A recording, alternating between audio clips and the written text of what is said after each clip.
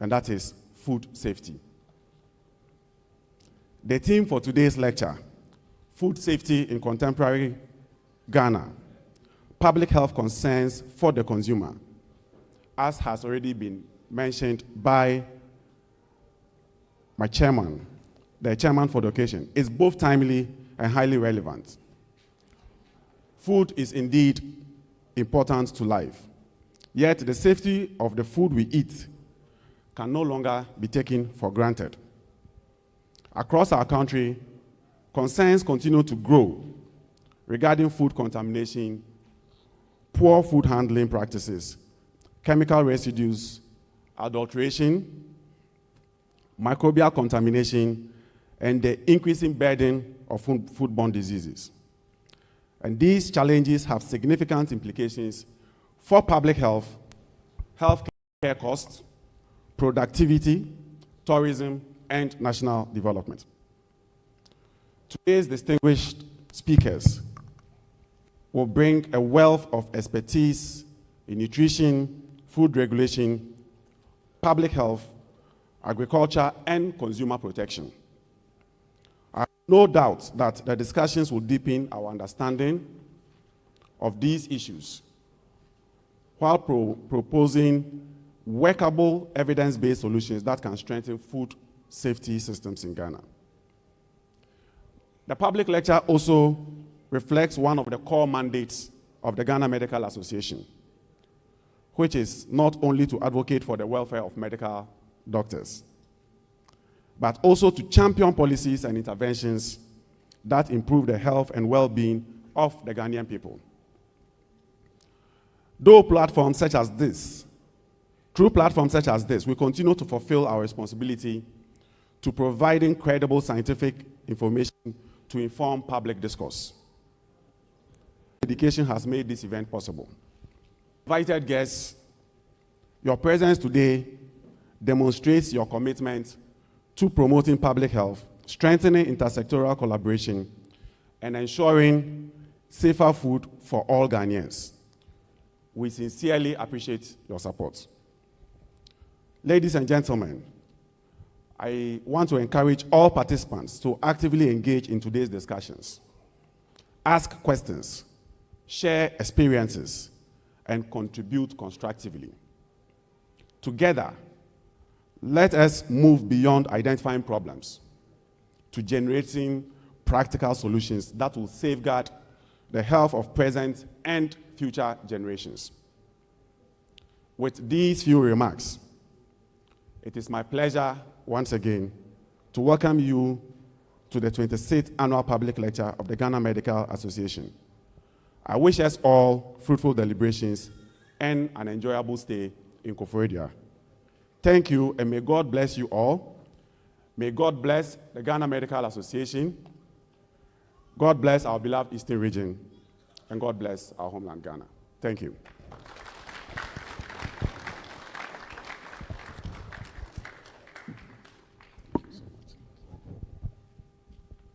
Please, let's give it up. Thank you, Dr. Oba.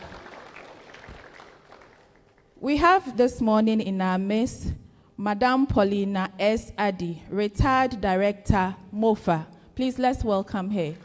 Thank you, Madame, for making time to join us. We also have Mr. Roderick Kwabena Dade Ajay, Deputy Chief Executive, Food Division, FDA. Thank you so much for joining us. It is an absolute privilege now to introduce to you the chairperson of the GMA Public Lecture Committee, a senior colleague and a mentor. A senior colleague and a mentor. Ladies and gentlemen, you have not seen a hard-working lady this year. I'm now going to introduce to you Dr. Rita Larsen Randolph, a very hard-working lady who keeps inspiring us in the workplace. Thank you so much, Dr. Randolph, for all the hard work. We see them. Thank you very much. Our chairman, Professor Ernest York, Dasebre Kweku Boateng, the third paramount chief of the New Joabin traditional area. Distinguished invited guests, ladies and gentlemen, good morning. On behalf of the Public Lecture Committee of the Ghana Medical Association, I extend a warm welcome to all participants gathered here for the 26th Annual Public Lecture. This year's lecture is held under the theme, Food Safety in Contemporary Ghana, Public Health Concerns for the Consumer, a subject that speaks directly to the well-being of every household in our country. Food safety remains one of the most pressing public health issues of our time. What is consumed daily by millions of Ghanaians, from market tomatoes and cooking oil to sachet juices, alcoholic spirits, and street food, may be adulterated, mislabeled, contaminated, or outright fraudulent. Every day, Ghanaians rely on a long and often complex food value chain, from production and processing to distribution, sale and preparation, to put meals on their tables. When any link in that chain is compromised, the consequences fall on the health of the very people we as medical professionals have sworn to protect. It is in this spirit that the Ghana Medical Association convenes this public lecture to bring together clinicians, policymakers, regulators, industry players, and the public in honest dialogue about the risk we face and the solutions within our reach. This year's discussion will be guided by 3 sub-themes. 1, unsafe practices along the food value chain. 2, consumer choices and related public health risks. 3, the role of regulation and policy in food safety. Together, these sub-themes are designed to take us from the point of production through the choices consumers make to the frameworks that must govern and safeguard the entire system. Our aim is not merely academic. It is to generate practical evidence-based recommendations that can inform policy, guide industry practice, and empower the Ghanaian consumer to make safer choices. The Public Lecture Committee has worked diligently over the past months to bring together a distinguished panel of speakers and to ensure that this gathering provides real value to all who are present, both as professionals and as consumers. We are confident that the insights shared today will contribute meaningfully to the broader national conversation on public health and food safety. This lecture calls on health professionals to move beyond the clinic and engage decisively in food safety advocacy, regulatory reform, community education, and policy influence. Food and beverage safety is not someone else's mandate. It is ours. What Ghanaians eat and drink today will determine who Ghana is tomorrow. As a nation of healthy, productive citizens, or one burdened by preventable disease, economic loss, and social instability. It is therefore my privilege, on behalf of the Public Lecture Committee, to welcome you to this lecture and to invite you to engage fully in the presentations and discussions that will follow. Thank you, and I wish you all a productive session.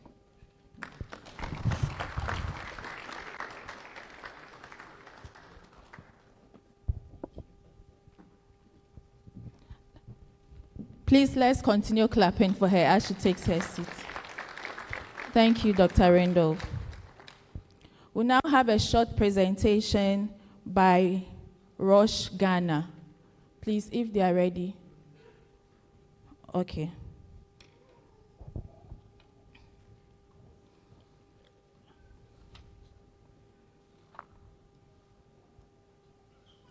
Ladies and gentlemen, we have in our midst Dr. Albert Antobre Boateng, the former Deputy Director, Public Health for Eastern Region. Please, let's see you. Thank you very much, Doc. We also have here this morning Dr. Sanwie Aidin, Medical Director of the Eastern Regional Hospital. Please, can we see you? Thank you very much for coming. We are going to take our keynote speaker now, and he's in the person of Professor Amos La. He is from the School of Public Health, University of Ghana, Legon. Please, ladies and gentlemen, help me welcome him as he comes to do justice to the topic for us today. He has done a lot of research. He has not slept for many nights. So let's welcome him. Please keep clapping until he's comfortable. Thank you, Prof.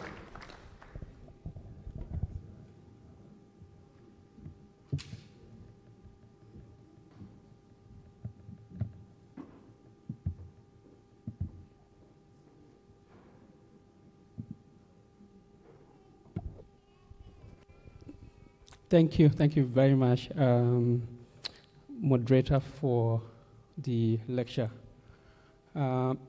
President of the Ghana Medical Association and chair of this year's annual lecture.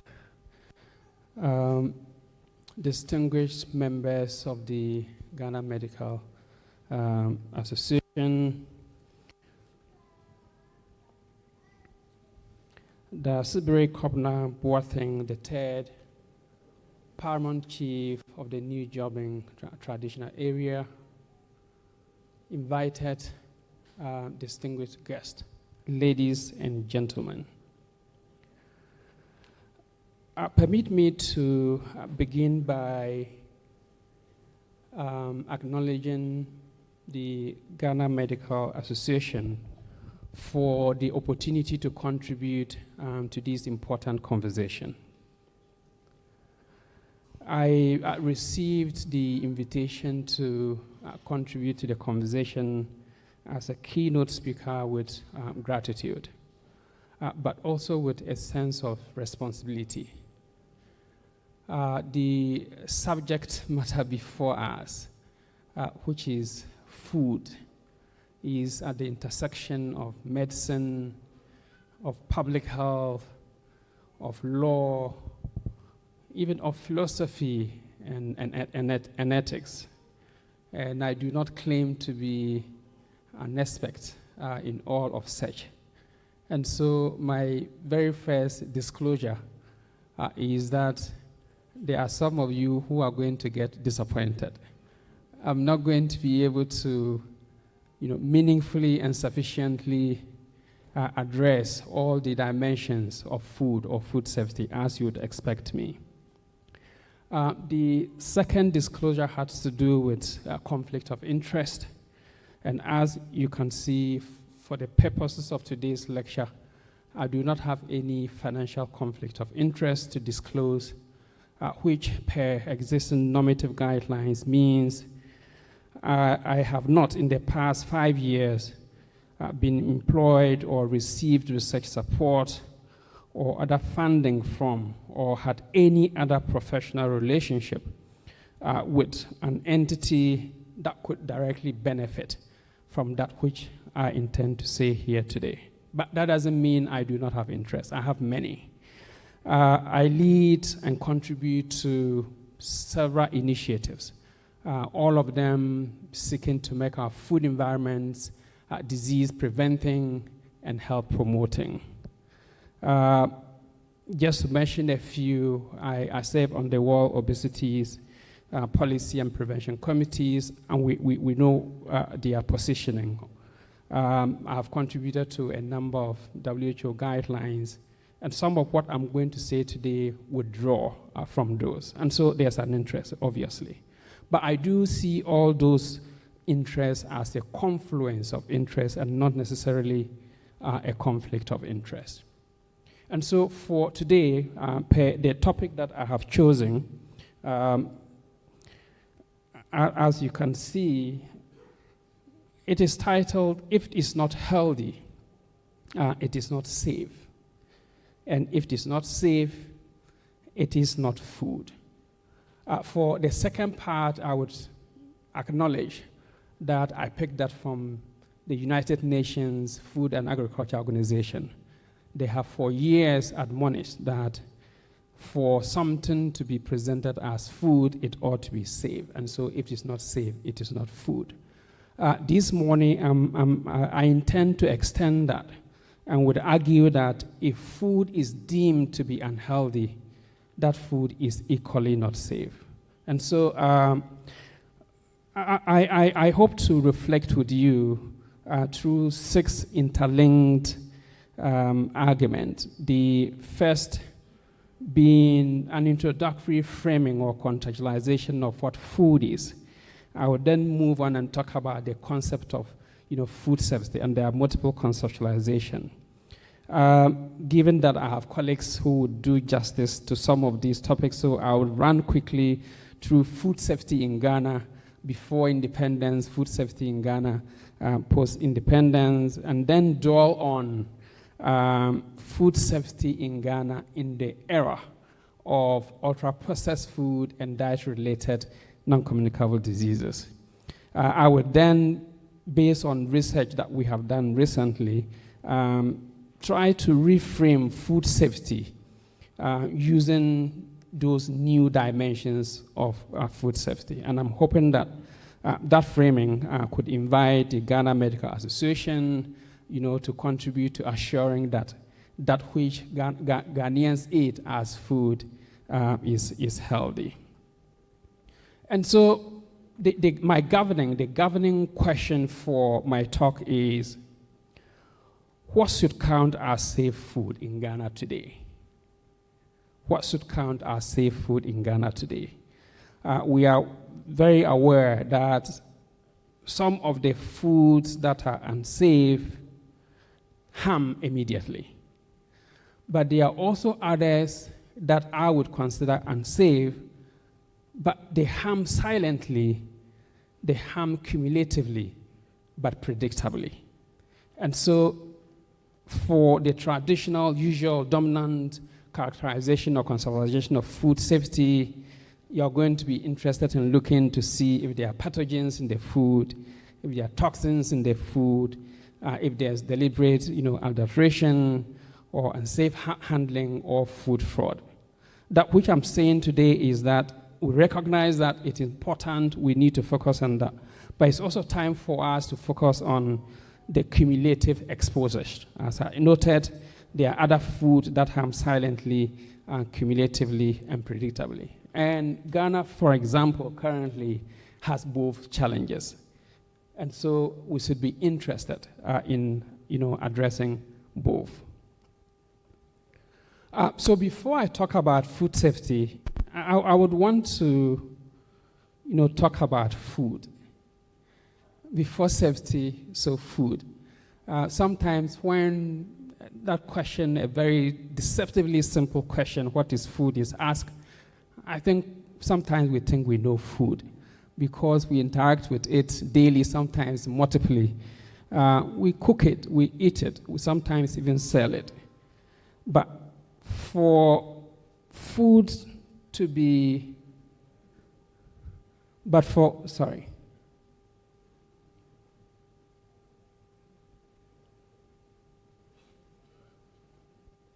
Okay, so I would need help here.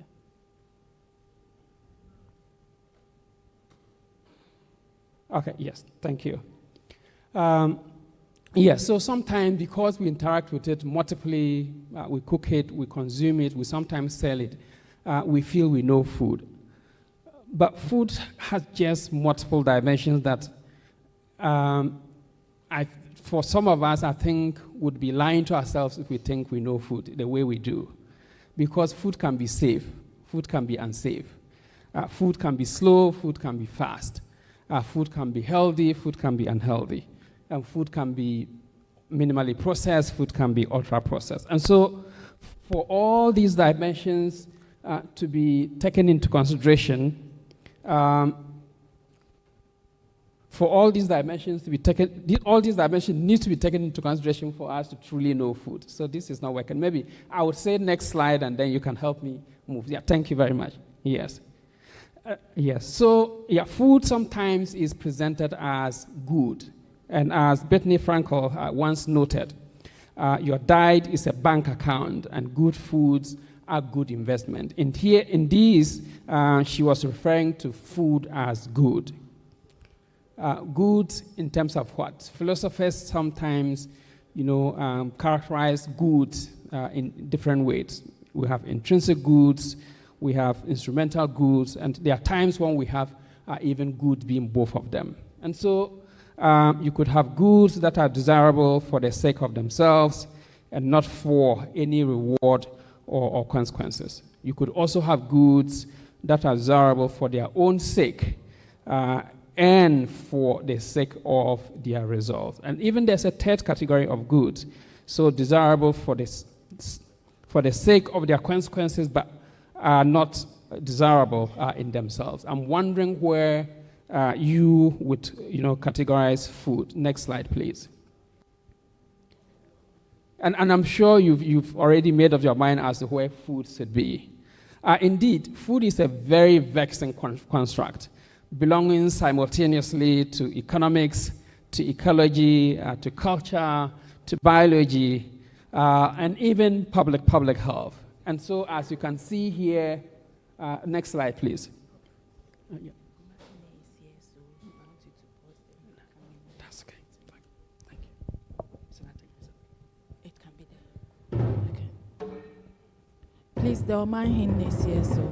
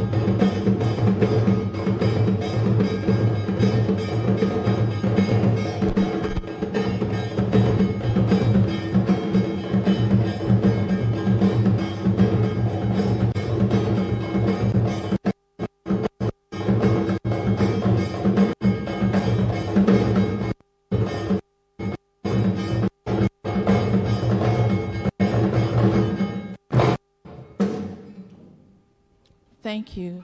Please, you may take your seats.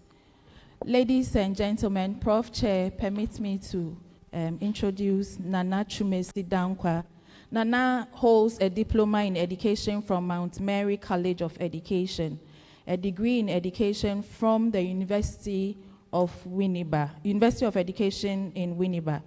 And he also has a professional certificate in alternate dispute resolution from the Catholic University at Fiapre in Sunyani in the Bono region. He has a master's degree planning and administration from Kwame Nkrumah University of Science and Technology, and he's a community participation coordinator at the New Jaben South Education Directorate and Jasehene of New Jaben Traditional Area. Please, let's welcome him with a round of applause. Nana, thank you so much for coming in to join this important discussion. Before Prof comes back to continue the presentation, we have also in our midst Madame Vivienne Osei Ajiman. She's the Central Market Women Association. Madam, thank you so much for coming. We have Dr. Kwame Edise, National Secretary of the Society of Private Medical and Dental Practitioners. Thank you so much, Dr. Kwame, for coming. We also have Nana Ofori Kramwa, Chairman of the Medical Superintendents Group, Eastern Region. Please, Chairman, thank you. Prof, please come over and continue. Thank you. Please, let's welcome. Yes. Okay, sorry. We also have in our midst the New Drabin South MCE. Please, let's welcome him. Thank you so much for coming.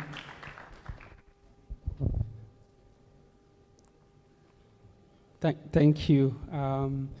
So other than updating the protocol, I would just, stand on the protocols that were so elaborately, outlined at the beginning, and all those who have been introduced right now were acknowledged. So as I was saying, framing what food is, as I noted, it's a very vexing construct, belonging simultaneously to ecology, to economics, to public health, to biology. And so as a biological substance, food sometimes can be seen as a substrate, culturally as a cultural artifact, identity as a commodity, but also a political object. And so there are multiple conceptualizations of food. As you can see, food as public health, food as diet, food as nutrition, food as spirituality, food as medicine, food as commodity. Of all these conceptualizations, that which is most problematic to me is that of food as a commodity. When food becomes an economic object, something that is primarily for investors and traders to buy and sell, food loses its soul and is therefore presented sometimes not as the food that we know. And so I would come back to this when I make an argument for us to, expand our conceptualization of what should constitute, safe food. And so now I move to food safety. What is safe food? Sometimes when we talk about food being safe, we feel it is risk-free. We feel it has zero of the hazards, the pathogens, the toxins. But no, it is safe food or safety as a concept within food is a judgment about acceptable risk. And so it's important when we are having discussions about food safety, to have these questions in mind, talking about acceptable risk. And so safe for whom? Safe in what quantity? In what quantity when consumed? How often? Over what period? And what preparation and processing, conditions. And so most of the time when we talk about food safety, we focus on this, and we also focus on the first, box or rectangle. We focus on those hazards, biological hazards, chemical hazards, physical hazards. The nutritional aspect sometimes is underemphasized. My, responsibility or role today is, I hope, I would convince you that anytime we talk about food safety, we should talk about all those other hazards, but we should also talk about, the nutritional aspect. And so hazard needs to be talked about, exposure, as I noted, needs to be talked about, dose needs to be talked about, frequency needs to be talked about, but even more importantly, susceptibility. There are times when you have a group of people consume the same food, and a few hours, following that, some fall ill, others do not. And so level of susceptibility, determines whether or not that food is safe to you or not.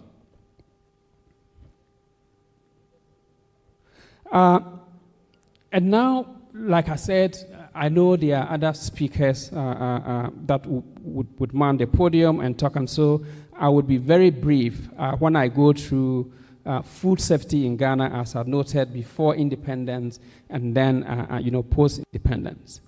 Given what I have read, given what I have heard, given what I have seen, I am convinced that Ghana has never lacked food safety governance. The challenge, however, has been and continue to be issues of coherence, policy coherence, issues of coverage, issues of enforcement, and as I'm arguing today, issues of adaptation to new risk.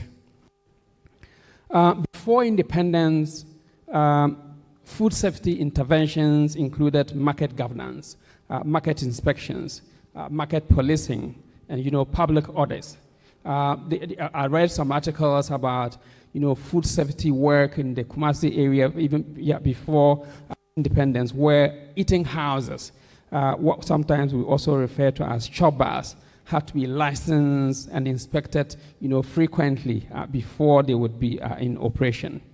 But they also concern trade and import, and so sanitary and phytosanitary considerations were also part of food safety measures before independence. And so the Gold Coast Food Control Initiatives was never only focused on food that are unhealthy or dirty, but it was also linked to food in urban areas, in rural areas, in commerce, but more importantly in nutrition. I was surprised to note that also in nutrition. And then post-independence, I could have started from 1957, 1960, 1973, where there are a number of policy innovations that Ghana introduced. I decided to start from 1992, where Ghana as a country introduced the Food and Drugs Law. This law, among others, presented the concept of unwholesomeness. And so when food is deemed to be unwholesome, then that food is not permitted to be treated as food. I'll talk a bit about the 2012 Public Health Act, which brought into policy consciousness how food needs to be regulated and who needs to take charge of that. Then in 2022, Ghana as a country introduced the National Food Safety Policy, which clearly articulated that food safety needs to be a multi-sector, multi-agency, affair, and not just one. And from 2022, the work that we have been leading, attempting to, expand the dimension of food safety, linking it to, as I said, unhealthy food as well. So the 1992 Food and Drugs Law contains an underused, chronic risk framing, which, as I said, is the focus of my presentation. It says when food is deemed to be injurious to health, then that cannot be considered as food. If it has to be considered as food, that needs to be addressed. And so this law prohibits unwholesome food, adulteration, deception, poor quality food, and unsanitary sale. It also recognizes that harm may arise through repeated, consumption of substantially similar articles. While these that not right away say all unhealthy food are unsafe, I think an argument can be made invoking these that when food are unhealthy and therefore cumulatively, predictably, continuously, that can lead to chronic health harms, that food is also unsafe. As I already noted, the Public Health Act of 2012 makes food safety a statutory public health function. This act also identified an agency within the Ministry of Health that would oversee the implementation and enforcement of food safety interventions.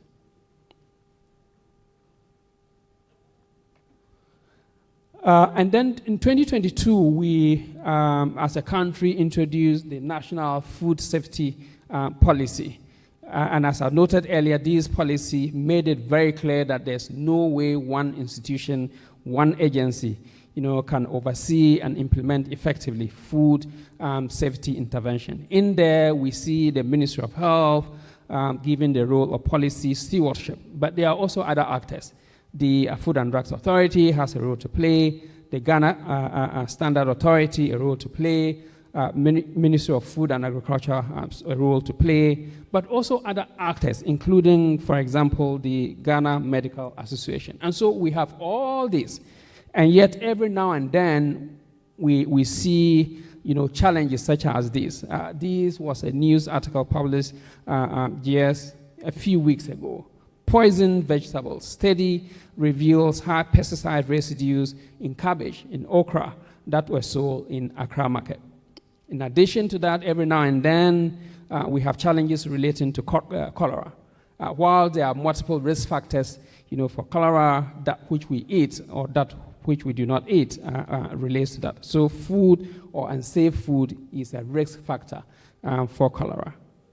And so those are some of the dominant traditional conceptualization of food safety. But as I said, the nutrition transition which Ghana is experiencing now changes what food safety must mean. By all means, the old hazards that are talked about persist, but there are also new hazards that accumulate, as I noted, silently, through everyday exposure. And we, as a country, need to recognize that. If you take the Ghanaian urban food environment, it's changing, it has changed, and our exposures are also increasing. Work that we have done, including urban macro scans, report most of the food, especially those sold in urban market, are processed. At one point, when we assessed that which were sold in supermarket, more than 30% of them were actually what we refer to as ultra, processed food. And so there's data that show that Ghana is experiencing a dietary or nutrition transition. And it actually wasn't difficult for us to confirm this because we knew what Ghanaians used to eat, we knew what Ghanaians should be eating, and now we know what Ghanaians are eating, which is what you see here. Everywhere you go, sugar-sweetened beverages, ultra-processed food. And some of us have argued, if immediate action is not taken, sugar-sweetened beverages would become the next tobacco. One of the studies that we implemented in Accra involving 68 modern retail outlets reveal what we refer to as a policy influencing evidence, in that we systematically measured that which were stocked and sold in these 68 supermarkets. And then at the end of our competitions, that which we found is what is presented here diagrammatically, that for every one square meter that was dedicated to what you and I would refer to as healthy food, you had 6 square meters of shelf area dedicated to unhealthy food. Beyond that, we interacted with consumers. And probably unsurprisingly, you have a lot of consumers engaging and letting us know they love that which they are eating, which is this unhealthy, ultra-processed food. And indeed, for some of us, I think it is as a result of that Indomie, which all of us know, then claimed to be, the king of all food. The other problematic observation that our work has revealed is what I refer to as early socialization, of Ghanaian infant and young children to, sentinel and healthy food. The Demographic and Health Survey, which is a nationally representative survey that Ghana implements every 5 years. The latest one that was done in 2022, published in 2024, as you can see here, showed that 1 out of 3 Ghanaian infants had been introduced to sugar-sweetened beverage a day before the survey. 33%. This is really problematic. And so this motivated Barry Popkin and I to do further analysis, including other countries in Africa, but also, globally. And here we conclude that this is not only just dooming the diet of, toddlers, it's actually dooming their future. and so action needs to be taken.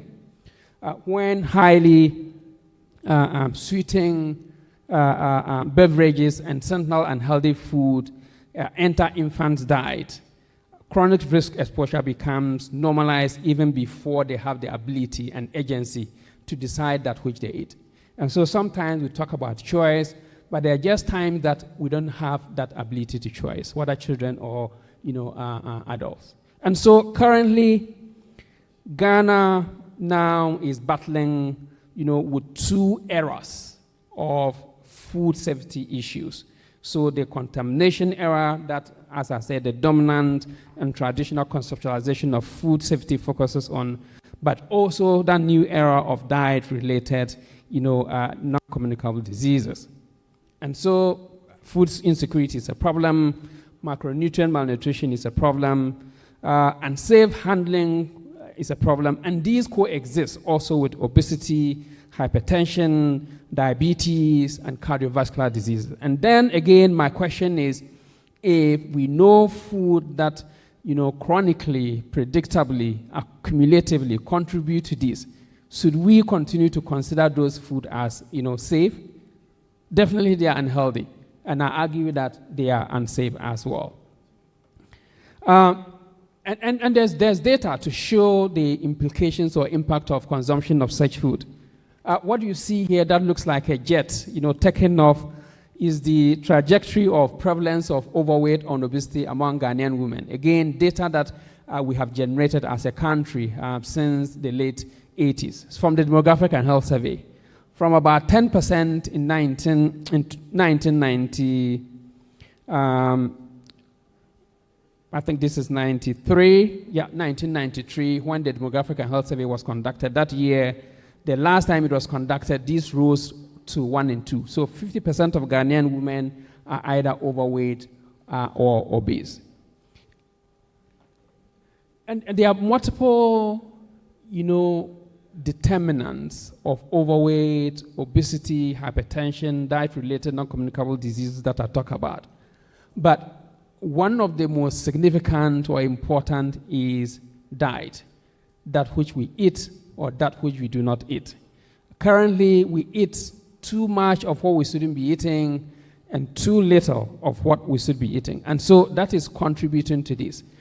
Sometimes when we talk about food that we shouldn't be eating too much of, when we talk about processing, the idea here is, presenting processing as needless or useless. Processing is critical. It is that level of processing that makes food no longer food. And sometimes people even refer to such food as ultra-processed product, not even ultra-processed food. And so it is the ultra-processing that is the problem here, and not necessarily, processing per se. The evidence that has been, generated over years now make it clear that we are not suspecting, or it's not about suspicion, that ultra-processed food are health harming. The evidence is clear. An umbrella review, which sometimes we refer to as a review of reviews, was conducted recently, and it showed consistently the association between higher consumption of ultra-processed food and obesity, diabetes, cardiovascular diseases, cancer, and their associated mortalities. And there are also experimental evidence beyond just those reviews. The mechanisms are also now clear as to how these food lead to such outcomes. That doesn't mean everyone agrees. And so there have been debates. There have been dissent. Some agree, some do not agree. But those who do not agree as to the relationship between consumption of those highly processed food to the health harms that are talked about could just read the landmark Lancet series that we wrote. I contributed to this, and it was published last year. And it presented 3 important, domains or papers.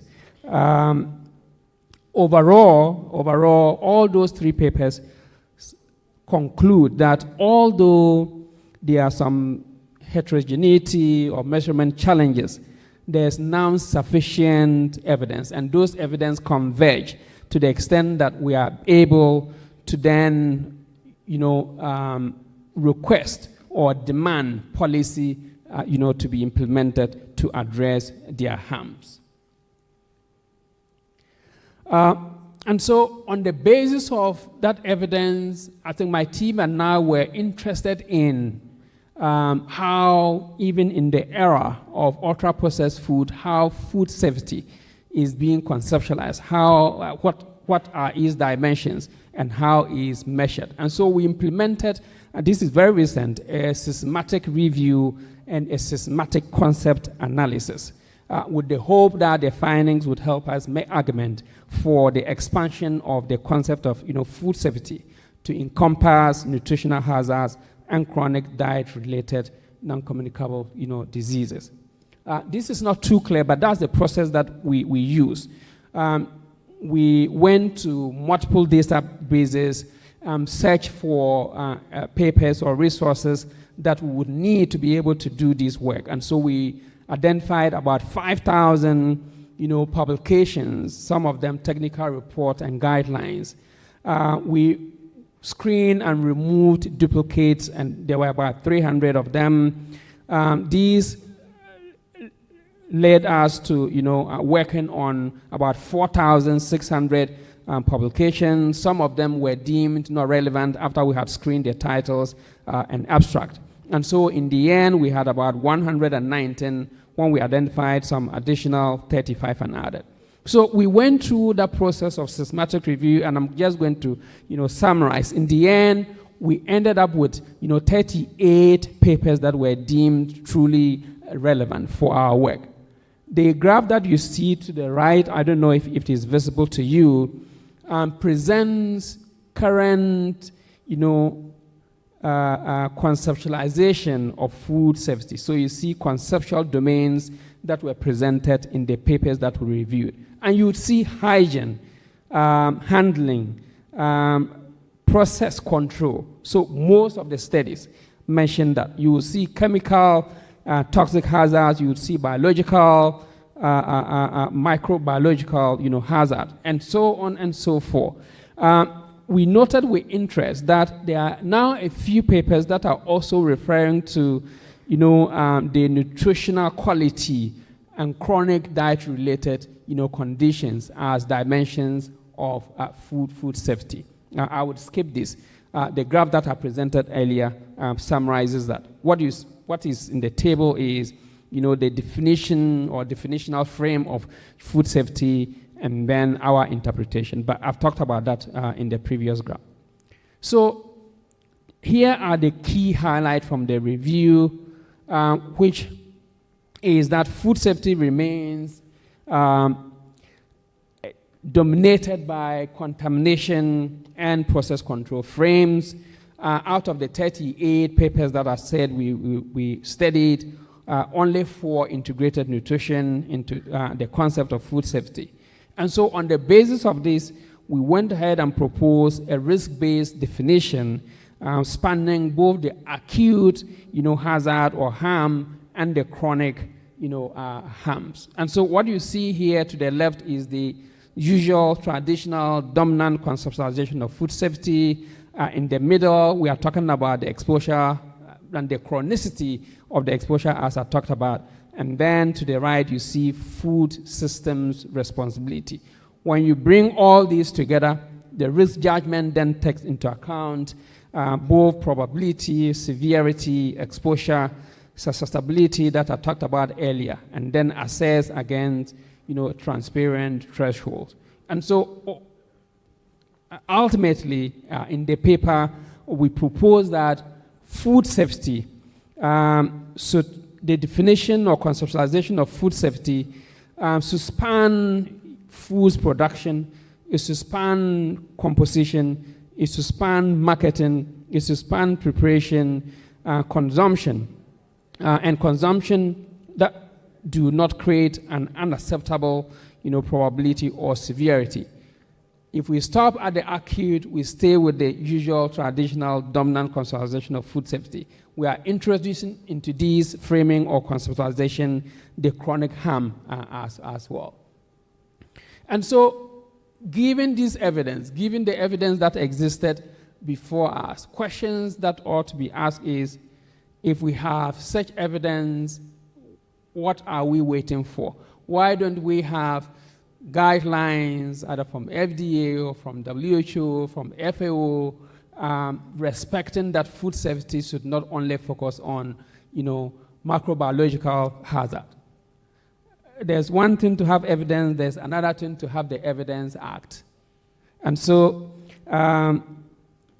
if you ask me, given what we know about this dimension of food safety, given what we do not know about, food safety, given what we need to know, and then as to what we need to do, I think we have sufficient evidence for food safety, conceptualization and then application to include framing of chronicity, framing of unhealthiness of food as unsafe. And that's why some of us in Ghana over the past few years have, through advocacy, scholar activism, advocated to the government to not only just focus on traditional, policy interventions that focus on macrobiological contamination, but a broad spectrum of policies within the entire food environment of food systems. And so we argued to the government that if the government of Ghana could implement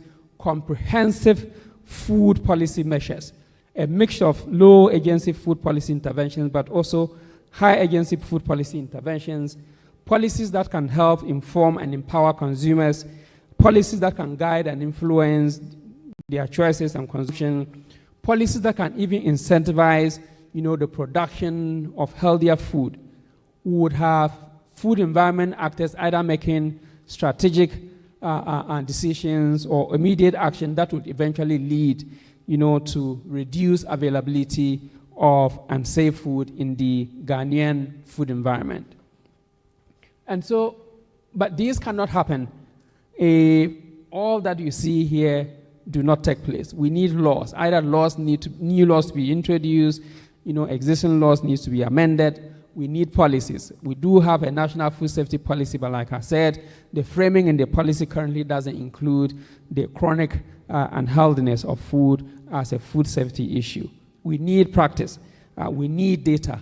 We need education. And I think this is where I would, call on the Ghana Medical Association to play a role in addressing the food safety concerns of Ghanaians. As a professional body, there's a lot that the Ghana Medical Association can do. Already you see clinicians, you see the consequences, downstream. But it's also important for you to begin engaging upstream to ensure that our food environments, are healthy. There's evidence that those structural interventions, once are implemented, they impact, significantly in reducing those downstream consequences. And so, number one of the things that Ghana Medical Association is already doing and can continue to do is treating patients. You continue to do that, diagnosing food systems also. And so, apart from asking a patient, for example, what they eat, I think as professionals, you can also begin to ask such questions as what food environment are you living in? And so, not just, mopping the floor, but closing the tap. That's one. Number two, medical education and research, which you do. And I think through curricula, you can talk about food safety in your curricula, including these new dimensions of food safety that I'm talking to you about, through your CPD courses and through research, but also through voice. Indeed, the medical profession to help Ghana move beyond, from downstream disease management to upstream disease prevention, as I talked about. The other thing is advocacy. And so as a professional, association, you should be interested in professional public health discourses, public health advocacy. You can convene, you can legitimize evidence that we generate. You can also protect, policy integrity. And it really gladdens my heart to note, especially for this particular one, that the Ghana Medical Association is already, doing that. A year or two ago, when we engaged in the advocating for Ghana's health, movement, we had, Ghana Medical Association, work with us as partners. And so one of the webinar series that we mounted to support the government as it resolved to introduce the Excise Duty Amendment Act, a component focuses on sugar-sweetened beverages. We work with the Ghana Medical Association to deliver these webinar series in a form of advocacy. And so you're already engaged in the advocacy space. We encourage you to continue to do that. And yes, beyond advocating and mobilization, sensitization, I think it's also important sometimes to engage with lawmakers, as we did in these particular instances. And so that work eventually, as all of us are aware, led to the passage of the Excise Duty Amendment Act, where sugar-sweetened beverages, tax is imposed on a sugar-sweetened beverage, 20% tax. But beyond that, we also have the Ghana Food-Based Dietary Guidelines.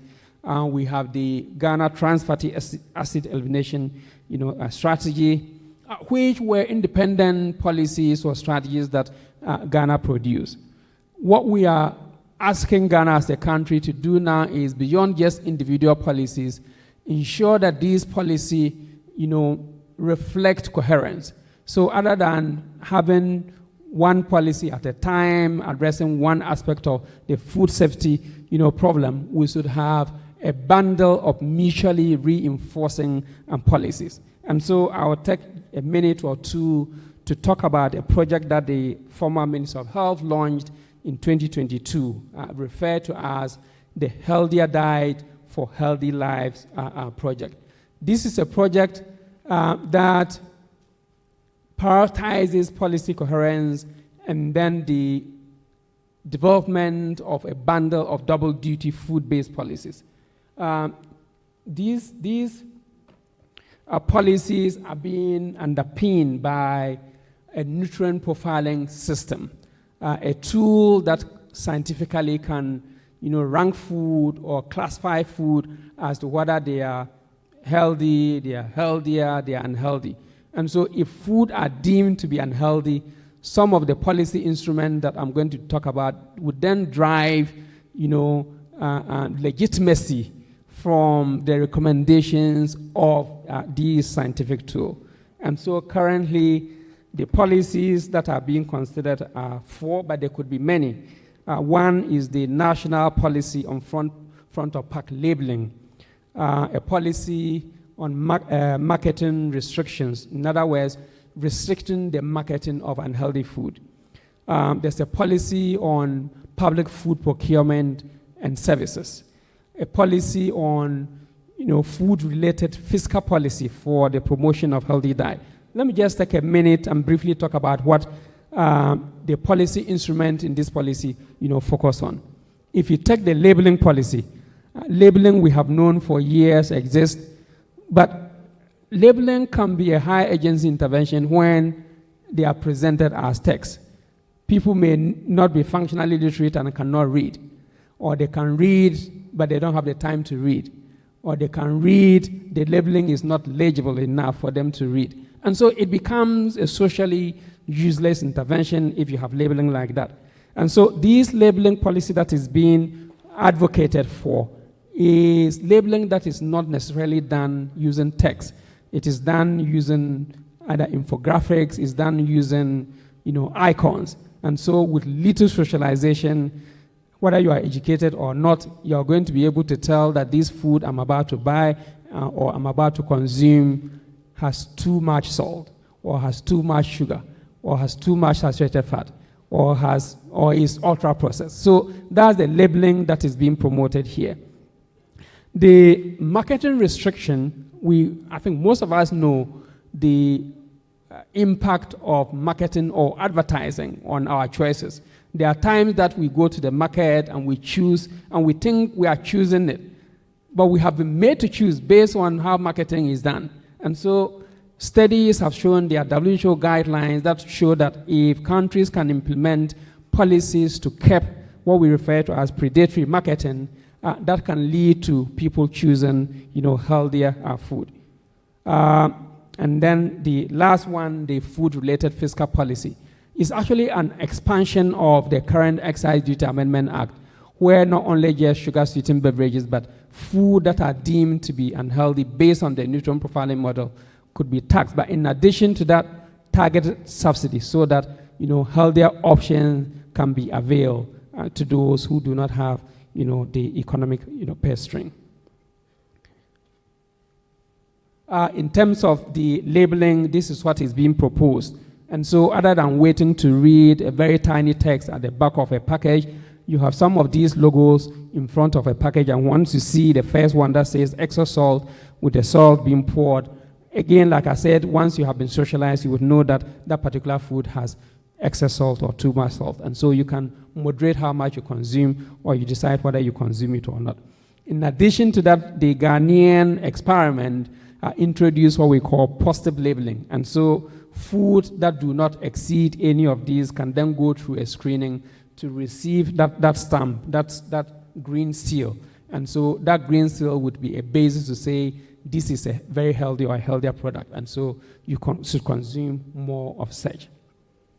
As I conclude, I just want to note that this is a highly contested space, especially with actors with vested interests, and there's no way any country, anywhere, can pass and implement such policy without interventions. And so you would have interference either at the development of the policies or implementation. I understand that the Ministry of Finance is reducing the food product that are in the current tax net for the Excise Duty Amendment Act. And some of those could be reduced to what we refer to as commercial determinants of acts. So the actions or inactions of actors with vested interests that can either, improve health, most of the time undermine health. You would have questions as to these products that you are tasking or you are preventing from being marketed are legal products.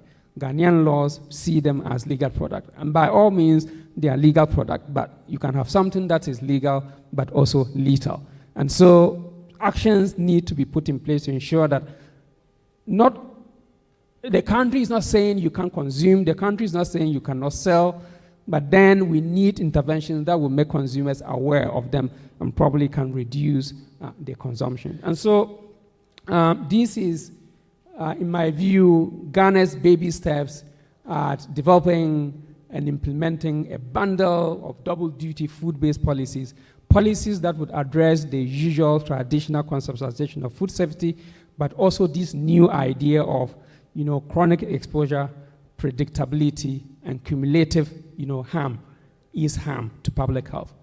And so as I leave, the only message I want to leave with you, if I have to leave only one, is that if it is not healthy, consider it not safe. And FAO already tells us, if it is not safe, then it is not food.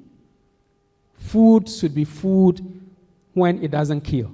Food must not kill, whether it kills, acutely or chronically. Thank you very much.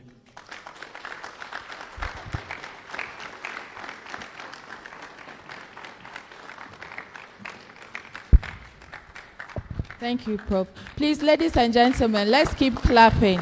Let's keep clapping. He's done a great job. Thank you so much for sharing these insights with us, Prof. We really, really appreciate the good work that you have done with your team and all the insights you have shared with us this morning. Indeed, we all know, and as clinicians, we are seeing the consequences of what you have said, that we are eating more of what we shouldn't be eating, and eating less of what we should be eating. And so the consequences are clear. Every day in our consulting rooms, we are diagnosing new diabetics, we are diagnosing new hypertension, even in children and young adults. And so as clinicians, we have a big role to play. As caterers, we have a big role to play. And of course, as academicians, we have a big role to play. Before we continue, we'll take a short address by the Jasihini of New Draben South. Please, let's welcome him with a round of applause.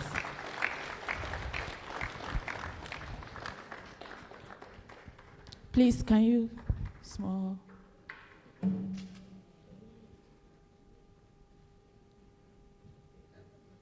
small dance? Okay, we are. Okay. Sorry.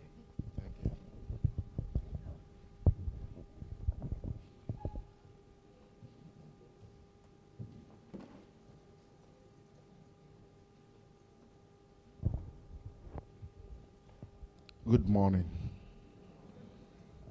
Mr. Chairman.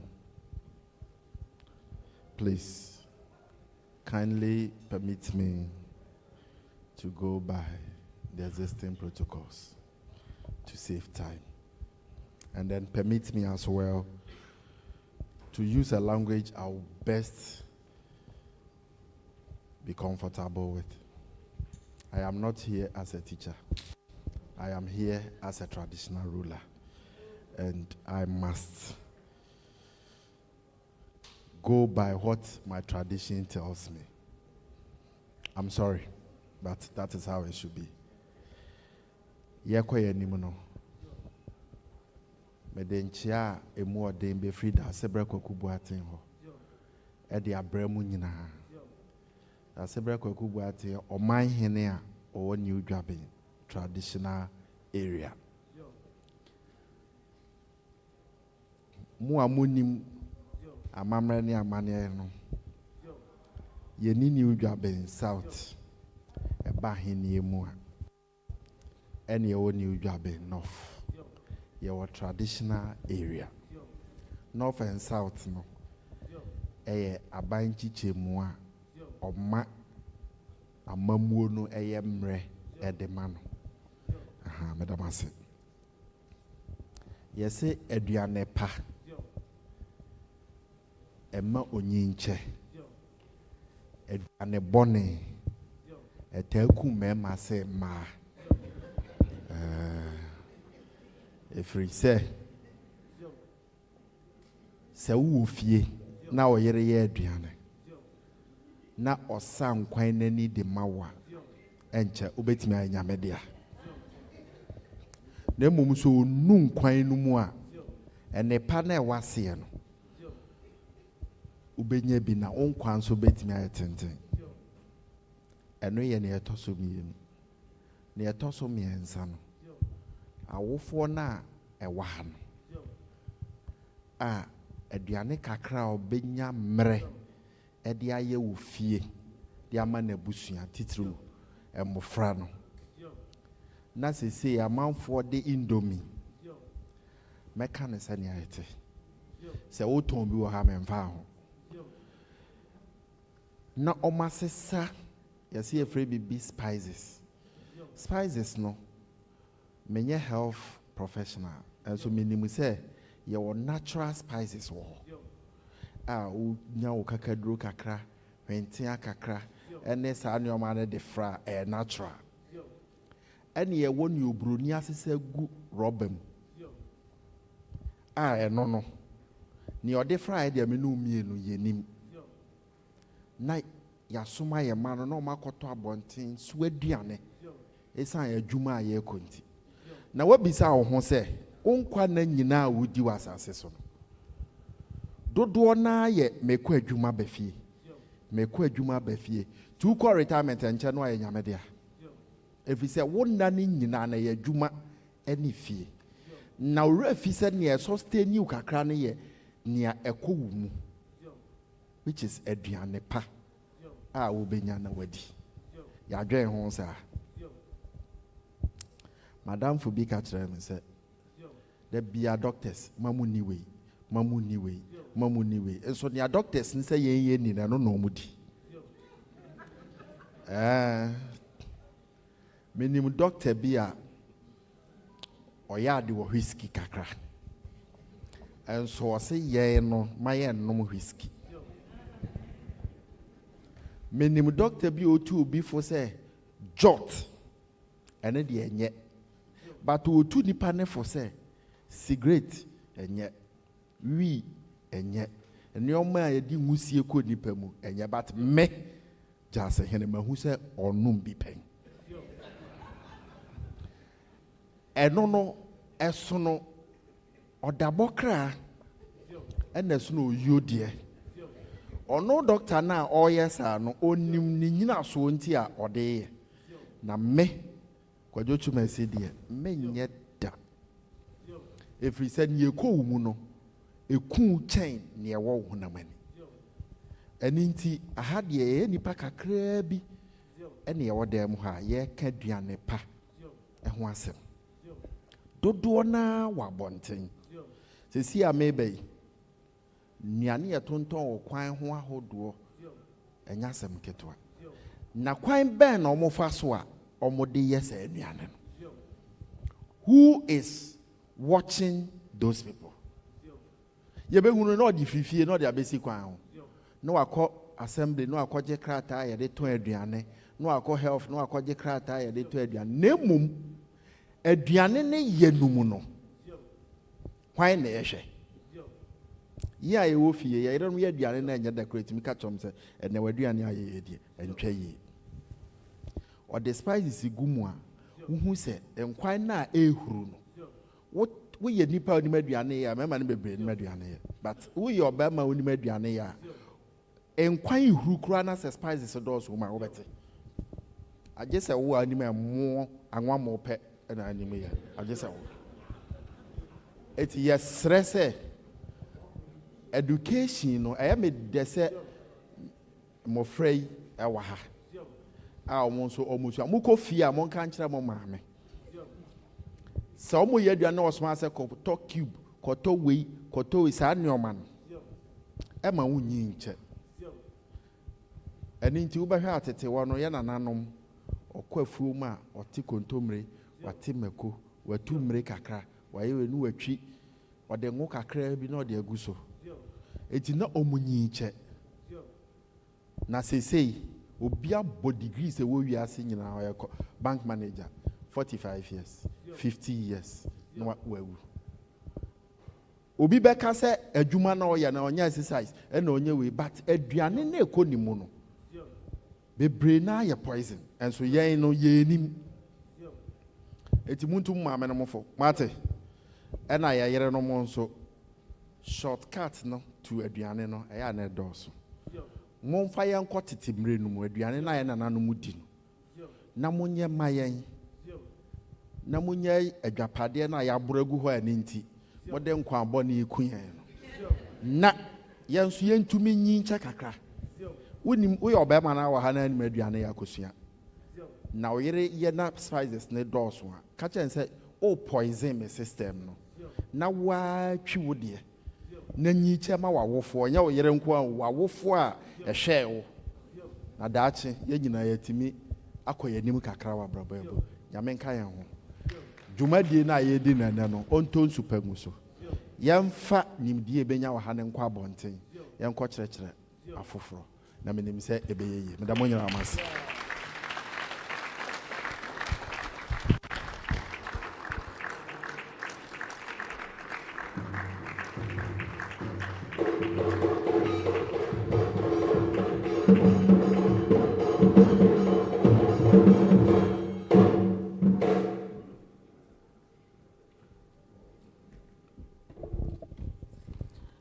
Nana Chumesi Dankwa, Jasehene of New Drabin Traditional Area. Thank you so much. Pacho Yeda Sepa. Thank you for your word so sweet. We will reduce the Maggi and we will encourage our husbands to come to the kitchen and treat their own pepper so that the game will be sweet. Thank you so much. We'll now call on the Honorable Regional Minister of Eastern Region, in the person of Honorable Rita Akosua Ejei Awate, to come and give us her speech. Please, let's clap for the mother of Eastern Region.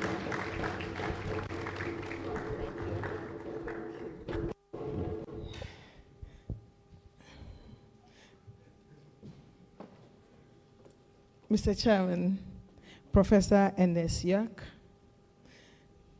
Jasahene, the rep of the Lord where we are now. My Jasahene is always like this. He goes deep into every topic he treats. But today, it looks as if you were just on us women. What have we done? Is it our fault that you guys don't come to the kitchen? Okay, heads of all institutions and agencies here present. My municipal chief executive of New Joabin South, our landlord, is here. Members of Ghana Medical Association, headed in the region by my own doctor, Dr. Uba. But I know the national president is also here. Yeah, being the president. Our distinguished guests, the media, ladies and gentlemen, a good morning to you. On behalf of our region, we welcome you beautifully to the most beautiful region in the whole country.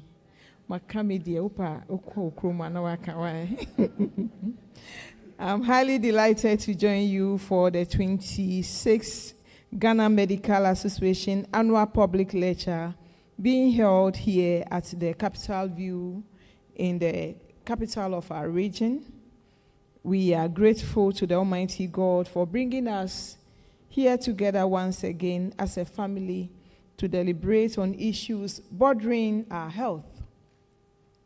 It is so refreshing to note that the association has, over the years, consistently used this annual platform to stimulate national dialogue on issues regarding the health and well-being of our people. And we must say a very big thank you to you for the great work you are doing. This year's theme, Food Safety in Contemporary Ghana, Public Health Concern for the Consumer, could not have come at a better time than this. As we all know, food is more than nourishment. It is life itself. However, food only fulfills its purpose when it is safe for consumption. Every meal consumed should contribute to good health and not become a source of illness, just as the speaker who just left the place before my Dasira rep came. Unfortunately, unsafe food continues to pose a significant threat to public health, affecting millions of people globally each year and imposing enormous social and economic costs on nations. I must say that this is a very good forum, and I will encourage the presidents and the regional chairman that we will need more of education on food safety. A lot of people go out cooking, and the only thing we know is satisfaction. We don't think about the safety aspect of food. And that is why our local vendors, food vendors, will keep running away from those regulators when the need comes that they have to go through rigorous processes so that they are able to present good in the safety condition to us. As a regional minister for one of Ghana's most agriculturally productive regions, the theme for the occasion resonates deeply with me and my region. The Eastern region is blessed with fertile lands that produce cocoa. We produce citrus, pineapple. We have a lot of mangoes, vegetables. maize, cassava, plantain, and many other food crops. We are also home for numerous food processing enterprises. We have markets, we have restaurants, and other hospitality facilities that contribute to our regional economy. While we take pride in feeding the nation, we must equally commit ourselves to ensuring that the food we produce, the one we process, the one we transport to our market and consume, meets the highest standard of safety and quality. And that is why we are so glad to have you here, and we will always collaborate with you to make sure we eat the best and be healthy. Food safety is not solely the responsibility of regulators and health professionals like you. It is a collective responsibility, and that is why I'm so glad anytime I meet our chiefs and people in this region who are well vested in knowledge about every area that our professionals want us to move along. Just Henny, I'm so glad. Food processors must observe proper manufacturing standards. Transporters must ensure hygienic handling. The last time I met a meat seller, I was so much disappointed in the meat we buy from the abattoir. The way they transport this meat, some carrying them on their shoulders, putting it here, as if they are just transporting it to you. They don't care about how they present it to you. So it is so much important that as we delve much into these topics and these discussions, much attention should also be put on how food is also transported to us. Market women and food vendors must maintain clean environments. Consumers must also make informed choices and demand safe food. As governments continue to position Ghana as a competitive trading nation under the African Continental Free Trade Era, the quality and safety of our food products will determine our competitiveness in regional and international markets. Compliance with international recognized food safety standard is no longer optional. It is a prerequisite for accessing global markets.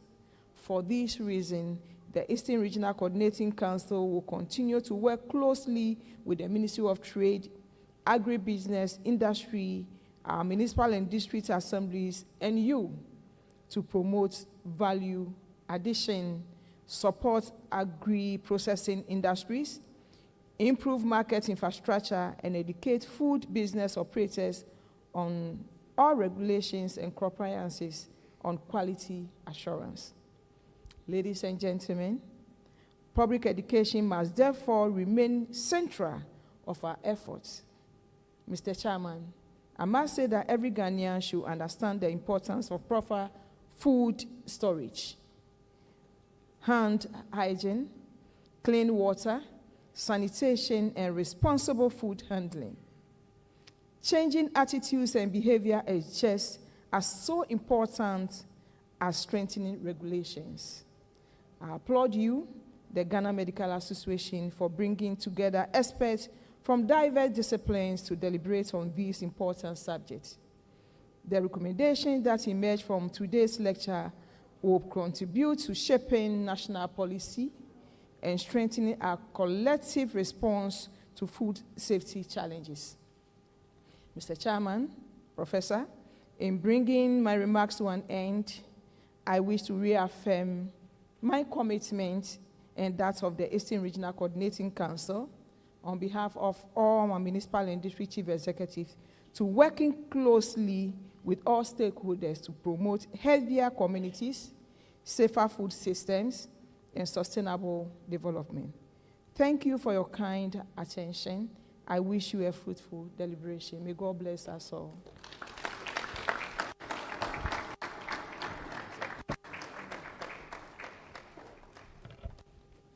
Professor Chair, Nana, I want to obtain permission from you because we are ending the week and I have to see a lot of people at the office. If granted, then I will not be sitting again. Am I granted? Thank you so much. God bless you.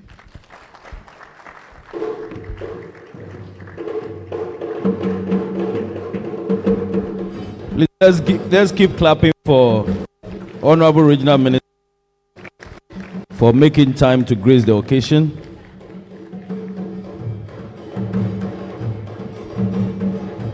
Thank you, Honorable, for gracing the occasion.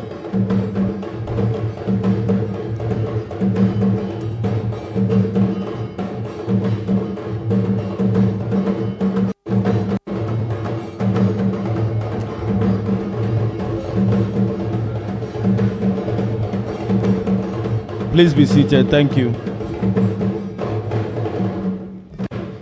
Thank you. And car number GN 621021. Car number GN 621021. You are needed to attend to your car urgently. GN 6210. You are needed to attend to your car. Would like to acknowledge the presence of teachers and students from New Joabin Senior School. Please, let's see you. New Joabin Senior High School. Thank you for coming. Pojos, are you here? Pojos, let's see you. Give us a wave. Some friends of mine attended that school. They are bad boys. I have not said anything. We also have Ghana Senior High School. Please give us a wave. Ghanas and teachers among us. And also Koforidua Nursing and Midwifery Training School, Koforidua. Please, let's see you. All these schools will ask you about the quality of your food and take a survey. Please, let's also acknowledge COP Dr. Med Ebenezer Ewusi Emim, a former president and fellow of the Ghana Medical Association. Let me also specially acknowledge our immediate past president, Dr. Med Frank Srebo.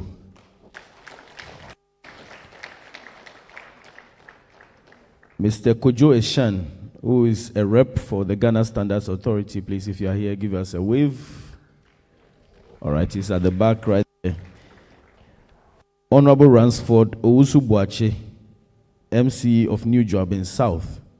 I think he's seeing the minister off. So we would proceed with the program and we would have soon sub-team speakers speak to us. But to ginger us, we'll take a spoken word from the cultural troupe. Please, over to you. Let's receive him with a clap, please.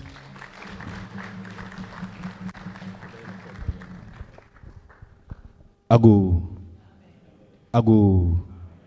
Nana, Wadame Bru.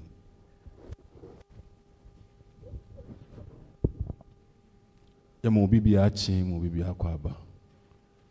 Mesre na majimumre, na madrin, na manre mensemono, ama nakasa te se akasa. Tidwin ena iti edwendwen. Suno adwene ena suno adwendwen. Ano eka asem ena ano keka asem. Suno asem ka ena suno ensem keka. Mesre mo na majimumre se de meka ye no. Na mama ka asem sima bia kire mo. Masem ene se aduane ahobambo ewo Ghana ne omanfo ne edifo apomudin ahotoso din a wonu aduane no anase okuani a ofuntum asase no ne wadua aduane no eho ewo asem sanso na nitwamu no ɛho ɛwɔ asɛm. Nea a wɔkɔtɔn ne deɛ a wɔkora aduane no ɛho ɛwɔ asɛm. Adwadifoɔ ɛho ɛwɔ asɛm. Ɛna yɛyɛ a yɛkɔtɔ na yɛdi nso so ɛho ɛwɔ asɛm. Meka na meka ne sɛn. Yɛtɔ aduane no ɛwɔ beaeɛ a ɛho ɛnte. Mpo aduane no a yɛtɔ no koraa no ɛho nte. Yɛtɔ yɛ aduane no ɛwɔ abere a yɛnhoro yɛn nsa na yɛdi. Ɛmmoa mpanin sɛ wodi aduane bɔne a ɛbɔ twene ɛma wo yafunu ɛsa. Etwa sɛ yɛdidi ɛwɔ abere a aduane no ayɛ krado, nanso aduane pa ɛna ɛma apɔmuden. Aduane ne yɛ nkwa, aduane yɛ ahoɔden, aduane ma apɔmuden, nanso so ɛyɛ aduane pa ɛna wodi no. Sɛ woani aduane pa a ɛde wɔhaw, kwadanna ɛne yarewa ɛna brɛw. Yɛayɛ adɔktafoɔ, yɛkyerɛ sɛ yɛni aduane pa sɛnea ɛbɛyɛ a yɛnya ɛyɛ nsaa mu yadeɛ. Nanso so ɛnɛ yi ɛdeɛ na yɛhu yɛn nnuane atɔ ape. Odwadini ɛmboa ɛma yɛn nnuane no ɛnya ahobanbɔ papa. Odwadini ɛpɛ ne mfasoɔ nti mbere koraa na wɔhyɛ ne duro. Saa nso na ɛyɛ onipa a wodi no ɛnam sɛ ɛkɔm ɛdi ne nti ɔbɛfom na ɔde ne nsa mmienu adidi. Ɔnhwɛ beaeɛ a wɔtɔ aduane no mpo, ɛna ɔnhwɛ beaeɛ a wɔdi aduane no mpo. Mpanin sɛ wotena ɛyɛ sɛbio nana w'anim a yɛane so mpo ɛwe atadeɛ a wote ne de, nanso so sɛbio buru sɛbio nyaado ɛnyɛ baabiara ɛna wɔ sɛ yɛtena na yɛdidi. Nanso abasa etwa sɛ yɛayɛ wɔ man Ghanafoɔ yi, wo usomu bi na me nso me esomu bi, na wo nsomu woni nipa. Mpanin sɛ baanu so a emia ɛwɔ sɛ yɛka bom na yɛboa na yɛkyerɛkyerɛ yɛn akuafoɔ no, adwadifoɔ, wo ɔman ni adasa ɛne obi biara, na yɛboa ma ɛyɛ yɛduane ahobanbɔ etumpɔn na yɛnya apɔmuden pa. Mɛka na magya bi ɛne nti na kuro bi ɛwɔ hɔ kagya bi. Mpanin si dua biara wɔ ne din, nanso sɛ wotwa kuta a ɔfrɛ ne poma. Ɛdin a megye so ne obiara wɔfa ɛyɛ Kufuor Center for National Culture. Ɛhɔ na medi me dwuma. Mɛda mo ase. Mama ensambɔ no ɛnkɔ soro ma me. Ti me kasa ɔkae nyinaa no kegye ɛna meteeɛ. Sɛ saa kuro no ɛyɛ mɛka magye bi na yɛda ase paa. Nyame ɛnhyira yɛmmɔ nsɛm ma no.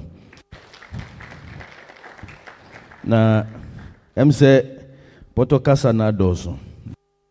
Mɛbɔ ne tɔfa nea yɛate no bebree, mɛbɔ ne tɔfa ama yɛ a yɛnte borɔfo papa no. Yɛtie kasa from Professor La na ɔka aduane ho asɛm, sɛnea aduane ho ne tene ɛfa. Ebi wa na yɛkɔtɔn aduane na egugu fam, ebi nso de nnuro bi egugu so, nnuro bɔne egugu so. Ebi wa na sɛbio nwansan a ɛfefa aduane ne ho nti ne yɛmpɛ sɛ ɛbɛba ho na yɛde bi egugu ho. Saa nnuro bɔne nyinaa no tumi wura aduane mu, na ekyire no sɛ yɛnua no koraa na ebi kam ɛkɔ yɛ nipadua no mu na ɛsɛe nneɛma pii ɛwɔ yɛ ho.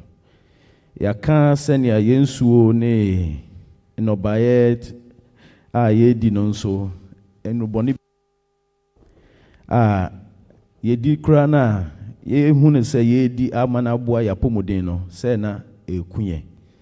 Nti ɛno ho nsɛm na yɛgu so mpɛnsɛmpɛnsɛmu yi na yɛdwendwen ho. Nti no yɛbɛsa atoa so na sɛbio yɛkɔ anim no yɛbɛkyerɛkyerɛ mu kakra nti sɛ metwii na akɔ yie kakra ɛnɛ mommɔ nsɛm ma me ɛdɛn na moyɛ nyame nhyira mo paa nana sɛnea wokae no deɛ yɛda ase paa mpɛn na mma nko a na yɛnya wɔ ma ɔmo koma ɔmo nti yɛda ase yɛbɛma wo patron of all the men nti mma monhwɛ yɛ yie na nnuane no monte nkyene no so na momma nyɛ fresh.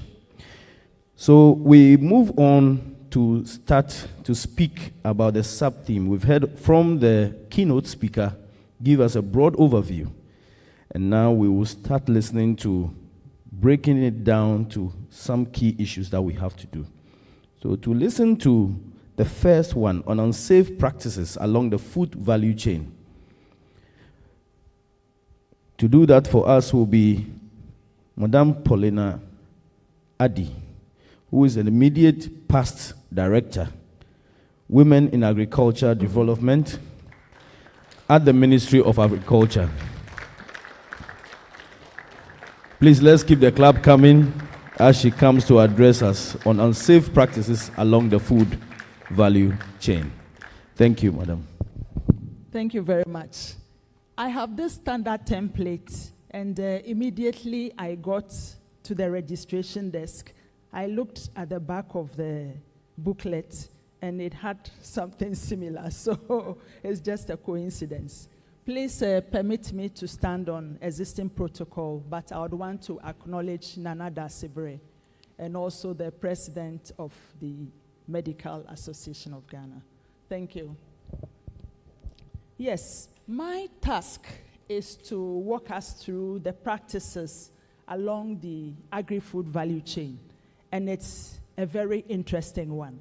But I abide by this quote from Claudia Probat, who used to work with FAO, and she says, to provide food is a solemn trust, but to ensure that it is safe is a solemn responsibility. So providing safe food is a solemn responsibility that we will all have to take on. Yes, so I have a very brief outline, but we'll go into detail. Yes, so about food safety, it is a public health concern. It's been reiterated in the previous speakers' presentations, and it is getting very severe as the days go by because a lot is changing. We need to generate more evidence so we can match the cause and then the effect. The interventions cut across various institutions, so in simple terms, we say food safety is everybody's business. We need to have opportunities, but they have to be in synergy. And I would like to talk about the Food Safety Technical Working Group, which has been coordinated by the Food and Drugs Board. And so far, it is working very well. We work at different levels. And of late, if you've been monitoring alerts, food rejects, it's gone very low. We also have to look at our food system, the safety concerns in country, not what we export, to ensure our citizenry eats safe food. And then we have to also apply the consumer education clause, because iteration, you have to make sure there's constant education. The landscapes keep changing, so we give the right cues just to make sure everybody is safe. Prof. Salah added one more dimension to the basic definition for food safety. He brought on board the nutritional bit, but I stuck to the basic three: the microbial, the chemical, and then the physical. So for us students, let's keep this in mind, plus the nutrition element. Are we okay? Yes. Please, let's move on. So, along the agri-food value chain, for food production, now we have a big issue with mining and the effluent from the mining sites. Where does it go? And some of these chemicals become systemic. They rest in our food and we eat them. What happens? River bodies not excluded. So we also have irrigation, and for the urban and peri-urban areas, we see the use of gray or wastewater being used, and it has lots of so many things, both the chemical and the microbial. We see it all over, especially the urban settings and also the peri-urban. For the abuse of agrochemicals, it is sad to go to farms and then the cocktail is mixed in a drum. The farmer will taste it for potency before the application is done. These are things that will scare you, but they've done it all the time. And then, sadly, they will tell you, oh, it is very sad. And sometimes the receptacles are used for drinking water. And we know the effect of chemicals. If it is killing an insect, the cumulative effect, as reiterated by Prof. Salah, the exposure can cause a lot of internal damage to the body. And then drafts from spraying operations. Now we have a lot of spraying activity going on. We used to cut our kontomire, boil, use the cooking water. Now we don't advise on that any longer. We have to wash and discard because we don't know what the leaves would have collected. And if you are consuming these foods over time, you can all imagine what we are subjecting our bodies to. We also have the mycotoxin issue with grain, especially maize. Around this time, the major season harvest will soon come, but it's very humid at this time. A lot will not invest in drying the grain, which will reduce the molds, which will cause the aflatoxin. So these are issues we would have to all look at as institutions to deal with, because at the market, the consumer is only buying. But we have to make sure we create that enabling environment to make sure the grain that gets to the market is safe for the consumer. And then we have stones in our grain. How many of us take Hausa cocoa? Do you see the base of the cup sometimes? Do you see sand? Do you see sand? The millet grains are very small, and where there's no water to thoroughly wash to get it, the stones to get to the base, and then you skim off, it remains with the grain. Everything is milled together, and that is what we keep consuming. Please, let's not be scared. We are walking down that trail, and we will all have to fix the problem. Let's not be scared. That is the reality. There's one I would talk about, but that is part of the post-production. So please, let's move. Yes. So for food additives, we all go to the market.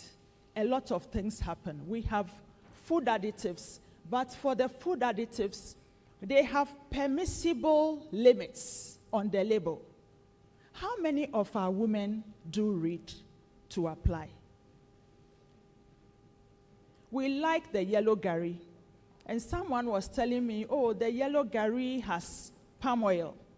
No, it is food color that is used. And then another person said, oh, now it has good nutrition because egg yolk is what is added. Who is going to add egg yolk to gari? But upon investigation, we found out that the name of the food color is egg yolk yellow. Yes. And then we also like the pig feet, the trotters. We want to see them very pink. That is also another food color which is added to the salt and then kept in the barrel to go through that process. And even with the what we call the tolo beef, we see the reddish ones are all salt food color added. And we are problematic consumers because we push for our traders to do things for us. We've worked with FDA over time on this Sudan dye. The Sudan dye has come about because the improved variety of the palm fruits does not stain like the local. The local is very red. It will not sit, but for industrial applications, we have this improved variety. So because we want it red, the traders also come with their containers. It is not done at the processor level. So the containers have the chemical in already, and then the palm oil goes in there. So even over time, after it's been poured out, if it is not clean, there will still be traces of the Sudan dye in the container. But there's been a good monitoring system in place. You go to some of the markets and the women have badges just to give them the accreditation that what they are trading is devoid of the dye. So please look out and patronize these oil from these women. Yes, we know of pepper. You know better than I the things that are to the ground pepper. We all know, so we do it ourselves. Groundnut paste. Things are added to groundnut paste. And the sad thing is the way we keep stirring at the market, it doesn't get finished. And it's there. Don't we see these things? Don't we see them? Some will use the spoon to scoop. Others will use their hands to serve. And as consumers, where do we stand to even protest? Our processing equipment. You drive through Swami. They are doing very well with processing equipment. But what is the source of the material and even the painting? So you find processing equipment going out. Over time, the paints wear off. Where does it go? We've consumed it. Yes. And then we also have our contact surfaces extended. Our threshing floors, the slaughter slabs, the cutting boards in our homes, and then our drying areas. You find drying areas with sheep, goats, animals just moving around, and then you find in the evening the products being swept, taken indoors, and then the next day it is brought for more contamination. But we are working a lot with the relevant authorities to ensure that the local bylaws are applied or enforced, just to safeguard the health of all of us. Poor packaging. Sometimes I get very curious. I go to the lorry stations to see to Accra. And when you see the color of the sacks in which food has been put, sometimes you'd wonder whether we really care about our consumers. We just do anything. And as for transportation, I don't want to repeat. I have a photo I didn't bring this time. Because when food is being moved from the northern regions to the south, you find a goat tied. And if the goat has to pee, you can imagine what happens. for the gas like me, who would like the fresh pepper, the onion is not, nothing is done to it. So I'm just consuming whatever it comes with, everything. Yes. So, you know, when we see these things, that forms the basis for us to correct, and then we can have policies, guidelines to ensure this is not repeated. And then the storage at the markets. After the flooding in Accra, there was some fumigation exercise done. And some of us are very curious. You go after a fumigation exercise, and the rodent population at the market is really worrying, because there's food for them, and they go in and out, and after they've been killed, you would wonder what happens if there's no effort to get rid of these rodents at the market. We all have to put our eyes to this and make sure. Now to livestock, we have done a lot of work with the use of the gas lamp to singe the carcass. But we still have difficult people who are using the ties to still singe carcass. I think the regional minister spoke about the handling. And then for fish, instead of it being in the cold chain, we want everybody to see. So it's out. So we truncate the storage in the cold system. And then for water quality issues, I spoke about mining. So the effluent or any other bad practice, the water can find its way to a pool, and if we have fish, we have some contamination there. The smoked fish, we know what our women do to ward off the flies. It is not helpful.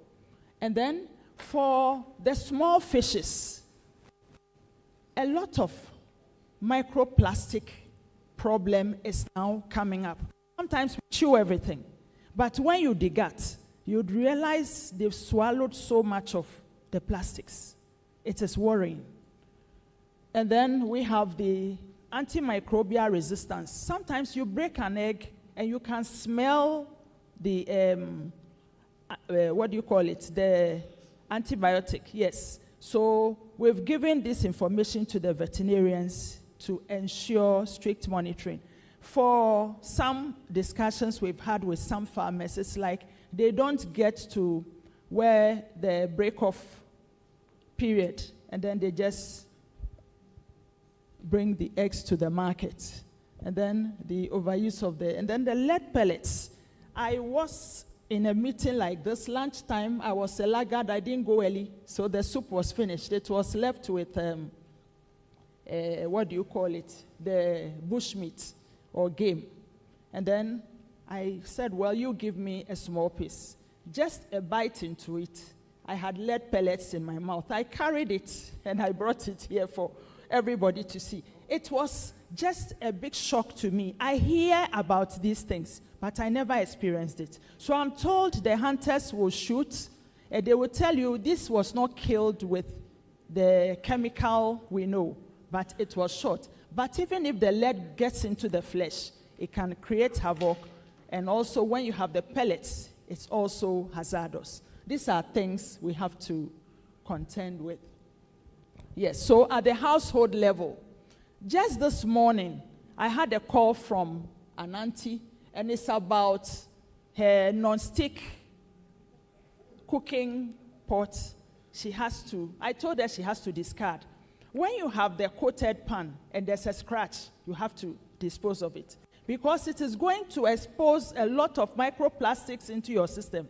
So the Teflon coated pans, once there's a scratch, don't use it. Yes, but for a lot of people, they just cannot do away with. And then the other option she was asking for is the Dadisen. The Dadisen also has issues, but we are going steadily with that one. We also have, please, do we have caterers here or poly? Do we have? sometimes we want to cream our butter in the plastic. So if it is blue, at the end of the day, you see blue things in the butter. It's all these plastics that you've scraped and added onto the butter you've made. And then now everything is plastic. Hot food, Hausa cocoa, and then we are just ready to go our way. So for the other things I've talked about, the dadisen, the fufu machine, it is also another thing. Yes. How well do we clean especially the pestles, after we finished pounding fufu? It harbors so much microbes. So these are things we have to put our minds to. And then sometimes you are eating fufu from somewhere, and then you can pull out metal from the steel wool. I'm sure they may have used it to clean the mortar, and a piece would have lodged in there. So these are things we have to be mindful of just to make sure we are okay. Water quality issues. We don't have potable water. So sometimes you find a small bowl of water being used for so many things. Please, let's change it. And then the last but not the least, the tanker supply. We've realized that they draw water from all manner of places. So there's some regulation in place to correct that. Haven't we seen this before? Please, those who were around, this photo is around from Kolebu area. Yes.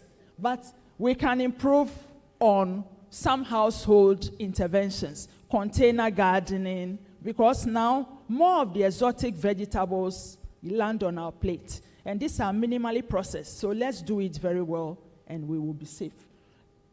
For the wells, we see a lot in the Kita area. But because these farmers are freelance, the lands don't belong to them. They won't want to invest in wells. There are areas where we've also negotiated with the water company for metered plots. But farmers are very difficult when it comes to the payment. So most of the times they are cut off. Next slide, please. Yes. There are some home solutions. There are some photos we may have skipped. Let's look at a couple of them. Yes. We have this market service. Kontomire, because we are in a hurry, we want it to be cut unwashed at the market. The ladies will tell you, when I bring it home, I can wash. How about okra? Can you wash okra? That has been cut at the market. But it presents also business opportunities for...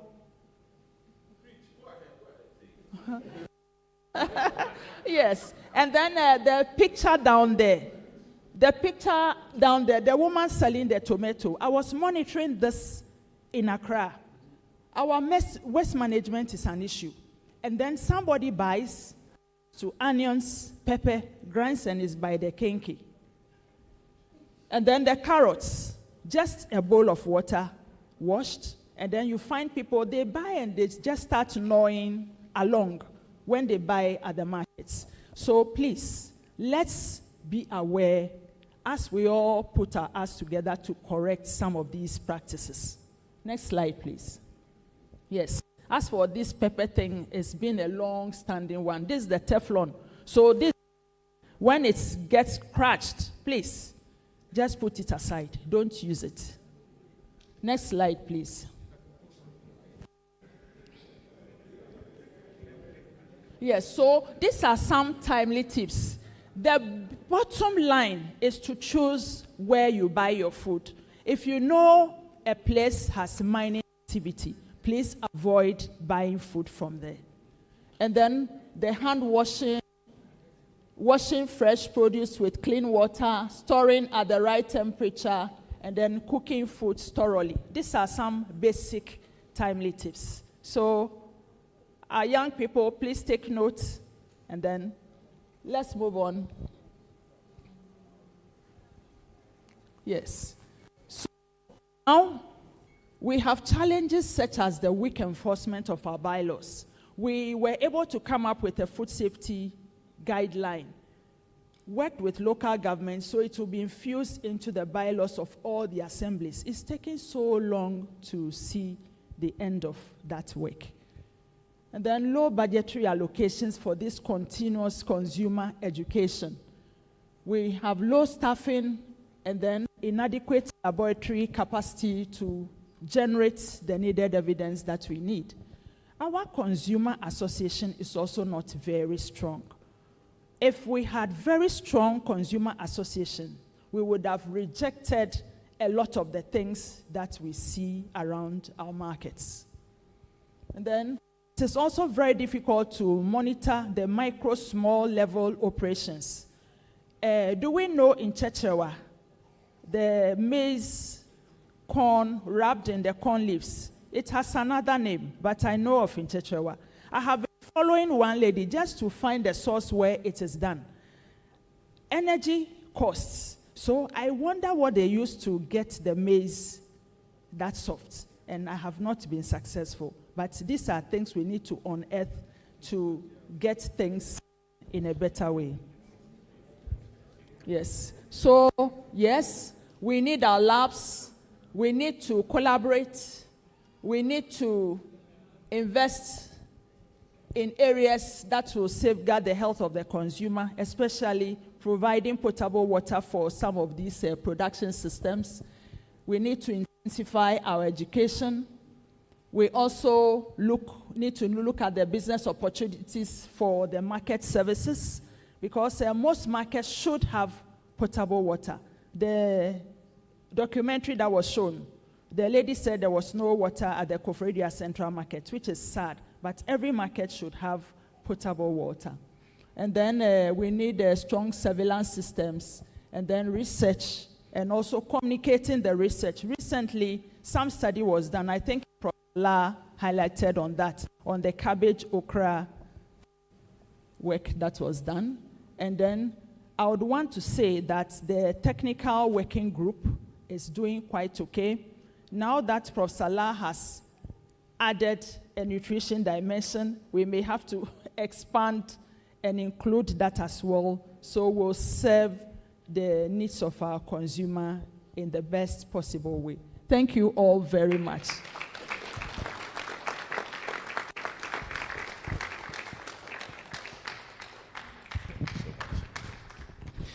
Please, let's clap for her once again. I realized that the claps were not coming because you have scared us. You have put the fear of the Lord in us. It is quite serious, and I'm sure we've all seen it. The cabbage you buy, the carrot you buy and start chewing. And the interesting thing is, we think we're eating the salad so that in the evening we'll not eat the carbohydrates, so that we are healthy. But the cabbage and carrot, you see the water is being washed in. I think you might as well eat your banku, which you heated over the fire. Remember the tofa kakrebi. Yamame ediefa niama sebe ye a emfata. Every efuom kopem se yebenu eduane no na yedi. Ochre ye senia ebi wo ha ye tu carrot nso ofia ye de twetwe ho. Niama ye de ebata ho ene senia ye suso mu. Oka niama pi so efa ni aye betimi aye edi CCM sa niama we ho kwan. Sene ebeya ansa na eduane ne bedu nim na yedi no. Ye bebo ye ho ban. Na ebi eye hu yie. Na nso eni ntine ye waha ye bedi hu nkomo sene ebeya yadefuo sene amu eton mo niama no mo behwe so yie. Sukufuo dining hall mo kitchen teachers no mo bekọ akọhwe se sen no mo ye sa eduane yansa no mo de brem staff common room ana se schoolfuo no edi enti ye ma me ye da sepa mo ma ema nsembo ba ko nka ho. Before I call the next speaker, I will just acknowledge the presence of uniformed, gallant uniformed officers among us. We have officers from the military. Please give us, is it a wave or a salute? Aha. Please, We have Staff Sergeant Ajiman Prempe, who is leading the team, the military detached from Kufuridua. Please, let's give them a hand. We also have Abigail Achina from the Immigration Service. Please. Inspector Charity Nate, also from Ghana Immigration Service. DICO2 Adra Joshua, Ghana Immigration Service, please. And then we have ASP Jimaima Hoto, Ghana Prison Service. Actually, a registered public health nurse. ASP Vida Ajua Nyako, Ghana Police Service, Adjeso. And then DSP Eunice Zanu, who man police clinic in Kufuridua, please. Thank you very much. So now that we have discussed the unsafe practices along the food value chain, it's also then important to see when we do these things, what does it do to us? So we'll be talking about consumer choices and related public health risks, how individual food decisions shape the health outcomes in contemporary Ghana. The kalipo you are giving your children, why not give them the fruit? The 4 balls of kenke you are eating for dessert, what effect does it have? To do that for us is Professor Angela Parry Hansen Kunedu. Please, let's receive her with a big hand. She's the head of Department of Nutrition and Food Sciences at the University of Ghana. And as you can see, she's a very, very beautiful lady. Even for her age, a very fashionable one at that. So let's keep a big round of applause. Thank you, Prof. Thank you so much.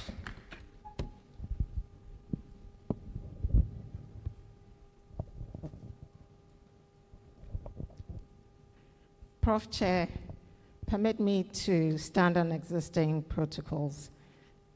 A very good afternoon to all of you. It's my privilege to be here, and I'm honored that I'm called to participate at such a forum and to talk about a topic that I really love, food safety. We all make food decisions several times in a day. Most are personal, some are even routine. We may not really think about it. But collectively, what we choose to eat, where we buy the food, where we prepare the food, and the information we trust can have significant consequences for public health. And that's what we want to explore today. We are all professionals and students, but we are also consumers. And especially after our last speaker, I'm sure some of you, well, I am very confused what to eat and what not to eat. I'm a food safety microbiologist, and I know that the fresh foods that Prof. La touts as nutritious and what we consume are natural foods, are also among the most unsafe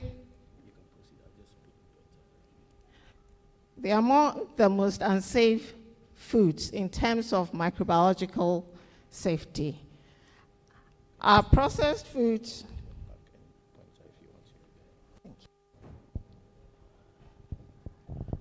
are also considered unsafe because they are ultra-processed. And then we have natural foods that contain all sorts of chemical toxins that are poisoning us. What do we do? But we have to eat. How do we make such choices? So I want to tell you a story. This is an experience I had about 2 weeks ago.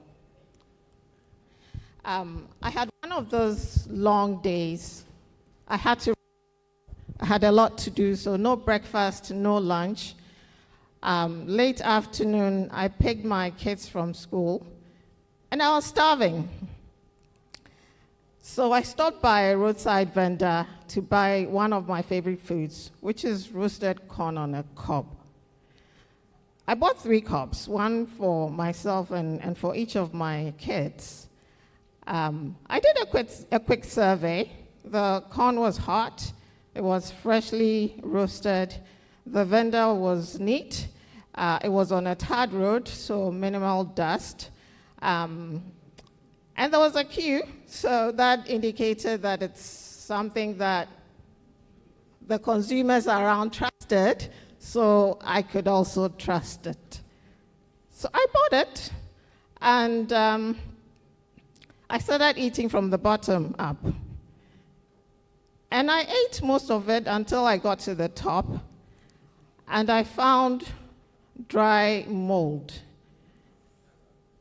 My first reaction was shock, and then guilt. Then I immediately told my kids to stop eating.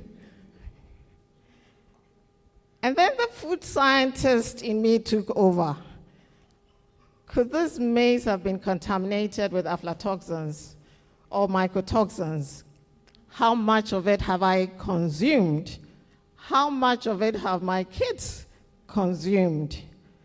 Why had I not inspected the maize thoroughly before eating? Then I shifted the blame to the vendor. I mean, how could she roast moldy corn? Did she know it was moldy? Did she know that roasting it will not make it safe? Or has she simply assumed that the process of cooking will make it safe? It was a very humbling moment for me. As a food safety professional, I did my risk assessment, and yet my own risk assessment failed me.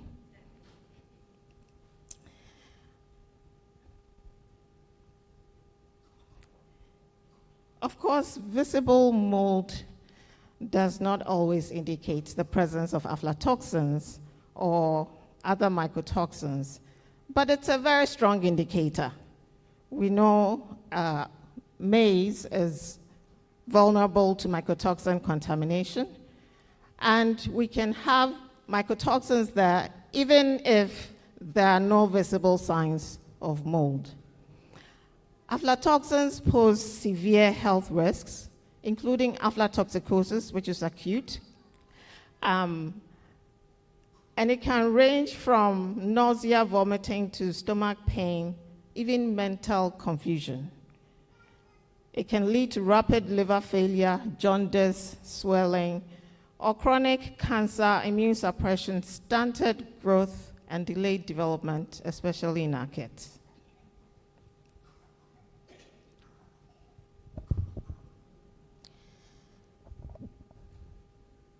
But food choice.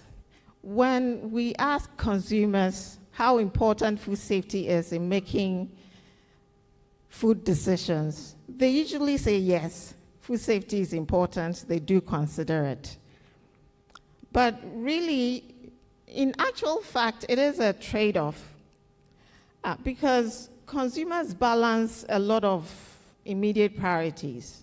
Hunger, like in my case, which can really blur your thinking. Price, convenience, familiarity, and perceived cleanliness. Consumers consider all of these things, but it is their priority that takes the lead.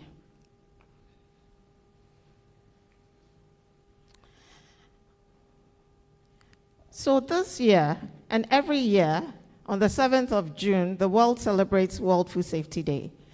And as part of this year's celebrations, WHO published the second global burden of foodborne diseases. What we've known in the past, and still is, from the 2015 report, was that microbiological hazards cause the most illnesses. Okay. This time round, foodborne illnesses have increased from a decade to now to about 866 million cases in 2021. Out of the 866 million, 666 million were diarrheal diseases caused mostly by microbial hazards. About 6 million were caused by chemical hazards. But this year, the report shows that the biological hazards are killing only about 300,000 people. Chemical hazards are killing about 1.2 million people. We didn't know this was a problem previously, and this did not reflect in the 2015 report. So just like Madam Adi talked about the Galamsey activities, Teflon pots, lead, all sorts of heavy metals you're finding in our foods, they are killing us. And what's more important is that foodborne diseases is one of the commonest sets of diseases in the world, but it never received much attention until the first global report of foodborne diseases. It was always nutrition when it came to food and health, and food safety fought so hard to get a seat at that table. It's interesting to know that nutrition is now claiming to be at the table of food safety, talking about dietary hazards, and importantly so.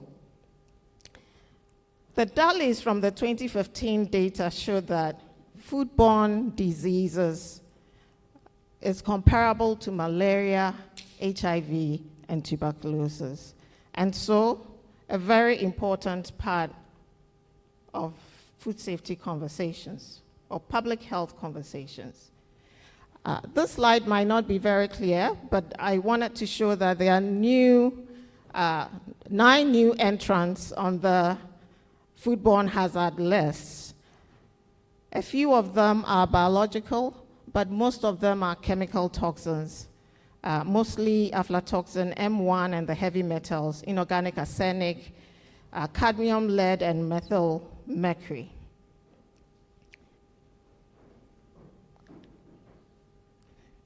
So again, all the speakers have talked about foodborne hazards, but what I want to highlight here is that these hazards, whether biological, chemical, physical, allergenic, they are invisible. These are the traditional hazards that Prof. La talked about. But as Ghanaian consumers, we haven't wrapped our heads around these hazards yet. We still don't understand these very well in our local food systems. Then there are dietary risks like excess fat, sugars, unhealthy fats, and low dietary diversity. Now, this is very tricky also because consumers know what they want. They may know what's good for them, but at the end of the day, they'll get what they want, and that's where the market is. So I dare challenge all of us to think out of the box. Those foods that we want consumers to consume, can we present them in a way that the consumers want? For example, if I take a healthy product like spinach and I preserve it by putting it in a can, it reduces the nutritional quality, it makes it safer, but it may be perceived as ultra-processed and unhealthy. All of these things are very confusing, even to professionals. So you can imagine the non-scientist consumer, how do they then decide what to choose? Studies have also shown that when the decision becomes very difficult, consumers do not consider it. So if it's difficult for me to make a food safety decision, I'd rather ignore food safety completely and make that decision based on the factors and the drivers that I know are tangible to me. A study done by Zutor and Gerber showed that only 18% of consumers actually considered or ranked food safety high among the top 3 considerations in food patronage. And they chose food safety alongside convenience and taste. And the next important factor was price, affordability. Taste, sensory properties of food is extremely important to the Ghanaian consumer. The Ghanaian consumer wants to see, wants to touch, wants to feel before they buy. It's one of our biggest challenges in informal markets. Even when you're choosing packaging, I always advise students, Ghanaians want to see, so maybe choose transparent packaging so they can see. If they don't see what it is, they may not be inclined to buy it. If I'm buying Sobolo and it doesn't look dark purple, if it appears pinkish, I might think there's something wrong with it, and for that reason, I wouldn't buy.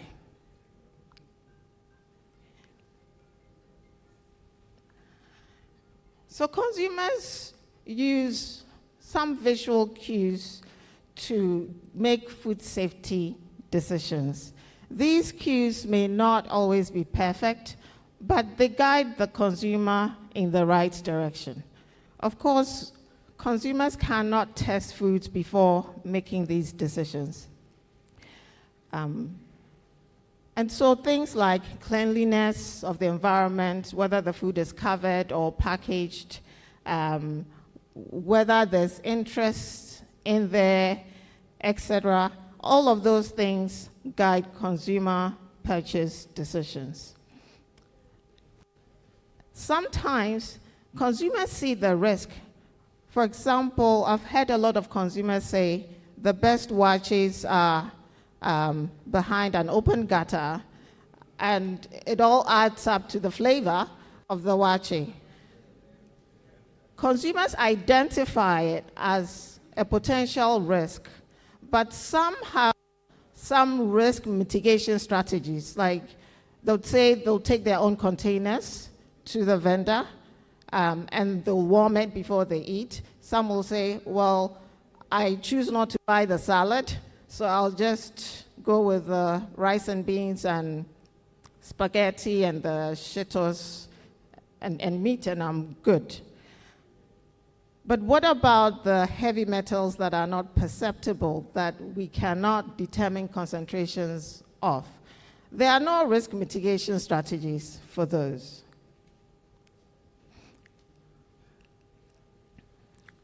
Now, this is a study that was done in our department. It shows a school food environment. And I just want to highlight that even as adolescent children, they make certain decisions, observations based on food safety perceptions. So these were interviews that were done, and it looks like even among the adolescents in their schools, they identified hygiene, cleanliness, clean environment, safety of fresh fruits and vegetables as food safety barriers. And for the street food,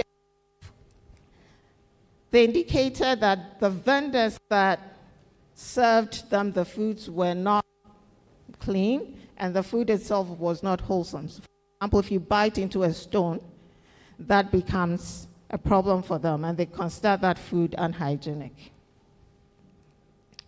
This is a study a group of us did with a local dairy value chain, and we looked at the microbiological quality, the perceived safety, and we did a focus group discussion to understand why consumers rated the safety of these products as they did. And we found out that products like Burkina were considered unsafe, and we did find high microbial counts in them.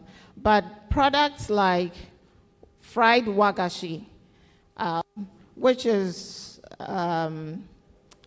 coagulated milk with enzymes, not fermented, they were perceived as unsafe, but were safe.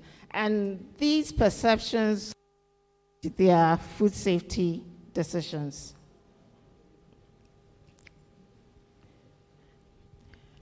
Because of limited time, I'll just move on to this. Consumers trust doctors and FDA professionals and our regulators. GSA is here, scientists, religious leaders,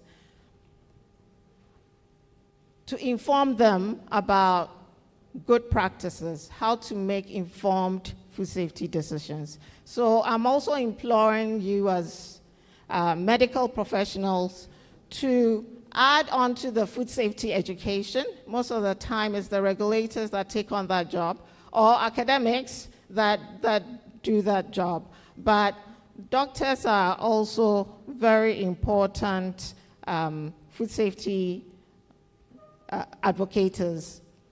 But if we fail to do our job, consumers will still receive information, sometimes from social media or influencers who may not know what they're talking about, and will present the information anyway, and that information will be consumed and will be used. In wrapping up, I want to share an outcome of a study done by Global, by the Eat Safe project done by GAIN. They did a lot of work on food safety in informal markets, and they believe that consumers could be primary drivers of food safety. Why? Because especially in the informal sector, it's been an area that regulation has been really slow and challenging. But food businesses, whether formal or informal, understand a model of demand and supply. Because food safety is difficult to incentivize, and yet it requires investment, most people find it difficult to measure how it will be of benefit to them. But if consumers demand the safety, if consumers tell their vendors, where you've put up your stand is not good, and because of that, I won't buy from you again, and they hear from the next vendor, and the next vendor, and the next vendor, they will provide the consumer what they want, because that's where their revenue is coming from. So as consumers, if we collectively demand food safety, I think it will create a shift in safety of food systems in Ghana. And for my last slide, I'll say this. Consumers cannot see danger, and we cannot rely on consumers to perceive and choose safe foods. But consumers will choose anyway. What should happen and must happen is that our food environment is safe. And just like the World Food Safety Day theme for this year, which is from burdens to solutions, safe food everywhere, safe food should be everywhere, regardless of where consumers get it. Thank you very much.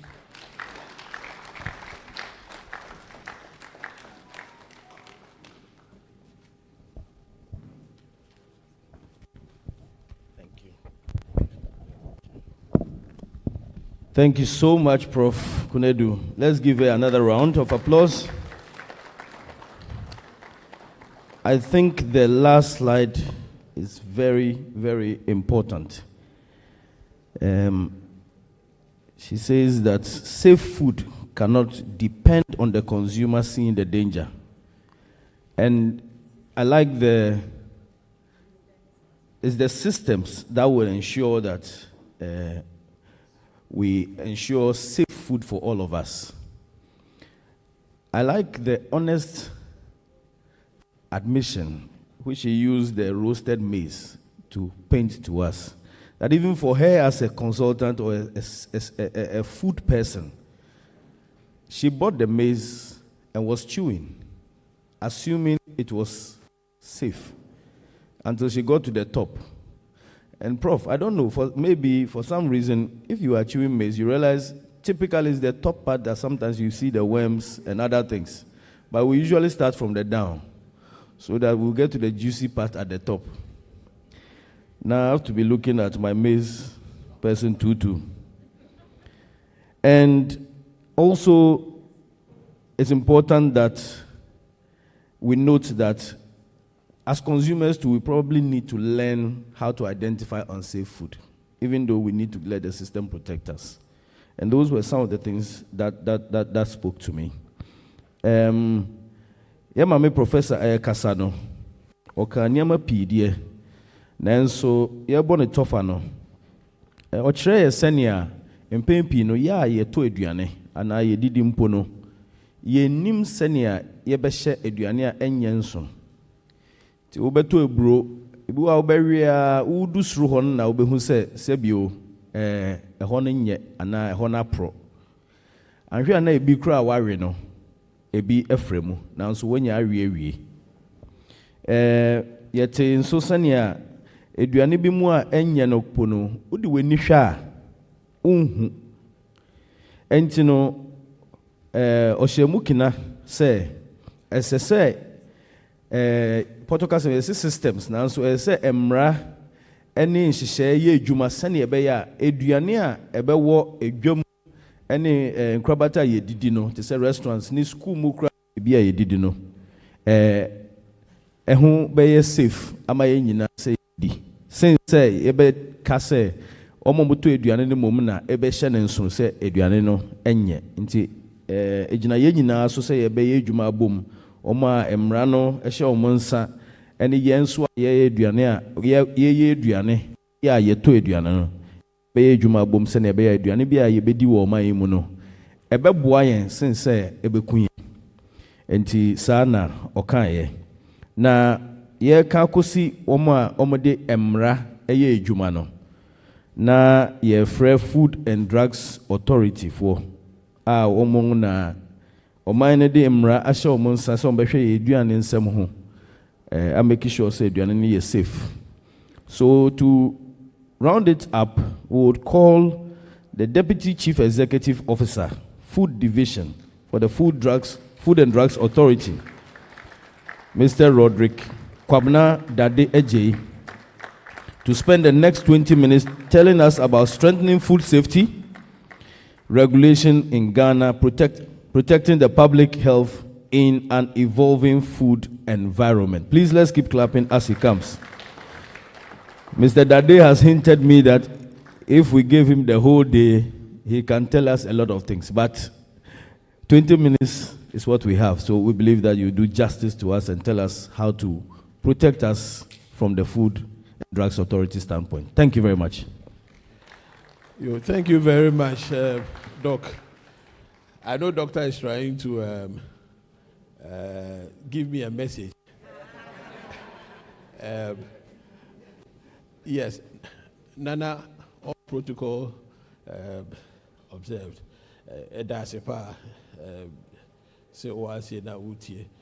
The students, can you give me a wave of your hand? The students, I think it's time to hold the person who is sitting next to you, hold the person's neck, that food safety is everybody's business.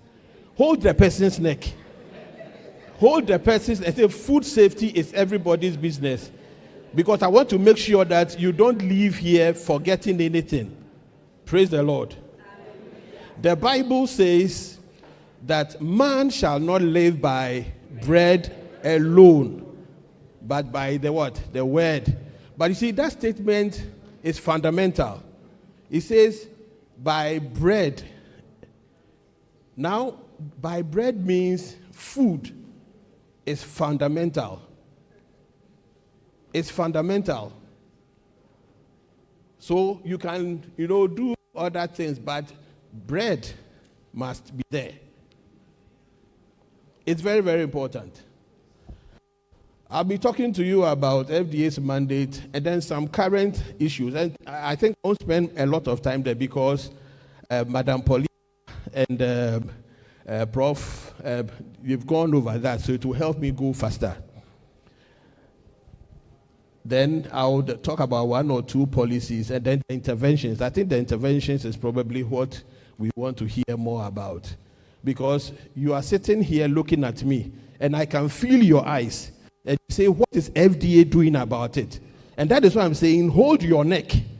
Because it's not FDA, it is what are we doing about it? Food safety is everybody's business. It's very important that we remember. So, the FDA, by law, we have the mandate, Act 851, to ensure that we protect the public. I don't want to waste a lot of time there to save time. Let's go on to the next slide. And so, it's an act of parliament, and the objective was to, we move from the 305B, which was the earlier law, enhance the law to give us more power. That's why we changed from Food and Drugs Board and became Food and Drugs Authority. Next slide. Now, what mandates us is the law, Act 851. But if you go into the Act 851, you realize that it covers many issues. The Part 7 is where you get that covering the food and drugs. And so I'm going to home in on that. The next slide. I want you to note the functions of the Food and Drugs Authority. These three, to ensure adequate and effective standards. Because if there are no standards, then what are we going to measure anything by? Then we are to monitor through the district assemblies. So it's not a one-man show. Collaboration. Because of that, I told Dr. Selome, I'm coming after him because I need him to assist us in a way. So, Prof, actually, it's you I'm talking to. And thank you for teaching our children. My son says that you come and then you take all of them and then you teach. Says in the clinic, you take them around and all of that. Number 3, advise the minister on measures on the protection for the health of consumers. So often the minister calls us and we have to let him know what is happening. And I can tell you that what is happening is not nice, of which a lot of the speakers have already mentioned. Next slide. But we'll go into it. Next slide, please. I will not waste time. The pesticides, I think we've spoken about them. The agrochemicals misuse. FDA, we did some detailed work on turmeric. People want to bring their tummies down, so they say they want to eat things that are light. So turmeric, we picked it. We did cereal mix, which we give to our children. Then women, hey, when you are pregnant, shire, ayilo. Some say what? The North, they call it francese. Who told you that it is food? And the work that we did showing the high level of lead and cadmium. We couldn't do, let's say, arsenic because we had problems with the light from our lab, the equipment that you need to use. But you can imagine if it was possible to have also added that to the analysis. And that's why some time ago people started saying that there's lead in Kontomire because Pure Earth, another group, also did a certain work, and then it came out at that time. And I think if you look at what is going on with the galamsey, you are thinking of only galamsey. What about the that is saying? Those guys who come to your homes and they come and buy the metal, you remember them? You sell, then you get some money for yourself. You see, they are very much interested in the radiator of the cars and also your batteries. Where do you think it's going? Where do you think the work that we did the lead that we got, where do you think it comes from? Can you show one hand, anybody here in your homes where you are not using that saying? Today we are telling the truth. Who is not using that saying at home? You don't use that saying. Don't worry, you are not free. At least you take one meal outside the home. You don't eat outside the home. So in the hotel you don't eat. You won't eat. We will see when we go. Because you say you are what? Middle income what? Earners. And one of the signs is that you probably eat outside home at least once a day. So what they were all saying, it's not, you can't escape it. Some way, somehow, the work that has been done in the Galamsey area, I think even GMA, the prof who did that work, those babies who have the appendages attached at the wrong sites, they didn't survive. But what is happening in those areas? I had a chance to go and do a presentation on some of these things in China, and I took a of the Chinese who we had arrested, who were doing some of these things. But we Ghanaians are also part of it. Unapproved forced ripening of fruits. That is happening. A lot of our exports are rejected because you are using some of these chemicals, ethaphone, ethylene, to try and then ripen some of these things. Ethylene is a natural agent that would help with ripening. But you can imagine, if you say you are having a party right now and you want to serve 200 dishes of what? Fried plantain. How are you going to get all the fried plantain? There's a proper way to use them. But people would use sometimes the wrong thing. They will go and take the carbide. Then they would use it. Acetylene is very close to ethylene. And then we'll try to use that. And that in itself affects those who are using it when they inhale it because it's toxic. Sudan 4, she mentioned. I will talk more in detail about some of these things. Then the shock we had, FDA, when we had to test some alcohol and then found out that they had laced them with, what do you call it? Sildenafil. So that what? The men can be what? You are in the consulting room and you hear things. Overindulgence of sugar-sweetened beverages with energy-dense food. Already it's a problem for us. That's why we don't want advertisement that way. And people think that we are, worrying them. Prof. La, he's going through a lot of, I don't want you to say that he's going through hell. Because some of the institutions, those who manufacture some of these things, think some of his work is going against, because if you have to front of park labeling, and then this is where's Dr. Solomon? Doctor, where are you? You see he has escaped. You are here. I've been looking for him because we are written to what do you call it, Ghana Health Service, and that we need evidence from your side concerning NCDs, so that if we do get evidence, we can come up with technical regulations with GSA. GSA, yeah. Oh, Mr. Sean, please raise your hand. Mr. Sean, please come forward. Come and sit where I was sitting. Please come. No. You are an institution. Come, please. Come.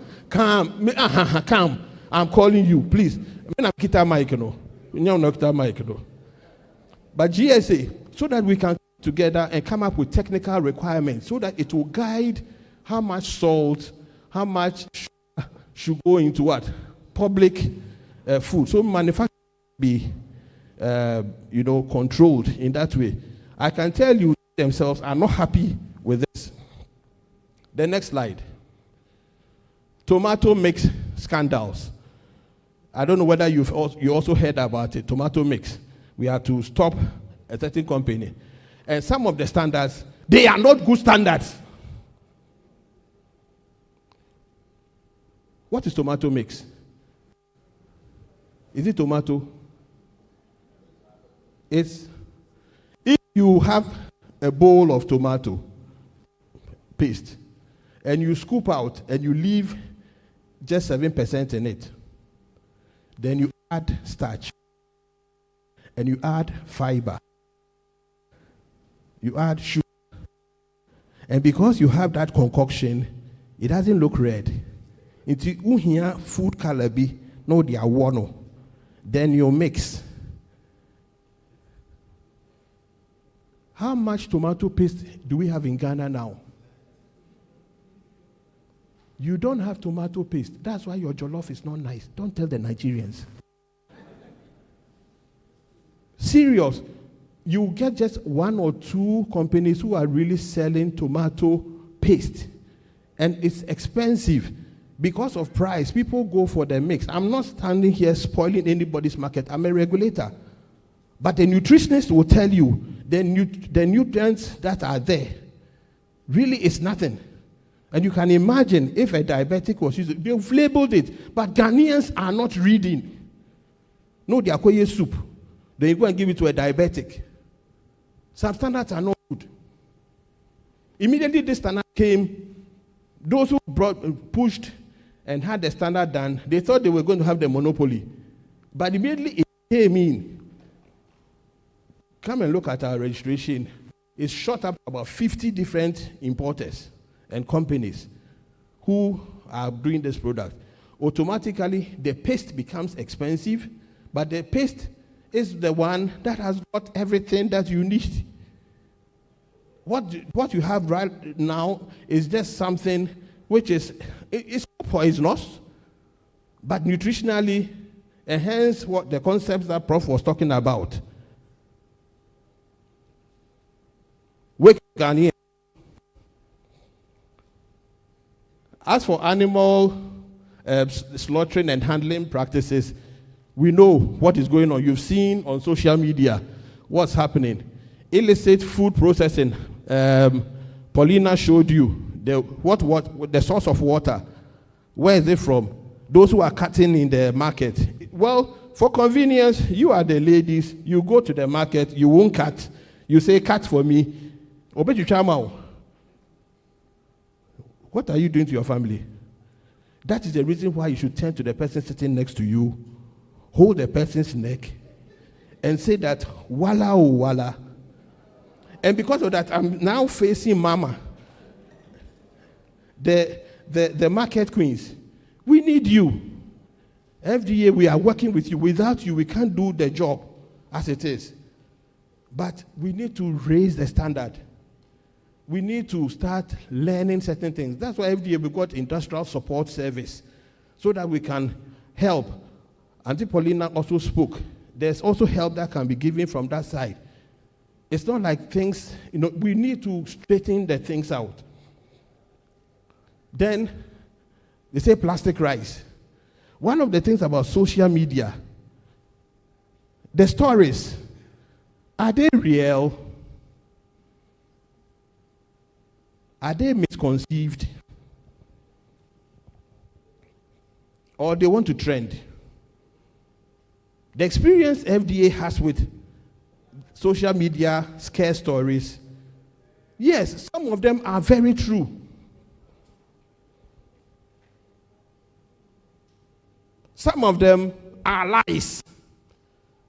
In fact, the way that, Prof, the watcher you showed, your watcher that you showed, I saw on one of the, there's this particular guy who has done a number of, videos, and for the person, says that the watcher, somebody ate, the person died. Every day we went after this person, we said, oh, show us who died, where the person died.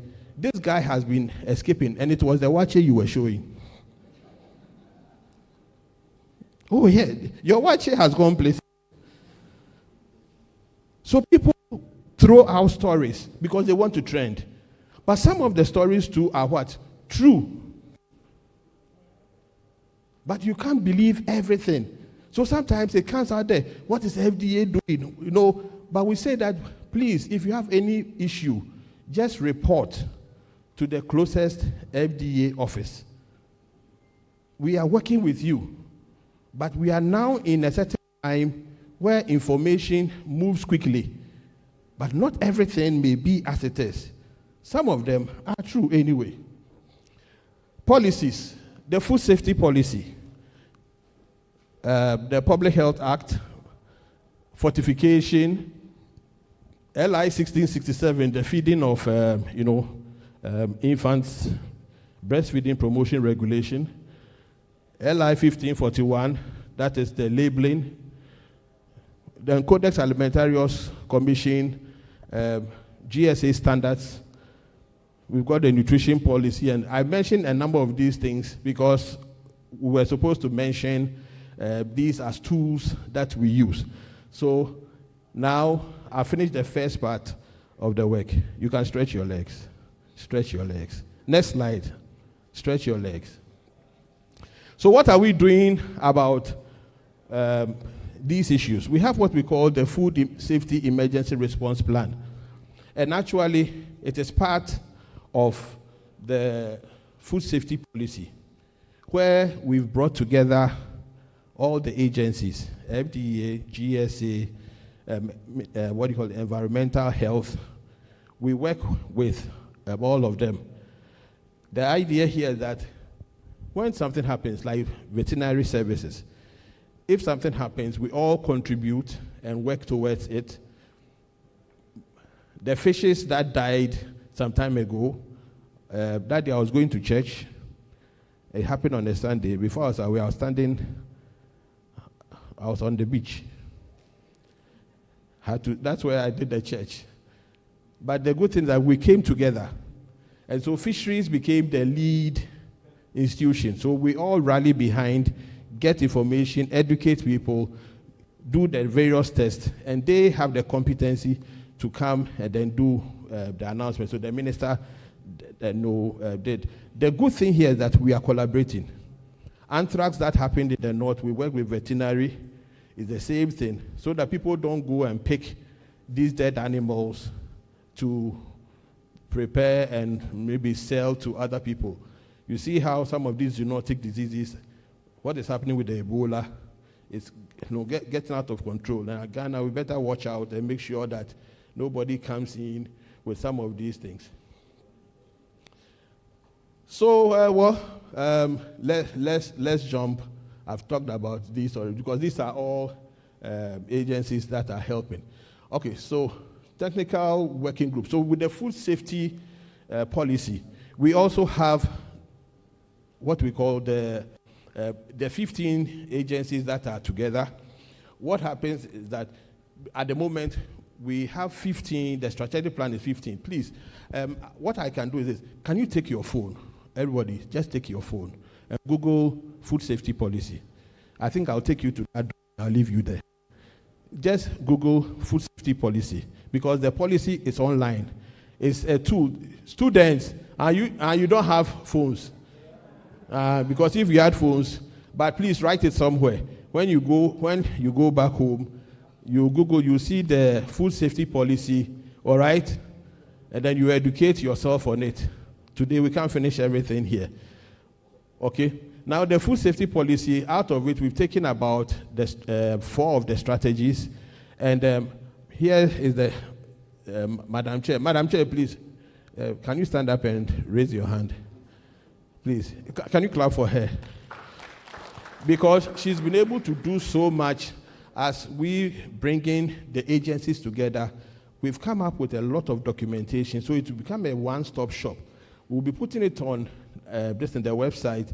So if, for example, you want to sell cocoa, you don't have to go anywhere to ask anything. Just go there.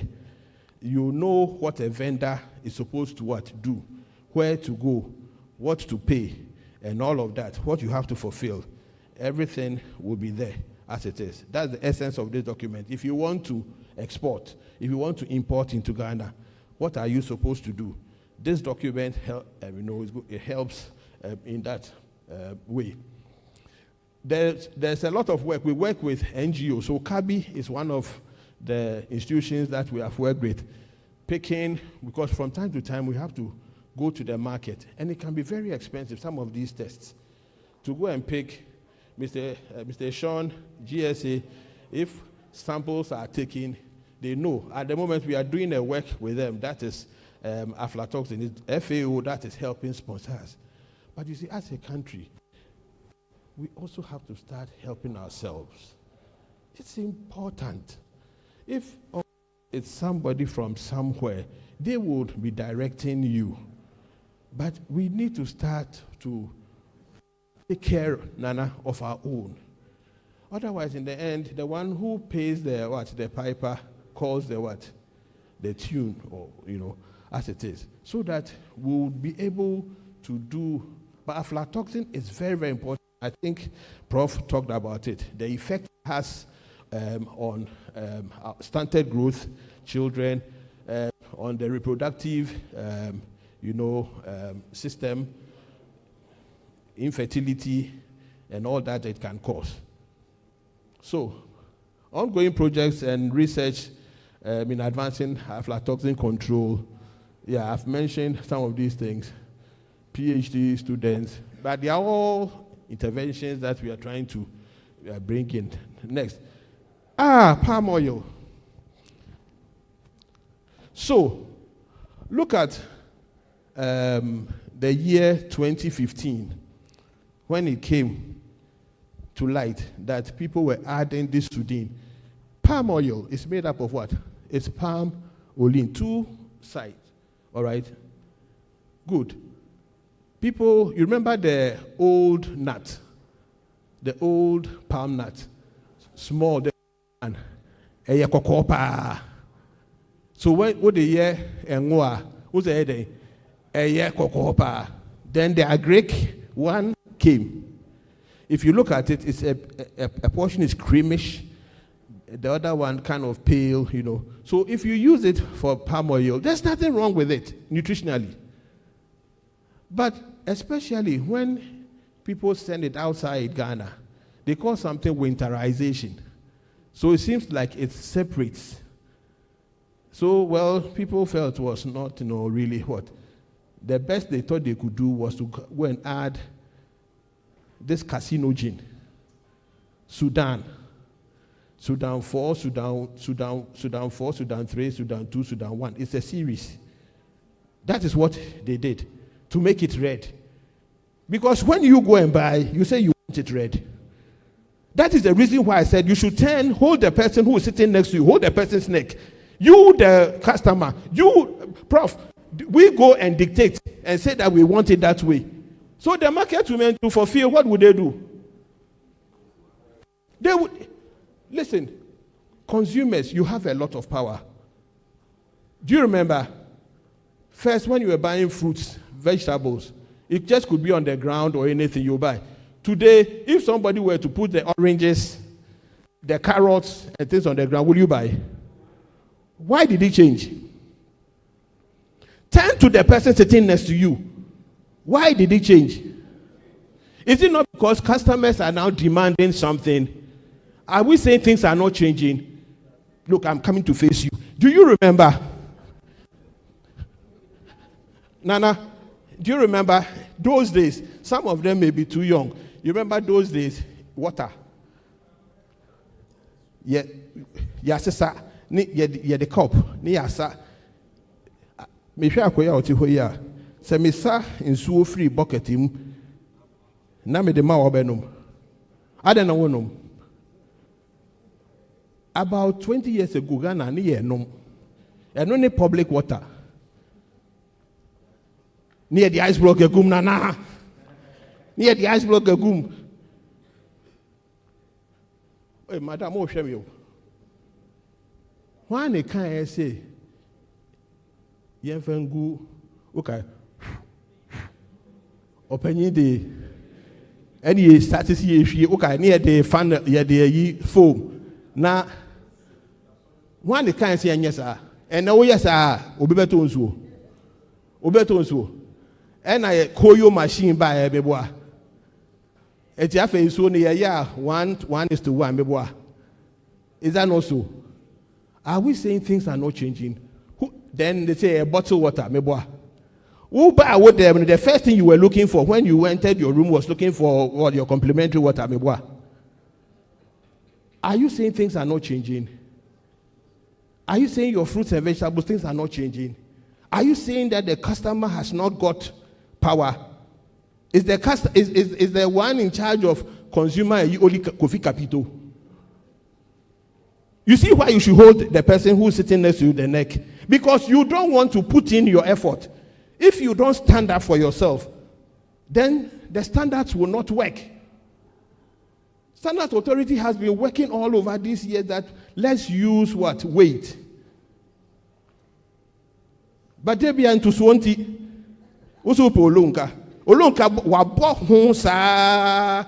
And apart from the fact that crisis chance, you know, the food safety issue, you know, yes, you see, home.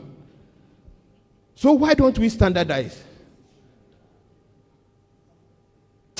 Tell the person sitting next to you that don't bring yourself.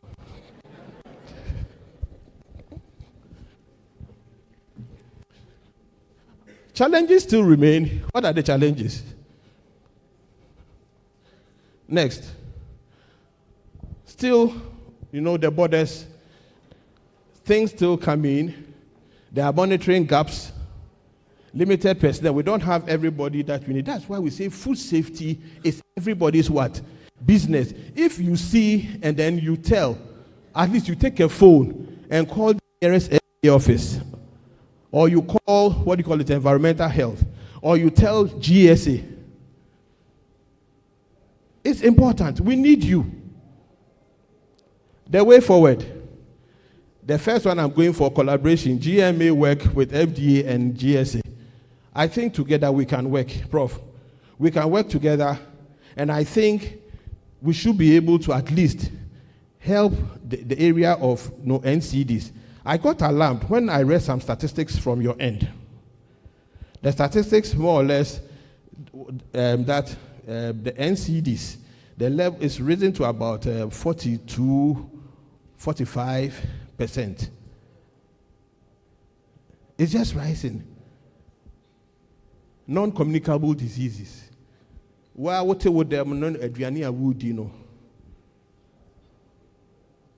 Why you don't know? Jollof, chips. Now what the fizzy drinks? Me best me buy any particular fizzy drink. Fizzy drinks and the essential woman now the ice a good so no the one no. What tear do you say yeah? Praise the Lord.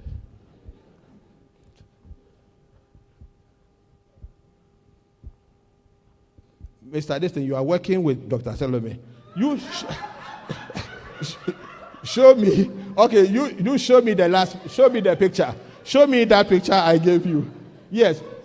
So please, I also want to, this is a call. This is a call. With all sadness, we lost some good traders. Tomatoes were Burkina no tomatoes. Tomatoes 3 months. Yet me near Yankasa your backyard garden. Me tis on my winner, me dear we will me fee near. The young me send a message, my wife. I say, own chat, me show. And I started saying, you know. And tomatoes in a bano. 3 months. Me far chemical. Me even chemical grandpa. I'll wait for the time that I have to wait. It's Yankasa Nana. Where the MC Nana Bejina Pronano or Kitaba. Wow, Bessia Bekofi. One could be. Do something in your backyard. Nina can food safety in the home.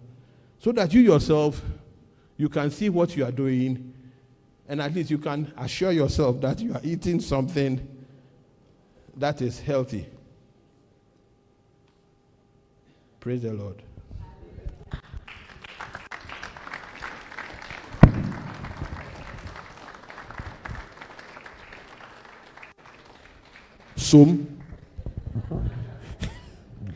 Please, let's give him one more. We can all feel the energy in the room. In fact, to the extent that he came down, Jesus had to move to the mountain. And thank you so much for all the very important details you have shared. And I can assure you, on behalf of my president and our council, that we are ready to work with FDA to protect the safety of our food. Indeed, we have given FDA our platforms on multiple occasions. We are about to work, the CPD committee is about to work with your outfit on some online seminars for our members and the public. So always count on us for work that you have to do. And Madam Adi as well, I think you talked about a committee. We are willing to work with you and see how we can synthesize evidence from both sides. And thank you very, very much. Yeah, Papa Okasa, you know, Free Food and Drugs Authority. As well, a share ye duane sem, any yenro sem so omaimu, I am run a show monsa. Oshe TV, omo advert, omo say, this advert is FDA approved. So for no, omo penyi pa na bedi echire na obekasa nti oda niam bebrechi edi echire ye bi ne shire a yedi engo kokwa yedi nua yeduane yedi ye abomne ne ekeka ho no ebi a sa bonefo bi di enro bone bi efrefrem sa nro no yate se etimi kokram yare eba potoka se esi Sudan die etimi man ye kokko kama nti hu a onim se wo to ngo kokko a eye kama zomi kama nanso ni nyina no na wo nom edrubone akọ hunamu ekwechire no ka se nyina ye adwuma bom one ekuo Ghana Medical Association ene nkuo bebre a ewo ho no ese susu ho na e kan ya adwembom na ye hwɛ sene ya betimi aboa ama yeduane ho nsɛm akunkan na yedidi asebio enkuyen na emom no ebeboa ama yatena se enya apomuden enti ne tofa ne okaye no eno no na enche wohwa yedi snacks bi amamamo Ghana Medical Association de ye kan na yeyo nti nke ya ahemfo a ye presidency and friend Osiade yo nti bacho muhu na mu friend Osiade yo Professor Ernest York mumu nsema no nti ye snacks kra no ohwa nka ebi mu de coke ene fanta ene ne keka ho na be ma ho nanso ye de fruits e ma mu nya banana kwedu emu de ye pineapple abrobe watermelon ena obedi nti wa ope coke no wonya bi ni ewa ha ena yogurt na de mam na special yogurt, special healthy yogurt onye bia o 6 packs na back and Osiade you say ode maye for eyi.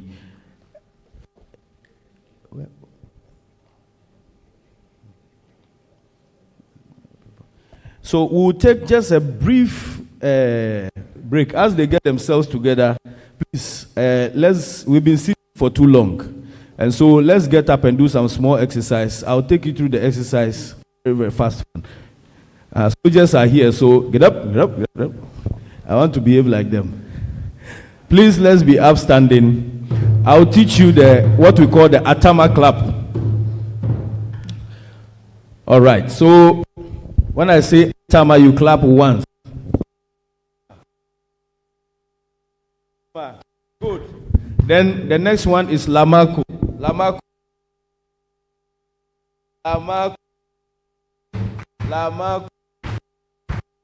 Very good. The last one is also a woman's name, Berina.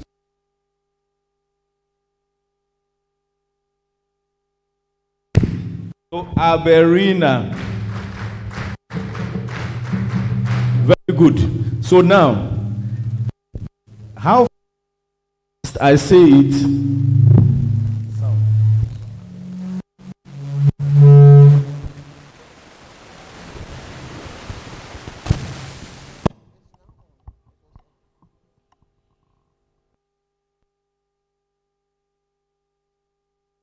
Hello. So how fast I say determines how you go. So Atama, Lamako, Aberina. Very good students. So please, you have to clap so that you can feel your palm. Oh yeah. So let's go. Atama, Lamako, Aberina. Yeah, very good. I've seen a few people doing like they can't. So let's go. Atama, Lamako, Aberina. Last one. Atama, Lamako, Aberina.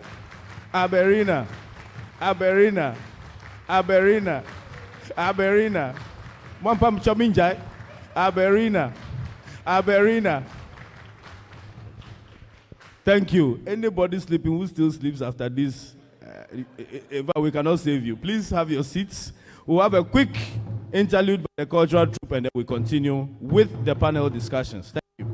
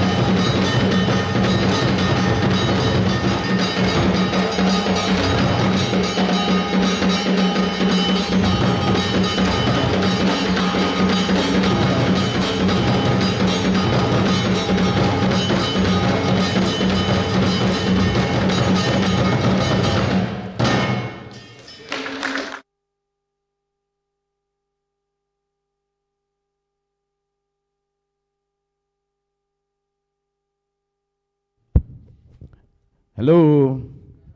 Just when I was about to join them, I don't know. Yeah, those who don't believe me, I was just about to jump from here and join them, and then they stopped. So before we start the panel discussion, a few people have burning questions on their minds. We'll take just 3, 1, 2, 3, if there are any questions. And then our speakers will respond to you. Then we go to the panel discussion. Are there any questions, please? Any questions? Yes, Madam has a question. Please, let's keep our questions brief and sweet. 30 seconds. Thank you very much. Please, my name is Faustino Frempong. I am the domestic baser at New Jabin Senior High School. Please, my question goes to the Food and Agri FDA. Thank you. Please, as second cycle institution, we deal with suppliers.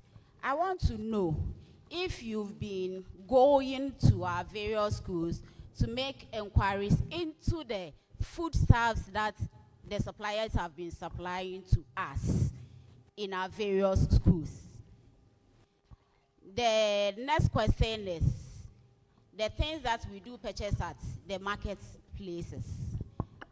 We want to give balanced diet to our students. And so he spoke about tea tomatoes, so I'll go to that. With the tea tomatoes, in our meals, we do a lot of stews, jollof, shetok. When you go to the market these days, vegetables are really expensive. So we cannot be going to the market spaces with knife. Knife. Then I'll be cutting fresh tomatoes to see whether the inside is red or green. And we cannot attest to it that most of the fresh tomatoes in the market, green. Sign a metimiato to come and feed my students. And so I'll fall on the tea tomatoes for most of our meals. Please, what are they doing about that one? Thank you very much for those 2 very important questions. What you are asking sometimes borders on how do we make it cheaper to get the right foods rather than go for the tin tomatoes. Is that not so? So please, one more question from a student or a teacher? One more. Okay. Hello. Yes. So I'm Ebenezer from Ghana Senior High School. Right. Yeah. So please, I wanted to ask, is there a way where we detect the amount, the percent composition in those additives that we add to the food? Usually, I think nowadays, we do a lot of those milk cultures. We call them true yogurt and the likes. We add flavors like strawberry, banana, and the rest. We add flavors, which gives it the color. Because usually I see the color, but when you taste it, you don't really know the flavors. I don't know if maybe FDA have any system in place that checks the percent composition of those flavors. Thank you very much. Last question, anybody? Okay, thank you very much. There's a question online. Okay, please, Dr. Bayel, if you could just do us the honors and read that question for us. That will be the last question. Thank you, our online participants, for your patience and also your active participation. Okay. Please, should I go ahead? Yes, please. Okay, so Mary Ann Zolo says that to the FDA, what should we look for in reading labels to help us choose the best products in terms of nutritional quality? Thank you. And I have to, doctors and nurses, you cannot separate us. And so the GRNMA, one of the executives, has asked to ask a very quick 20 seconds question, please.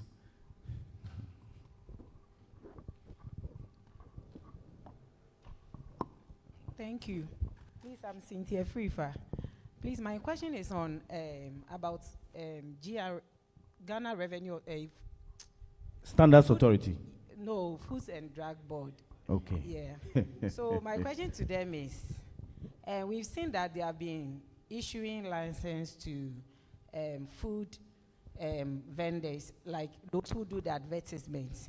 So you could see that after the advert, they say it's approved by FDA. But mostly, we don't see them, I stand to be corrected, we don't see them in the market or other places doing education to the general public. So I want to know, is there a way forward? Is it in the pipeline that they are doing something like that and we are not aware? Okay. Or they are now about to get to the people? Because during the presentation, I noticed something. We have our market women here, and I wanted them to come down to their level to understand, because mostly they are in the market and they are sending the information. So I want to know more about it. Okay. So a few, Mr. Dade, it looked like this is direct attack. So a few issues. The schools want to know what you are doing for them, checking the schools, whether the food they are getting there is wholesome and safe. Market, are you going to the market? The food labels, how are you educating us? What is the difference between expiry date and best before? Do we know? And so these are some of the questions directed at you. Please, let's keep the response short and sweet. Thank you very much. Thank you very much.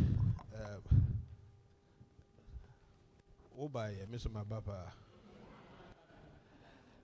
So, thank you very much for the questions. And some of them I would defer to some of the speakers. Yes.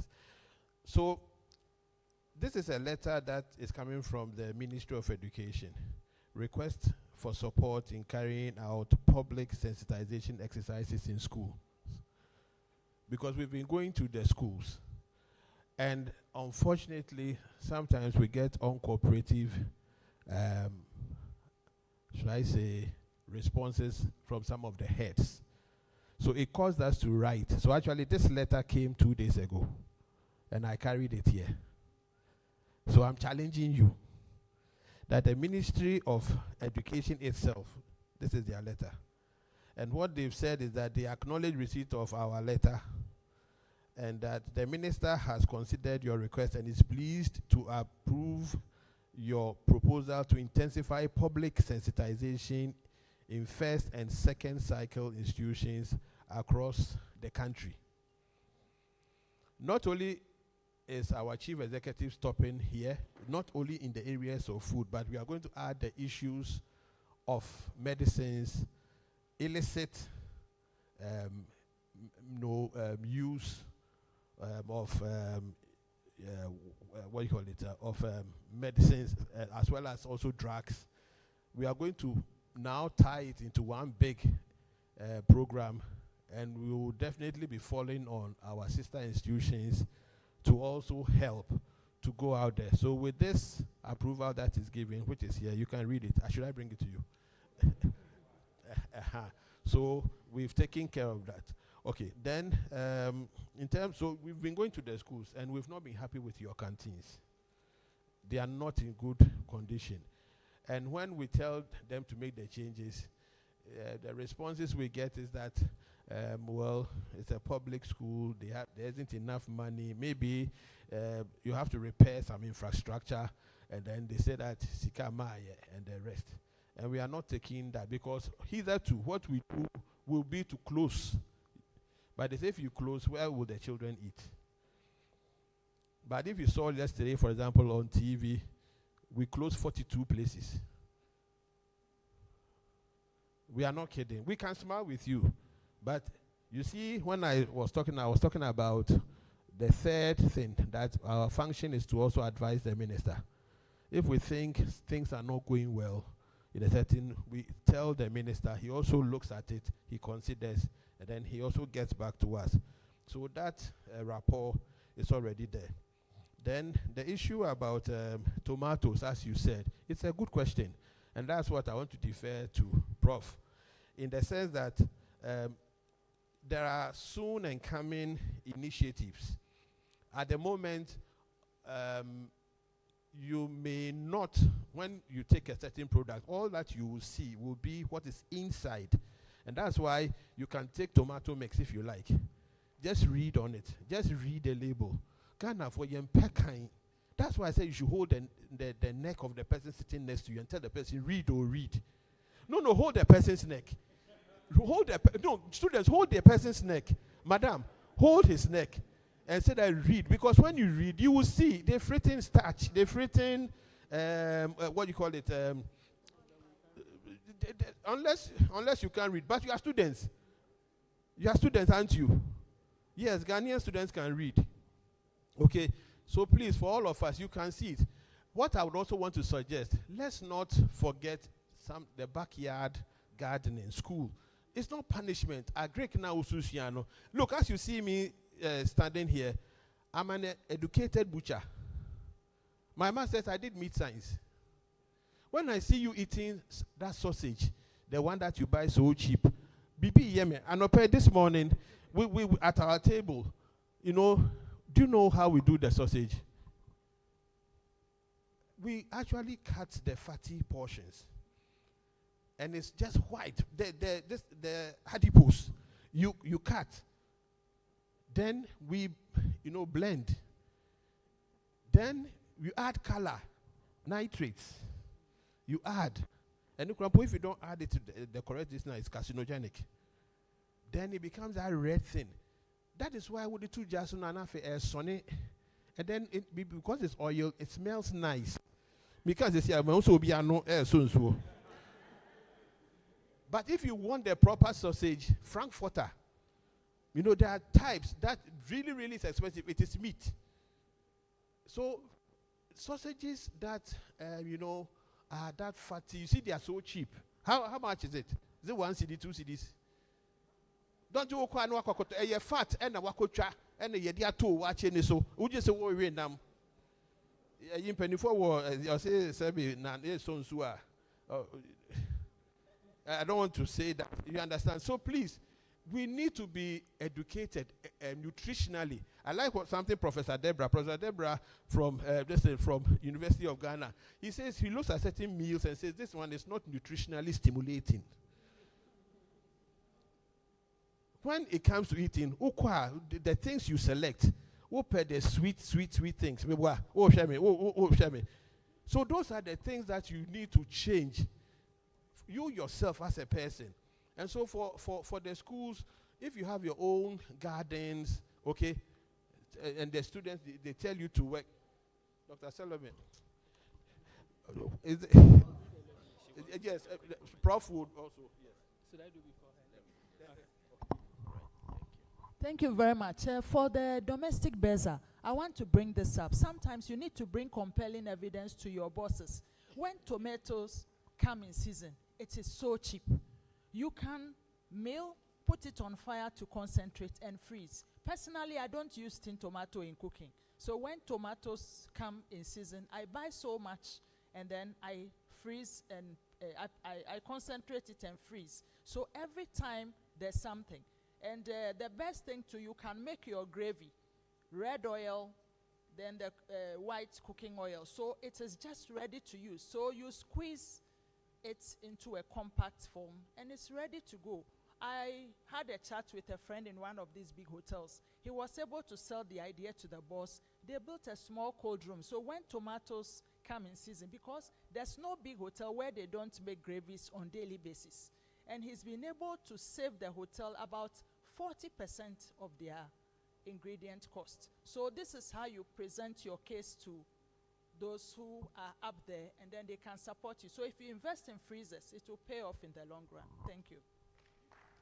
I think Prof wants to also just add some quick comment and we proceed. Thank you. So I would respond to the question on labeling. When I got back, I heard what consumers look for when they are reading food labels. So labeling can be done in many ways, but there are at least two major forms of labeling. You can have what we refer to as back of pack labeling. So the labeling is done at the back of the package. And usually, traditionally, you see it as text. So as I noted earlier, the challenge is that if you are unable to read, okay. Yes, so at the back, you see a lot of text. a lot. So if you are unable to read, you won't benefit from what information that labeling is supposed to communicate to you. Sometimes if you are even able to read, it's so tiny, you need magnifying glasses. You don't have magnifying glass, you can't read. And then even those who do the labeling, sometimes labeling can be used as marketing. And so they are interested in marketing what they want people to know so they can buy, and not as a public health intervention. And so those are the challenges with the back of pack labeling. One last challenge before I talk about front of pack labeling is technical jargons. Sugar alone sometimes can have more than 40 different terminologies. And so if they want to hide sugar from you, they wouldn't use sugar. They will put some other names that are there at the back. So they've disclosed it's sugar, but it's not sugar that is reading. So you can't benefit from that. That's why we are advocating to the Ghanaian government. Some of the policies have already been drafted to come out with what we call front of pack labeling. And so no longer at the back, but at the front, and it's no longer text. It's going to be a picture or a diagram or an infographic. The way it works is the bedding that the consumer needs to understand that has already been done back end. And so the nutrient profiling system I talked about and the expert would do it back end and only present an infographic that contains information that is already done back end. And so the consumer doesn't need to be involved in the back end work. What they will see is a logo in front saying that this has excess sugar, or this has excess salt, excess sodium or saturated fatty acid. So those are the kinds of labeling that we think could push the needle in the right direction. So whether you can read, you can't read, like I said, with little socialization, this particular infographic or diagram says it has too much salt. So I think that's all you should be looking for, hopefully in the next year or two. Yes, Doc wants to end it. Please, my wife is online. She just sent me a message that I didn't answer the question on the what do you call it, the market deba, the information. Vicky, I'm answering it. My wife, I'm answering it. Please, yes, we go to the market and we educate them. We call it market debes. So if you've not seen us in your market, it's good feedback for us. I'll take the name of your market. I'll let the regional officer know. And that is the kind of thing that we want, because we want the information to go. Okay, thank you very much. Thank you to our speakers. And please look to your neighbor and find out, is your wife online? And you're right, is your husband online? And for the officers, is your commander online? Please be careful. If you don't ask properly, you may be in the guard room. Okay. Victoria. Yes, thank you, Richard. So on that note, we want to call on the regional NCD coordinator, that is non-communicable disease coordinator for Eastern Region, who is also the chair lady or the chairperson for the Eastern Regional Division of GMA, to come and take us through the panel session. Thank you. Thank you. My boss is here, I'm the vice. Thank you, good afternoon, everyone. When I had my MPH, we did a bit on environmental health, and my mom is a retired PNO. So we spoke about smoked fishes and smoked meat. So we were talking about willing. So I told her that willing fiber and carcinogens, because it goes on fire and all. So we should reduce it. I specifically told her, Menka say gyre, would they reduce it? So my mom is a Pentecostal, and when she meets you, there are two things. It's either she's preaching you about Christ, or because she's a nurse, she tells you about health. So in my area, no one knew I was a doctor till she came to help with. Now everyone in my area knows that Nipa Ketekten Onamhono, a doctor. So then she sends me to buy wache for her, and of course she wants Willie. I did not, because me say on Tom. Until I was in the queue and I was ordering what I had to order. And me can't say me to willing. Me say, wait, she was saying, now doctor and so they will live for hoping. You can imagine how I left the place to the house. On that note, we are going to have a panel discussion. I want to invite to the podium Dr. Ruth Saka. She's a pediatrician from VRA Hospital, Akombo. And then we also have Alexander Koha. He's a senior nutritionist at Eastern Regional Hospital. Amongst us, we invited market women. We have a rep of the market women, market queen. Her name is Madam Vivian Osei Ajiman. And our last panelist is Mr. Asante. He's a rep of the Farmers Association in Eastern Region. Please, let's give it up to them. Thank you very much. Because of our time, we'll make it a bit snappy. So we'll start with Dr. Ruth. When it comes to the spectrum of malnutrition and foodborne infections among students, especially since we have students here, do we have population reporting, and what are the implications of these?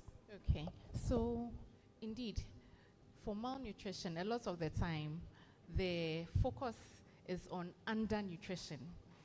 But from the definition of malnutrition, it goes beyond undernutrition and includes overnutrition and micronutrient deficiencies. So what we commonly know is the kwashiorkor and then the marasmus.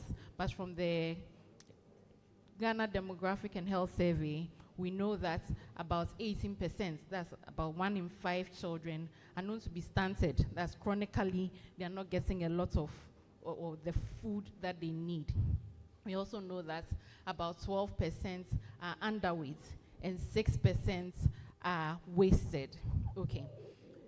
When it comes to overnutrition, where there's obesity and then overweight, a lot of the time, we don't have them reporting to the facility. It's the kwashiorkor and the marasmus that we get them coming. But for a parent to come and say, I think my child is too big, you hardly have them coming. And also, when it comes to the micronutrient deficiency, we call it the hidden hunger, yes. Unless the person comes in with malaria and then you notice that the HB has dropped, hardly are we screening for iron deficiency anemia. So indeed, the spectrum is broad. On the side of foodborne diseases, a lot of the children, I think Prof gave some figures about the millions of people who fall ill as a result of food contamination. And majority of that number is actually children, and they come in with the diarrheal illnesses. A lot of them, I think also from the Ghana Demographic and Health Service, show that about 57%, about half, receive some form of oral rehydration therapy. Half of them also consults one way or the other, either over the counter. But it was found out that about 22%, that's almost a third, received no therapy at all for the diarrheal illnesses that they had. And so we see the spectrum coming in, and they interconnect. Malnutrition tends to perpetuate foodborne illnesses because it causes a reduction in their immunity. And then foodborne illnesses tend to also perpetuate malnutrition. So we are seeing both ends reporting. Right. I'm glad you mentioned obesity. So I think Prof mentioned ultra-processed foods. Now, we have a lot of students here and we have parents here as well. Most of the kids go to school with ultra-processed foods, drinks, and all that. So please, what are the long-term health consequences with us giving our children? By all means, even if the school is saying give them healthy snack, how many kids, how many 3-year-olds will want to take apple or mango to school aside these drinks in boxes? So what are the long-term consequences of these? Thank you. So we have now the double burden of malnutrition, where we have concurrent undernutrition and overnutrition, obesity, with its attendant non-communicable diseases. So the sugar-sweetened beverages that we are giving, the salty foods that we are giving, the excess fried foods that we are giving, tend to predispose the children to non-communicable disease. And indeed, adult non-communicable diseases start from childhood and what we are giving our children. And so we have to be mindful of what we are offering our children. All right. Thank you very much. We'll go to Alex, the nutritionist.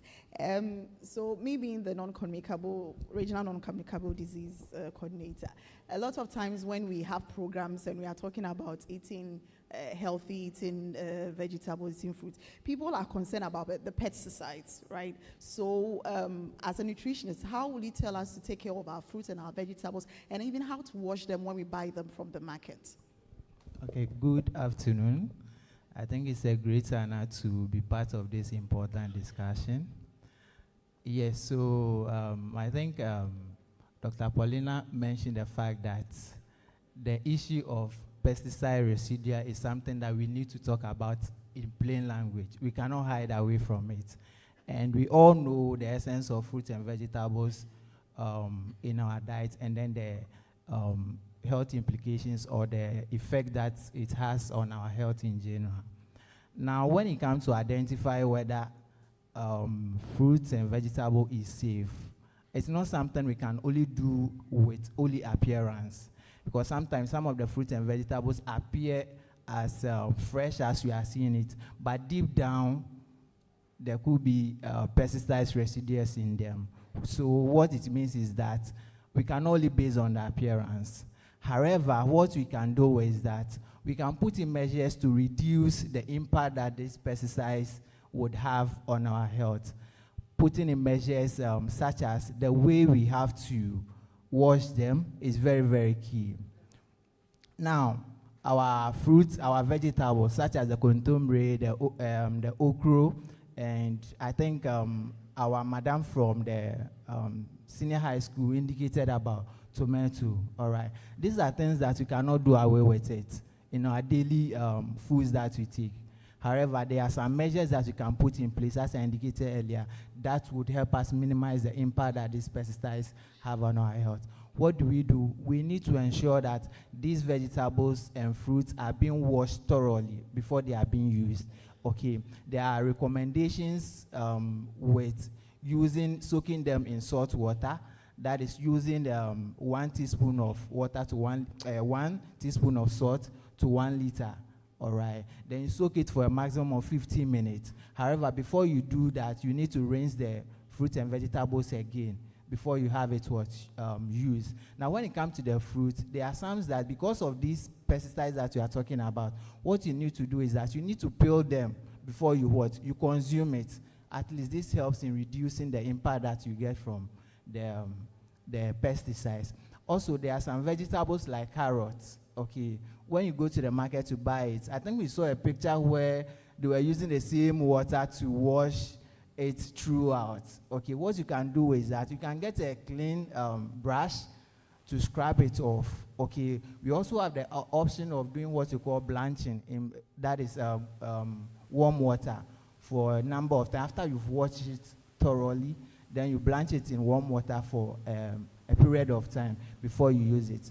We also sometimes recommend using the baking soda. Okay, so with that one, what you can do is that just like using a tablespoon of the soda into 1 liter of water.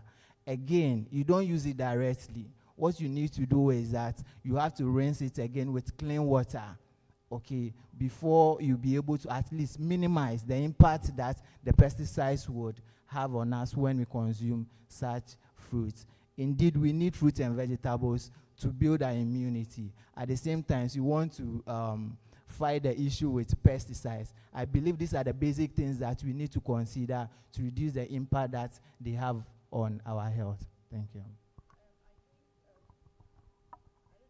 A couple of months ago, I saw some of the nutritionists posting something on food safety. With students being here, I want you to tell us about food safety, how to keep our foods clean and hygienic and not contaminated, and how we can integrate this into our education. All right, so thank you. So most of the time when you talk about food safety, I think majority of us, what you think about has to do with the wachi seller selling by the roadside, or probably the facility like Capital View that we find ourselves, that we need to pay attention. But there are basic things that as individuals, okay, including the students that we have here, that we do in our various homes that puts the safety of what we are eating at risk. All right, there are certain things that we need to pay attention, the basic things that we need to do at home, okay, and there are even basic things that we do that put the safety of what we are eating at risk, such as there are some of us that after buying the food from the market, when we get back home, how we handle the food is an issue. For instance, after getting your fruit or your vegetables, after washing them thoroughly, now going to the chop board that you are using, you have used the same chop board to cut a fresh product, let's say a fresh fish, which hasn't been washed thoroughly. So there is an issue of what? Cross-contamination, which you would want to pay attention to. So what you do is that your crossboard, the cardboard that you are using at home, you need to ensure that it is washed very, very well before you do what? You bring in any raw fruit or vegetables. That alone could help in prevention what you call what? Cross-contamination. Again, there is issue with storage. Okay, how we store our foods at home is an issue. Even in the fridges, when you have raw products that are being stored at the top of the fridge, the tendency of the liquid or fluid from raw products, okay, getting into cooked foods is also high. So what we normally encourage is that for your cooked foods, ensure that the lie above raw products so that there wouldn't be an issue of cross-contamination from fresh products like fresh fish and then fresh meat. Okay. Now, some of us also have microwave at home. And the way we do microwave our food is also an issue. There was I think one of our presenters talked about the plastic, which comes with chemicals that they don't interact with heat. Okay, they have the tendency of them interacting with heat, and then for the chemicals such as biphenyls leaking into the foods is also high. So there is a recommendation that for you to microwave, you need a ceramic product, okay, instead of the plastic product where heat is going to let the chemicals from it leaks into the food. So that is one of the things. Then there are some of us at our various homes, we do what we call overheating. After preparing the food, we tend to, after scooping it, we send it back to the fridge, heat it, reheating several times. Now what we do is that it promotes the growth of bacteria especially. Okay, so what you have to do is, when it comes to the storage, ensure that what you are storing, we are storing small amounts at a goal that you can heat at a particular point in time, rather than picking everything up, reheating it, send it back, which at the end of the day, there are some bacteria that enjoy the heat that you are providing for them. And also, in our fridges too, there are certain degrees that our fridges needs to also be at. When we have your storage within the range of 5 degrees Celsius to 60 degrees Celsius, we are promoting the growth of some bacteria. Okay, so we encourage that you ensure that your refrigerators are below 5 degrees Celsius so that you not promote. And then when you are also heating your food, it needs to be heat well, not only the steam. We are not only interested in the steam. Ensure that the reheating is done very, very well to be able to at least minimize the effects of bacteria in the food. Thank you. Thank you very much. I'm glad you were hitting a lot on the heating of the food because of the rainy season.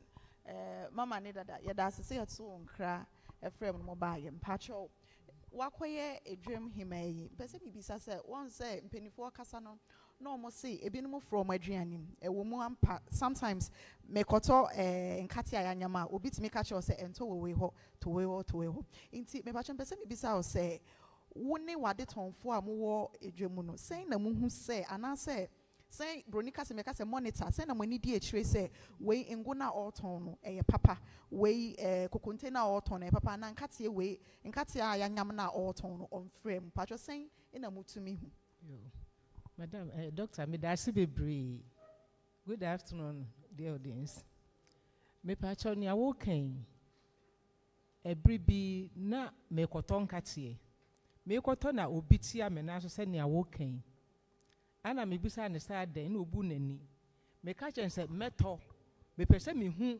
difference enti me koto ye no me ba na me de mensa efrem se na particles bi ewom ti me hu se not bi wom ana me kokoto wo different person ho me koto ne de ni smooth no ka chen se we de ofrem enti ma me approach na me bisa nse on fa ne nsan kan kate ne hwe enka eya ye bibia wo ho.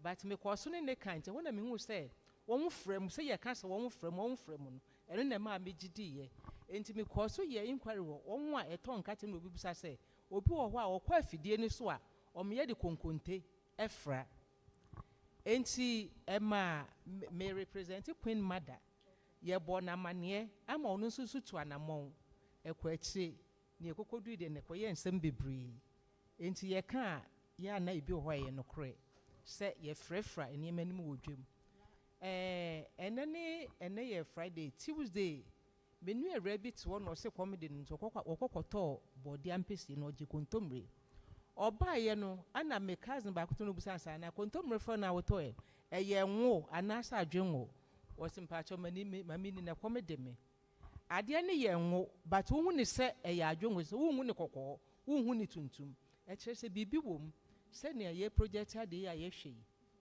presentation yɛhu sɛ baabi hɔ de Sudan no sɛ whatever ne yɛde frɛ ɛnwo nim enti ɛno na ma yɛhu ne sɛ yɛ ngo anaasɛ ɛyɛ adwengo no enti Friday nkrɔfo frɛfra wɔn nneɛma mu paa na mepɛ sɛ mebisa sɛ sanctions wɔ hɔ ma ɔmo yɛ saa na ɔmo wɔ baabi a Queen Mother no market Queen Mother no sɛ mutumi ka nsɛm wɔ akyerɛ na ɔwɔ baabi a ɔtumi kɔka report wɔn a yɛ sanction wɔn ana me nti da sɛ wakɔ report wɔ baabi ɛda ɛno deɛ ɛna afei ɔno no ɛmpɛ sɛ yɛn nyinaa sɛ be yɛ baase yɛbɛpɛ biribi akɔakɔdi nti ɔmpɛ sɛ ɔbɛsɛ obi adwuma na mmom wɔn na ɔbɛma no sɛ next time no ɔbɛhu ne saa no ɔbɛtu ho anamɔn na mepatwo wɔn sɛ market no yɛfa agata po yɛtu wɔn dwa kɛseɛ mu yi yɛwɔ mo wɔ dwa kɛseɛ no mu ne yɛwɔ mo nso wɔn wɔ kwan no ho ɔmo ka mo ho nti sa mibisa ne ntia mibisa saa ne sɛ uhu sɛ obi ɔwɔ kwan no ho ɛyɛ nea ɛnyɛ sɛ ɔyɛ a den na mo betumi aka na asema na wɔn a ɛwɔ kwan no ho no ɛnka yɛ ho enti no so ɔyɛ biribi a wonni tumi bebree sɛ wɔkɔka anka wɔ sɛ ka municipal na ka etu saa na mɔ no efi sɛ wɔkɔka yi ɔbɛka kyerɛ sɛ ɔno no ofiri baabi na wabɛbɛhyɛ ne dwa nti wɔn no wɔn nka yɛ ho na dwa kɛseɛ no wankasa mo problem bɛn na mo wɔ a wohwɛ a ɛyɛ affect ne nti ɛba ha ne ɛka nnuane ho nsɛm sɛ ne betumi edi nnuane pa problem bɛn pa na mo wɔ market ni mu a ɛyɛ affect nnuane a mo tɔn no problem no ne kɛseɛ no a me de me hu ne sɛ wo se o kɔtɔ ɛmo wo bɛkɔ mu ne sigya so ne afa raba ne ate mu na gum me busa me ho sɛ na enu baabi kwa ba kɔdu baabi kwa wote na raba no ɛna ne nka aduane ne ho ana ɛno no me nkwa de yɛ problem kɛseɛ a me nkwa de ɛha me paa wokɔ kan so a wɔn nte wahyɛ sɛ akɔla ne ba no onkuta bo onkuta hwee maame ne bɛbɛ gyina ho no so ɔba a wɔso ɔbɛtɔ mu onkuta adeɛ enti wobɛte aguro ɔba mu na ama no deɛ ɛtɔ so mmienu sɛ baabi a sɛbe nananom wɔ ha yi yɛbɛgya yɛ nan ɛgye sɛ wokɔ akyirikyiri hɔ baabi edwa ne to baabi ana obi nso fo sɛ otu gata kakra no ɔde agu gata mu a ɔkyerɛ nko bi de begu na no nso akɔyɛ nsɛm bebree enti ɛno de yɛaka akyerɛ municipal ka chief executive wɔ ha anka ɔbɛbɛ with me ɛnso so no yɛhu nea yɛyɛ wɔ ho enti obi dwonso gu sɛbio dwonso gu container mu a anwummerɛ no wahwie gu gata kakra bi wɔade kyerɛ wo ba sɛbi wonya hwen ɛno mu yɛ nneɛma bi a ɛha yɛ adwen wɔ hɔ paa that's it pacho we de ubetimi de mic na ma Mr. Asante pacho that's pass obaye ye bisa se ye mpanifo ne kasa na omo kasa spray a omo de spray omo de shimfu ye ne moawa omo we plant na ye bisa se den ne betimi aye aboa kuafo na omo yusu ne a enye so omo yusu no pesticides na enye no sen ne betimi aboa kuafo no mo use sa because me de me koto ade o marketer ne o de buy na na meto say wo de nroboni na spray yo se wan fe nroboni na spray minim nti sen na mo kuo no eboa kuafo no mo mfa spray boni en spray nnuaba no yo mpanyim damasi yo ri piase kasaro na be kan se na kasa bebre FDA panyin nso okasa bebre na kakra me kan se nduna ekoto stores na yɛ spray fu obi wo ha ko okono okoto a onhwe ho na mnim se na wode aduru beba stores na beton ebiefo ebu ansan wo de aba ebi wo ha beko na hwi ni ho bibia ni ho adi adase se ebiefo nsa hyase na bi mu eto ebi se wo de kogu won afunu so na ahye wura no na bebre ho so a wonya hyew na be na nsa na nan pe wo beko na asan afiase asan afiba je se enye papa enu je se ebiefo ampubu sa aduna won anya ntum sa bebre ho so a wopefu ni yententem ti so wonya do afu ni wie ya na nsa na na ngwadufu na opese wobo spray na washing eno se ma wono ba na wo ye no enye papa esan se ndu na wo de ekwakoya djuma no enye du a won ga tum se won fan ye afu na num nyina se anka fu ni wo ye afu a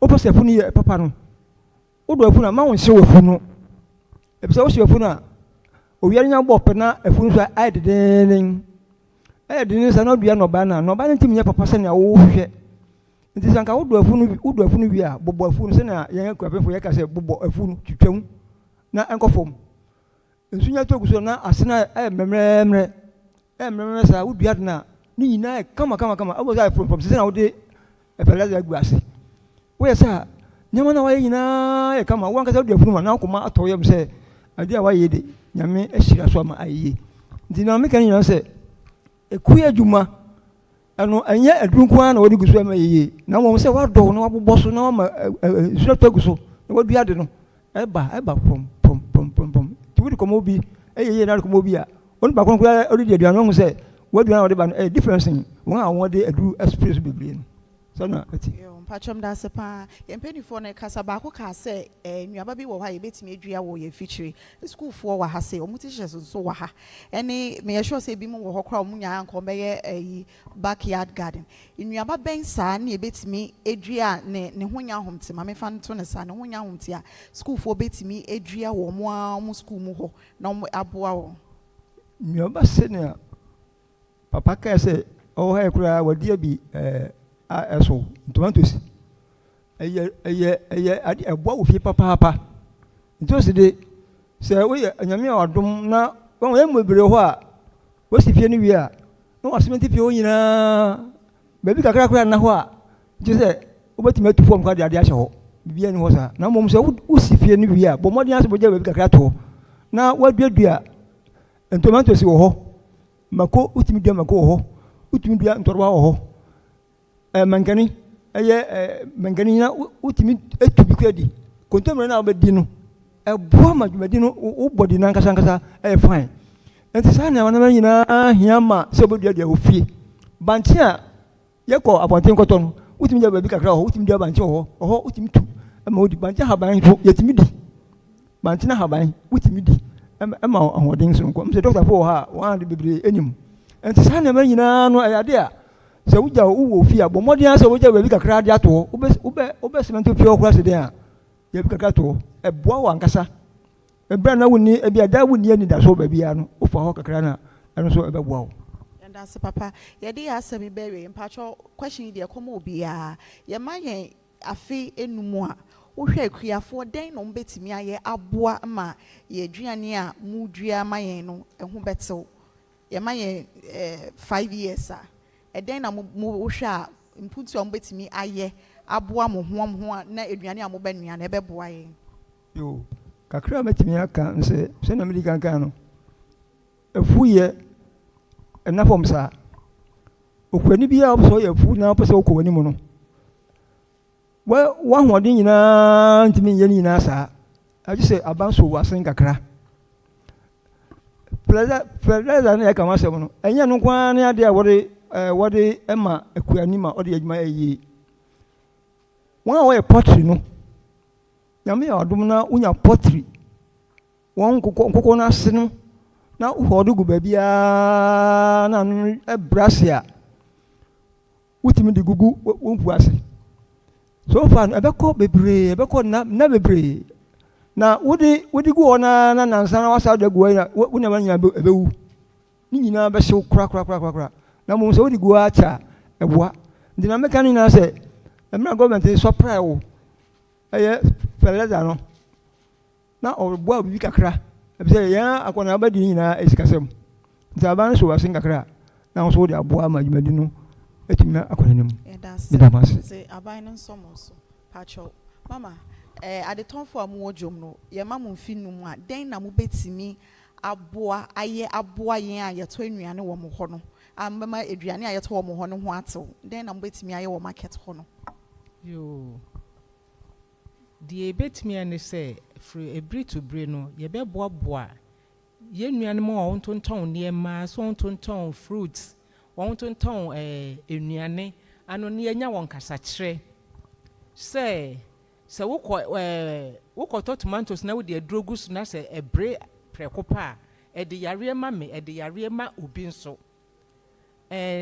me fa we ɛde ayɛ susudua na sɛ menka ne sɛ example sɛ first no wokɔtɔ pɛ a wobɛkɔ na abre na ho na yɛ kɔkɔɔ na memfa sɛ wohu sɛ green da hɔ na wei da hɔ wohu sɛ wei abre sɛ wobɛkɔ pɛ ne green nso so yɛ sɛ abre enti ne nyinaa no yɛbɛboaboa sɛ nipa ne nyinaa no sɛ wɔn baabi kɔn kɔkɔtɔ pɛ ne firi no ana baabi kɔn kɔkɔtɔ wɔn nneɛma ne firi no wɔn nso no wɔn nkasa sɛ owó bebrebe a aba ne nyinaa gyina enuane a yɛdi so enti sɛ wɔn no wɔn nkasa na sɛ to asom a ɛm sɛ awurade bɛtɔ nkyerɛ nso agu so nneɛma bɛsesa ama yɛn.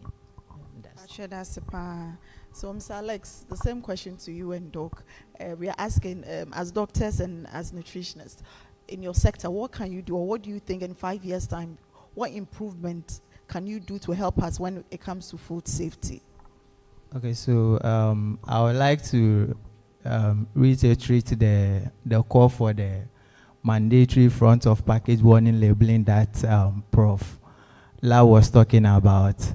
So it seems the food safety all the times has to do with the biological aspect of it, but the other aspect that my boss Prof. La was talking about, that is one of the things that I would like the government to pay attention to, because we need a mandatory front of package warning labeling. Why? Because even those of us, most of us seated here, even with the back labeling that you are having, it's not everyone that has the time. Even if you are to read, you might not know what it's contained in the food that you are eating. However, with the front of package warning labeling, this is a signal that is going to be put on front of the pack.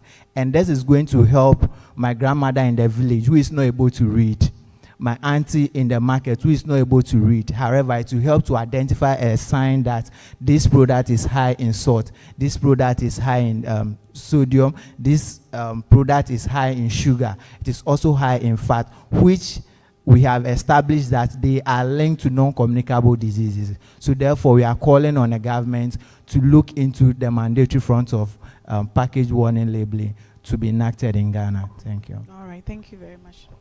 All right, so thank you.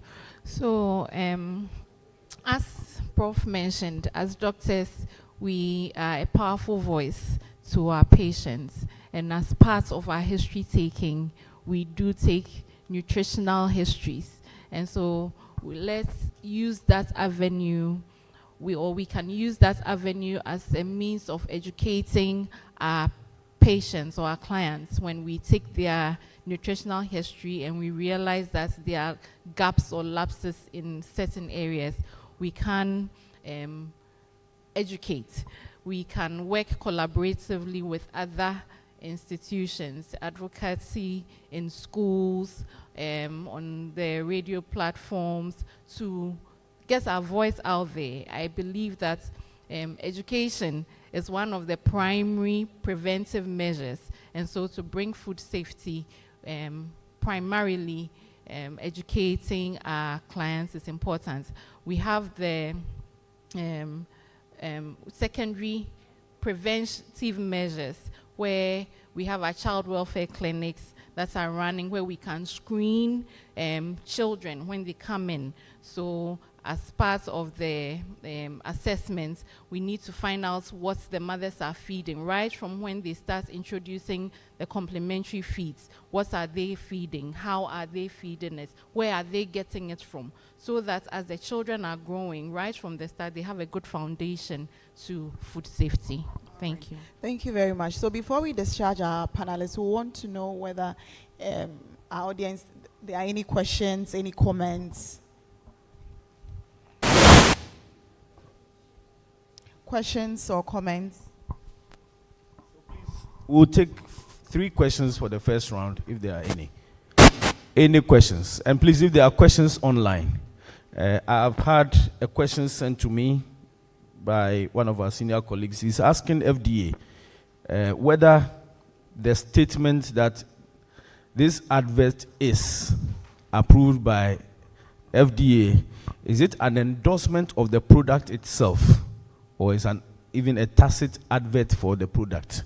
And that he thinks that some people are rather using it, quote and unquote, as an endorsement of the product, even when there are issues. So we should look at that. So maybe you can respond to that at the end, when the panelists finish their questions. We will also take a few questions from online, and it will be read to us. Hold on.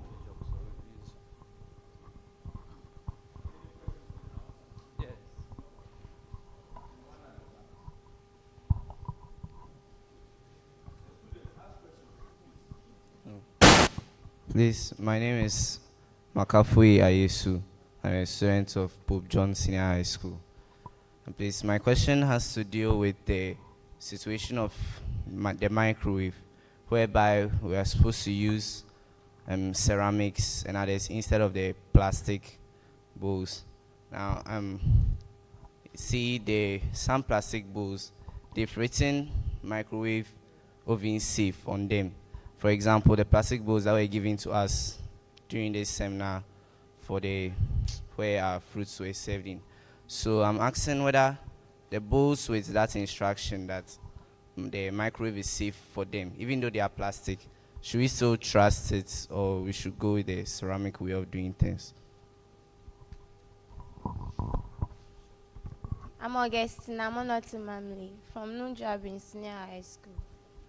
And my question is, they say something about those who use chemicals on fruits like banana. And we are all aware that those who use the chemicals, they are aware that it affects our well-being. So what are they doing about that one too? Thank you very much.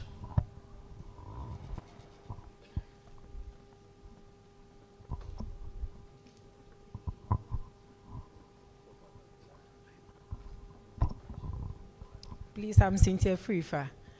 Please, I will urge our farmers that when the market women pressure them to, these days they get to their farms to harvest the products, especially when they are waiting to buy at the market side and then the things are not coming down. They want to climb to the mountainside and the farm side to harvest the things themselves.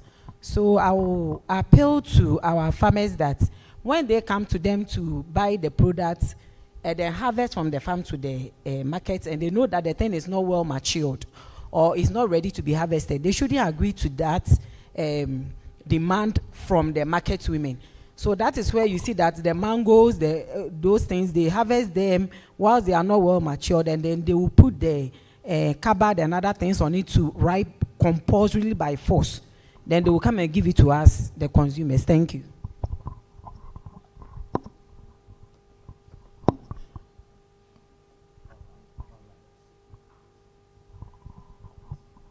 Okay, so thank you very much for the question regarding the microwave using the plastic. So the good thing is that with what you have, it has been labeled, okay, that it is microwave safe for you to use. So in that regards, you can go ahead and use it. However, the heat that is being applied to it, if you don't have a well-functioning microwave, you could overheat it and then still have the leaching of chemicals such as the biophenol leaking into the food. Okay, the safety measure is going with the ceramic. Okay, but if you have, as I said, as you indicated, it's labeled. If it is labeled, at least they indicated. Right now, you and I cannot regulate it. I don't know if FDA has a means of checking whether that comes in a safe measure in terms of the heat that will be applied to it. FDA will be the right person to answer. But if on the safer side, the ceramic is the best option to go with, especially if your microwave is not well fitted. as it needs to be. Okay. Now there was a question on the banana and the pesticides. Yes, our farmers, they are in for the cash. Okay. So sometimes they don't consider the health of we the consumers. That is why we the consumers need to play it safe. Okay. So there was a recommendation earlier that one, they are doing it because one, it could be that the food is not in season. If the food is not in season, the tendency of producing to meet the demands of the consumer is high. That is the reason why they will add the chemicals to have the product ripen as quickly as it needs to be, which shouldn't be the case. So you go in as it was recommended earlier. Other than banana, the vegetables, if they are in seasons, you go in for that and then store them to make use of them later when they are out of season. However, with an issue of banana, for instance, when you are going to get it outside, sometimes you can consider taking a smell of it. If you are experiencing any foul smell on the banana, I think you should play it safe by consuming the banana. And also, if you realize that there has been an insect that has probably died and is on the banana, it could be an indication that chemical has been applied to it. So I think you should avoid that as possible. Thank you. Okay, thank you for the responses. FDA, you want to respond to the question directly to you? Quick one. All right, thank you very much. Yes, Anita, you are on speakerphone, so everybody is listening to you in the room. So I'm talking to the regional officer. So for the issue of the chemical in terms of ripening, Anita, there's an issue of forced ripening. What they should do. What I'll do is that I will link you to the market queen. So that, I mean, if they need some education, then you help them. I will certainly do that. So if you can share their contact with me, yes, I shall reach out to them and organize the medication and awareness program. What's your woman power? Or since she will reach out to you, to measure your number, if I say then just for all of you to know, FDA, we even now have a link. All the markets in Accra, the major markets, they're on my phone now. We have a platform with them, platforms with all of them. So if you are doing something in the market, they can just take a picture and then they send to us. Then we see what you are doing. So we'll also set up one here. Enti wo ye no be ye adwuma pa. Enti market ni nyina no Anita or no be ye adwuma. Enti mejo number ni me dia ma no. Bibia pesu here bia no so obeboa mo. I hope I've answered your questions. I've answered your questions. Okay. Yo, microwave. Who person beside microwave? GSA is here. Standards Authority is here. Mr. Sean. Okay, all right, okay. But Odia will answer. Thank you very much, and thank you for linking that up. We have online participants, and they've been seriously engaged, and so we'll take questions from our online community. Dr. Artemensa, please, if you can read them out. Okay, so the first question from Mr. Peter Guyena. What are the effects of using air fryers, fufu and banku machines? They are very common these days, so I'm sure there's also linked to microwave. And the second one from Dr. Ghana is saying, what are ultra-processed foods? Sardines, star cakes, corned beefs, are they included? And how do I know which is an ultra-processed food? Then the last one from Dr. Daniel is saying, the wrapping and selling of banku in rubber for sale or domestic use, is this safe practice? Thank you. Okay, so I believe we got the questions, right? Banku in rubber, is this safe? Air fryers and fufu machines, how safe are these for us? Please, you said? Yes. So, are any of you going to take it, or our speakers? You can also join in, and where you have comments on some of these questions, you can take them. Anyone? Prof?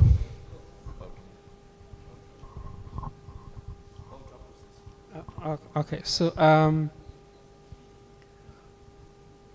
processing of food, as we know, entails a lot of things. So when you harvest your maize, and then you dry it. Drying is a kind of processing. When you have Kobe that you've added, or you add the salt before you get Kobe, right? You have fish that you've added salt, is a kind of processing.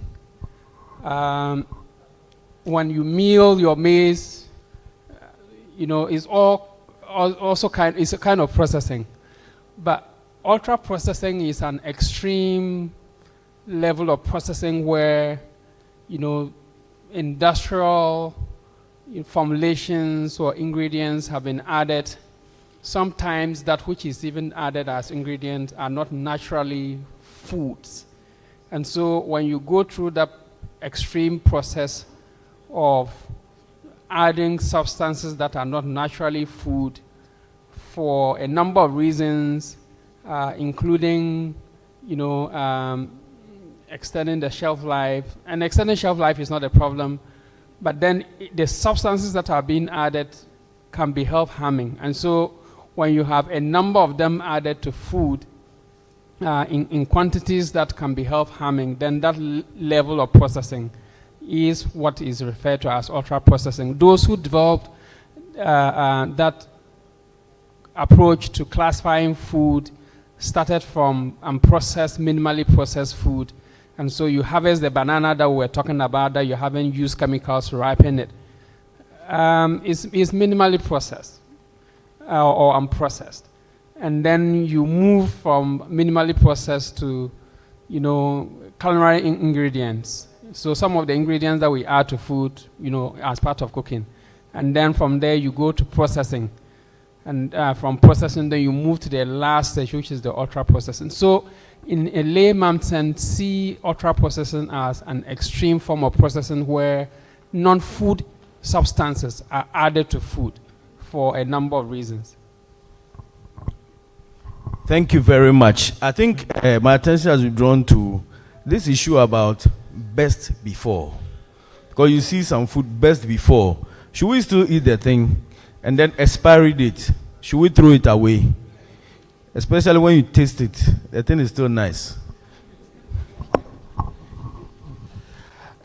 Thank you very much. Food, we say, is a complex matrix. Food can go bad. So the food hazards our profs were talking about. So she had the food and then there were these pellets in it. So if you buy it and then pellets are metal, you can break your teeth. It will harm you. If it happens to the food, that's one. But when you leave the food for a while, especially not packaged, it will also have it will be attacked in a way, especially on the microbial level, because the microbes, they are not bad. They also want to live, and they then will be on the food. So they would cause certain undesirable things to happen. Sometimes you see that the food at a certain point is very crisp. But if you give it a little amount of time, now the biscuit goes flaccid. So when we say best before, it is an assurance from the manufacturer that the way they have packaged it, they've managed it. Before that time that they have given, you have the assurance that the product is as fresh, as best as they can, and would retain certain qualities that is expected. But after that date, it possibly may be that you could eat, but you don't have the right to sell it to somebody. The commercial aspect stops. So sell by date, best before, and the rest really for the FDA is a cutting off point where you are not supposed to offer it to somebody for sale. But if you will stay home and you want to eat it, why would you? But we say commercially, you can't bring it out and sell to people because it may not be what. In fact, that was the reason why we made Coca-Cola. Okay, I don't want to use the name of a company. We made certain companies change that 1 year shelf life that, they bubble carbon dioxide into some of these drinks, fizzy drinks, and then they said it had 1 year shelf life. But the tests that we did showed that the plastics that they were using, 6 months after they have produced, it escapes. So you realize that the Coke or the whatever product it was not as flat. But no matter one thing, it doesn't hit you the way it would have been. So 6 months. So we asked all of them to. They were not happy. We stopped them. Everybody 6 months. If you see any fizzy drink that is more than 6 months, please tell us. Thank you. Okay, so okay, Prof. I wanted to talk about the practice of using rubber for banku, as it's a harmful practice that we need to desist from. Thank you. The plastics, as you mentioned, please. A lot of you are abusing the plastics. Kenke, wache, some of them under extreme heat. They are plastics. You may get leaching occurring. Some of them at a certain, cool temperatures, you could use it. Styrofoam, at a certain, you are not heating. But if you put, for example, food in and you put it in the microwave, you are causing something else to happen where the leaching can occur. Likewise, the issue that my brother is talking about.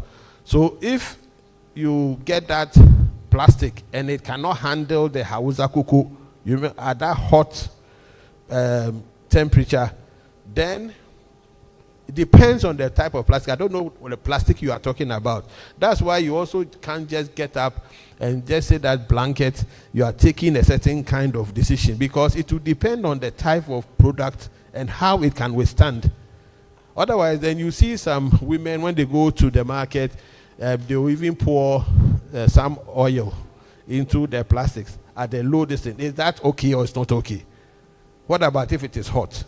So there are a lot of these things that we need to study and give information for people to be sure of what they are doing, especially the ones that are hot. It brings other issues to us. Just a comment from Prof. Kunedu. I wanted to add to what Mr. Dadeje mentioned earlier with regards to the best before dates. But the expiry dates, I think you forgot to mention the expiry dates. The expiry dates have to do with safety. So after the expiry date, the safety cannot be assured anymore, unlike the best before dates, which is more of a quality issue and a regulatory issue. I also want to mention about the microwave. I think there was a question about microwave and air fryers. In fact, the air fryer technology is a good technology, and it's touted as better because it allows for some fatty foods, for the fat to drain out without having to fry it in fat.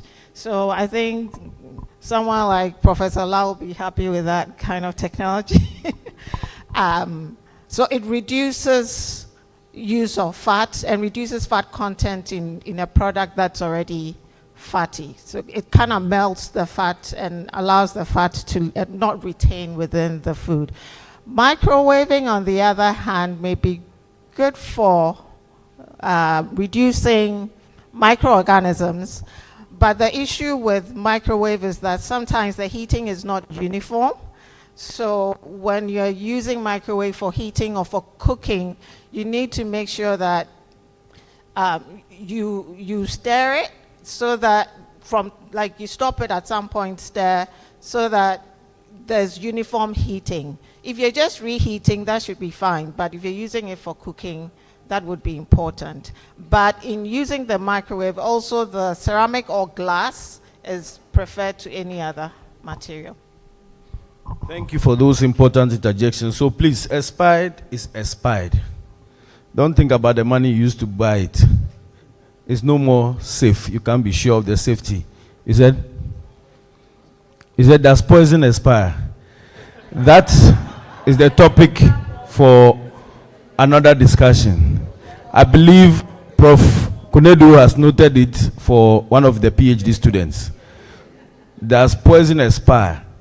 And if it is expired, does it become more potent? All right. Okay, on that note, we want to thank our panelists, Dr. Saka, Mr. Alex, Mama.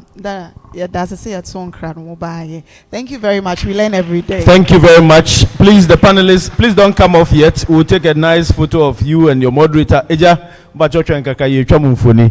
And as they do that, please, the QR code is on. You can just take your phone, zoom in, scan the code, and we've also passed the code around on sheets.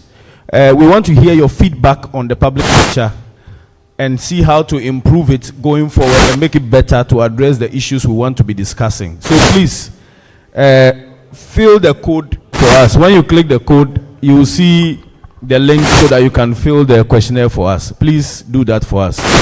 For the doctors online, please, and even those here, if you don't fill the questionnaire, no CPD points.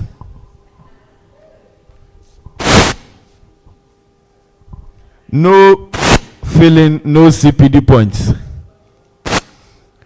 All right. Thank you so much. Thank you so much. We would have lunch very shortly. We are almost at the end. We'll have lunch very shortly. When we close, please, just in front of the reception of the hotel where the cars park, just in front of the reception, lunch packs are available and will be given to all. Our dignitaries and speakers would shepherd you to a very small corner for lunch. So just hang on a little and the ushers will direct you accordingly. Victoria?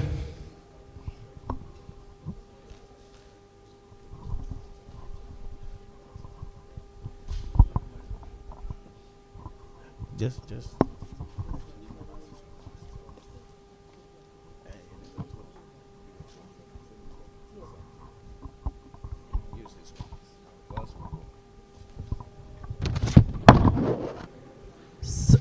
We'll call on the president of Ghana Medical Association. Please, can we have somebody help us with our podium? Hey.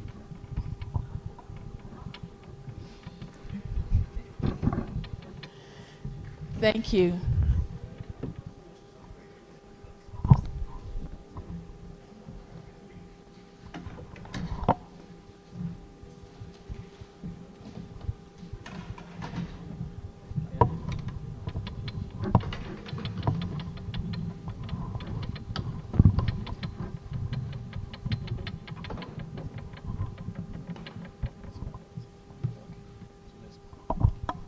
We now call on the president of the Ghana Medical Association, who is also the chairperson for the day, to give us his closing remarks. Please, let's welcome him with a round of applause.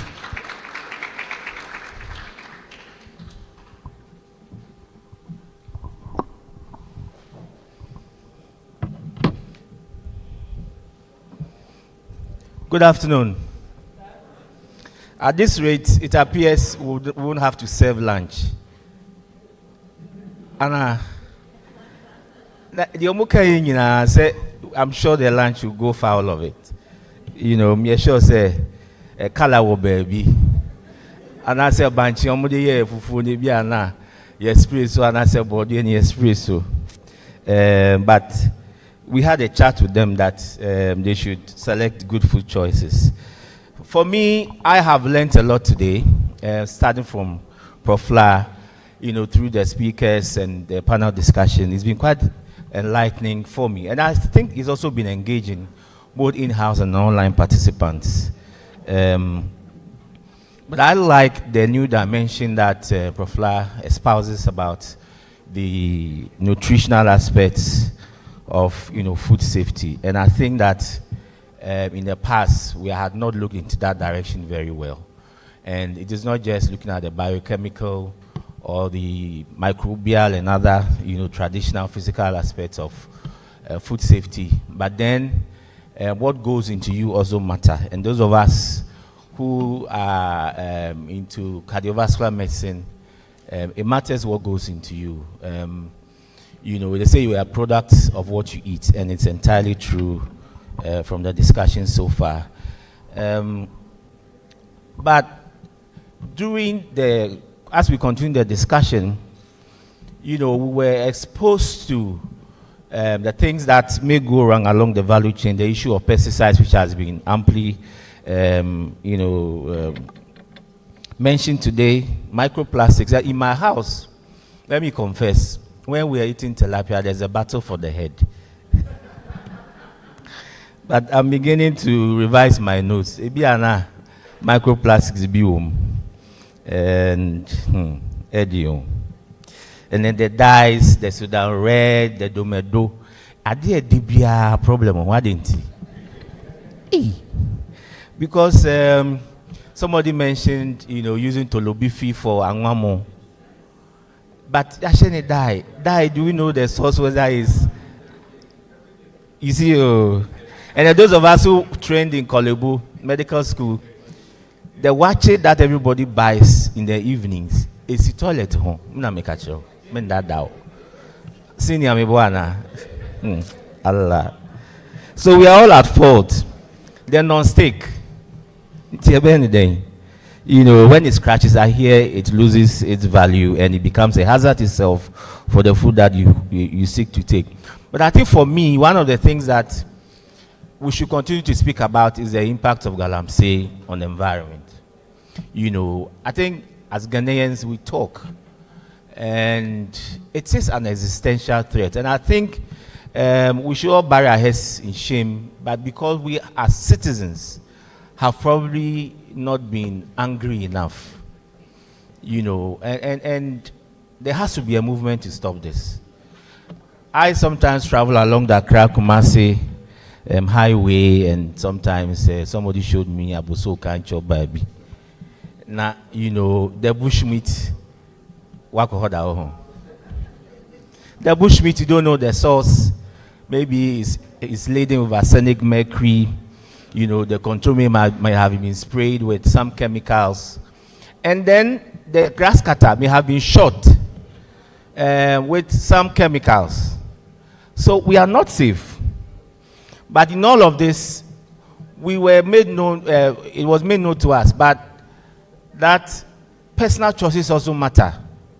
Okay, so yes, there may be issues on the individual level as to who produces, who sells, but the consumer also has a choice to make, to look at the environment where the food is being produced, to look at the preparation methods, to look at food labeling has come to the fore today. You know, the transportation, the storage practices and all that. But importantly, once we recognize these problems, the solutions are well known to us. And it is not one person. Everybody, you and I, are involved. It is multifaceted problem and therefore require multi-sectoral approach in solving the problems. Okay, so we can advocate, we can lament, we can do all sorts of, but crucially, we also agree that, you know, advocacy and regulation, FDA was here, you know, particularly regulation and policy. It's quite deep. I was amazed to know the number of publications, you know, on food and food safety practices in this country. I was never aware. Maybe we need to do a lot more education to lead people to the sources of good information so that we practice, you know, good food safety, you know, practices. So our approach must be concerted. I want to conclude to say that GMA stands ready to work with everybody. And this, for me, appears to be the beginning of the conversation. And let not it end here, but let the conversation continue. Those who are not here, policymakers, you know, regulatory authorities, we need to provide funding for all these efforts that we are discussing, so that in the end, you know, we shall produce a nation that is healthy and be more productive. I want to also reiterate that it's probably time, as I said in my opening remarks, to have a critical think about single-use plastics. I know that next year, January, the styrofoams may be or will be banned. I hope the government does not go back on its promise, because it happened before. When the pressure from industry mounts, they chuckle. But I think we should be policemen and ensure that it does happen. And, advocacy like this may also, give them the impetus to stick to their guns. But I think the conversation must be brought in, and I am going to lead that charge for the abolition of single-use plastics in this country. Those of us who live in the big cities, your gutters are choked. Are they not choked? I mean, yes, silt, true. Poor drainage, the capacities are low, inadequacy and all that. But half of it is plastic. And that must cease. You see, sometimes policy must be set in the context of the sociocultural, peculiarities of the people you serve. Elsewhere, when enforcement, is quite powerful, they may look on because somebody on his own may throw it away, but a police or a camera will catch you. But here, it is not like that. So, it's like galamsey. We say community mining. It's an euphemism for galamsey. Say we want to legalize community mining, it should come together, form cooperatives. But we know that we can't enforce what it ought to be. So for me, we would probably, what we're going to do is to set up a petition link and send it around and gather signatures. And we'll march to the Minister of Environment and to say that the government should look hard at banning single-use plastics. I want to mention or re-quote Professor La, and that will be where I will end. And I think that we should go home with that statement that he made, that if it is not healthy, it is not safe. And if it is not safe, it is not... Can we repeat? If it is not healthy, it is not safe. And if it is not safe, it is not food. God bless us all. Thank you.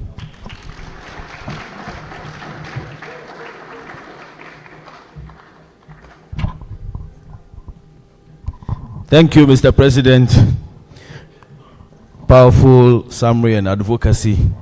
We'll be waiting to collect the signatures. Please kindly scan and let us have your honest feedback on the presentations, every aspect of this, so that we can continually make it better and engaging. We would... Hectoria? Vote of thanks. We now call on Samantha. Dr. Samantha Nsoma to come and give us the vote of thanks. Please, let's welcome her.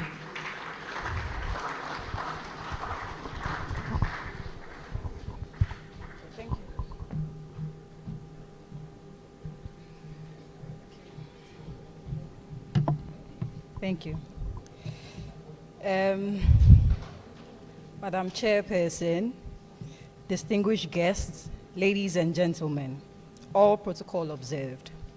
It is my singular honor, on the behalf of the organizing committee, to deliver the vote of thanks at the close of the 26th Ghana Medical Association annual public lecture on the theme, Food Safety in Contemporary Ghana, Public Health Concerns for the Consumer.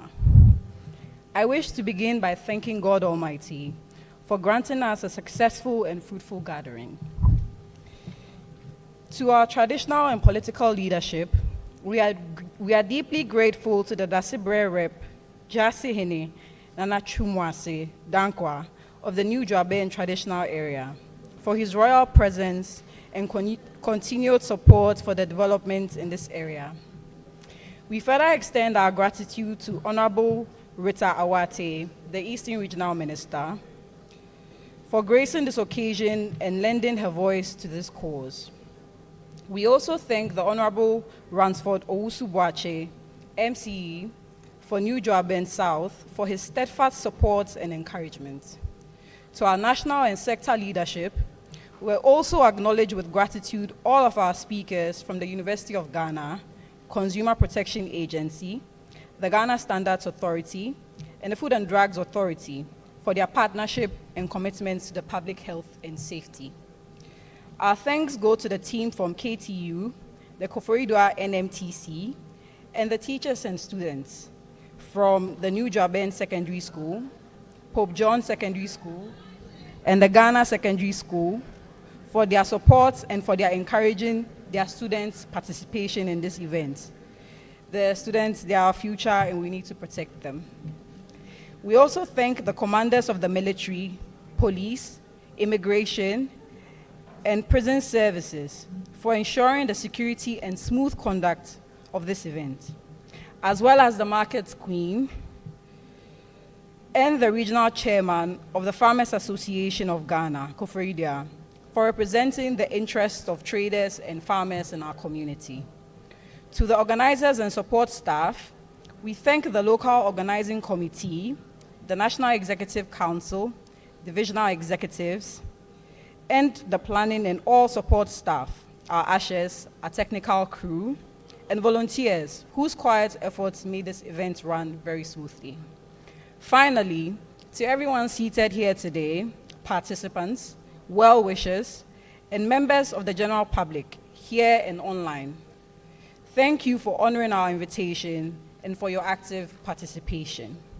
On behalf of the local organizing committee, I say a heartfelt thank you, and may God bless us all as we continue this important work together. Thank you very much. Thank you, Doc Samantha. And please, we are rounding up. We'll take closing prayer, but please remain seated for the group pictures immediately after the closing prayer. Then we can proceed. When we close and we are about to leave, please, it is important we pay reverence to Nana and then our seniors to file out first before we then all proceed to leave. Thank you very much. Dr. Muslim Ibrahim Donko, please come and take us through the closing prayer. Please, let's welcome him. He's the chairperson for the Upper West Regional Division of GMA. Please, let's continue clapping. Our glucose levels are down. Why should I grab a podium for prayer? Good afternoon, everybody. Dr. Woba, I'm sure you have seen. They saw me sneaking out to go and pray, so they say I have to pray for everybody. Let's be in the mood of prayer. We pray in the name of Allah, who has brought us here together today to learn and share information. I mean, today is a Friday, so I pray that Allah will take our gathering as a form of worship. We know some people couldn't go out to pray. So we also pray that Allah will make today, special for all of us. We have already seen the impact of the presenters, in the form of a reduction and then in size, and then the increase in, the health content of our snack. So we know that what we have done today, Allah has already accepted the work we have done. So we'll continue to pray that Allah will reward the presenters and put sincerity in their future presentations. Because when you look at the work they do, you already know that they are fighting, very strong people who have very deep pockets.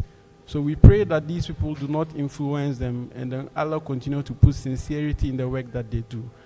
I also want to pray for the traditional authority, our chief that has been here throughout with us, that Allah will continue to put wisdom in him and then guide him to, rule over the people that he has elected him to rule. I also want to give a special prayer to GMA for bringing us together for, this event. We pray that Allah continue to lead the leaders and then give them good insight so that they continue to select good topics that will benefit the whole of Ghana. And we pray for the students that have come that Allah should increase their knowledge and then bring them to become the future leaders, people that will lead some of these discussions in future. And we pray that Allah will send all of us back at the end of this meeting. So we thank Allah for bringing us, and then we continue to praise him. May he grant us goodness. And for the Muslim prayer, we end by saying that may Allah prevent us from going to hellfire when we all die. Thank you very much. Amen. Thank you, Dr. Muslim. Yesterday was his birthday. Give him a big round of applause. In fact, I did not know he had a birthday until yesterday. So please, we will check their pictures. We'll first call on Nana Nidiemu Ampacho. So Nana will be joined by council members. Please, for the first picture, all council members present, please, let's make it very snappy. Please, they will just be in front.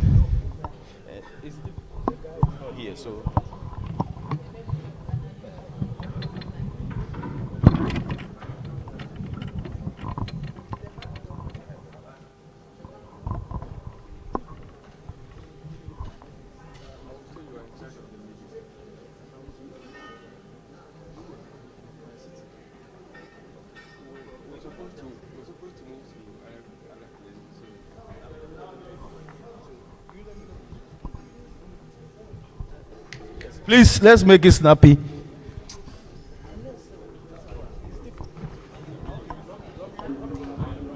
In our drop.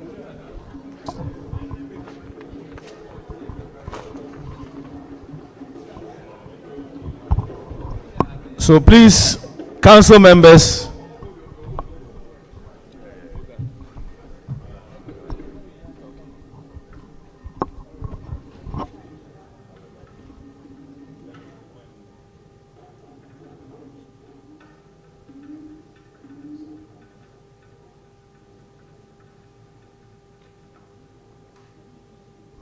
thank you very much. Council members, please remain, and speakers and panelists, please join them.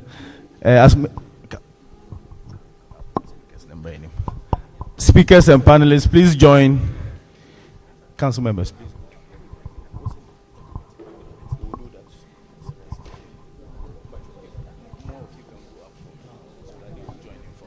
please. Yes, please join in front here. Please, kindly join. Yes.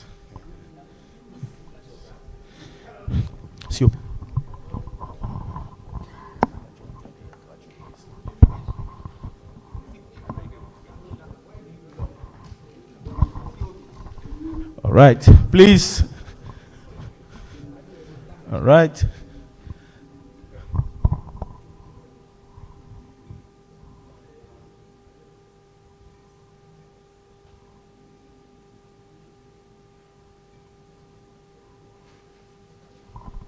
Thank you. We would now have council members, please remain.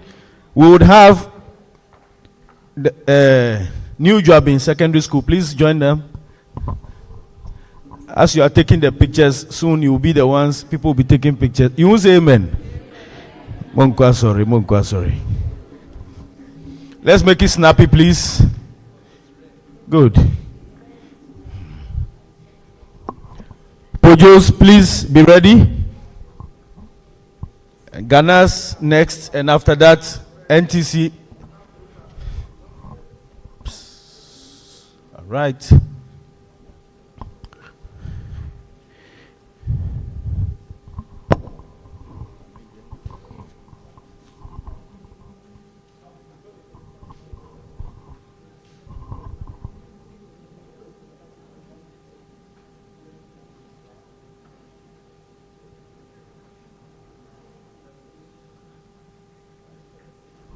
Thank you very much. Pojos, fast.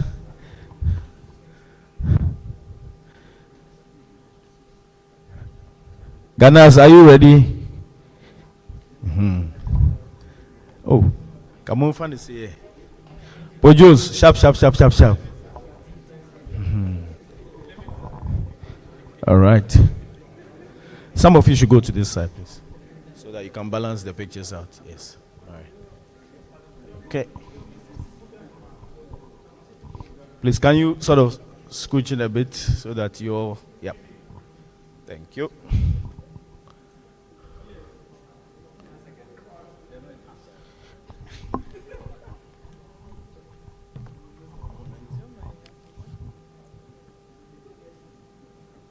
Thank you, Ganas. Please use this side. Ganas, you use the middle side so you don't cross. Thank you.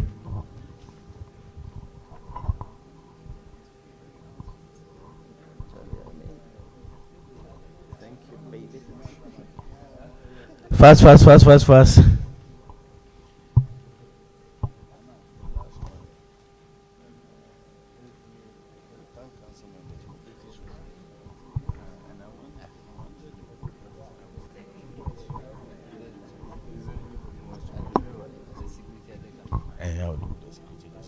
Thank you very much. Oh, you're not done. Me pon kopentem.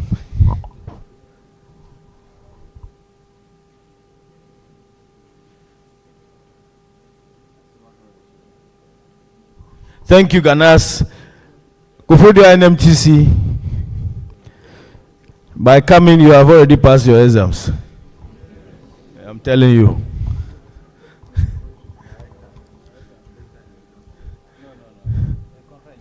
All right. Fast, fast, fast, fast. Please, the security agencies among us, please. Get ready, sir. We'll take picture with you, sir. Everything, sir. Mumbai.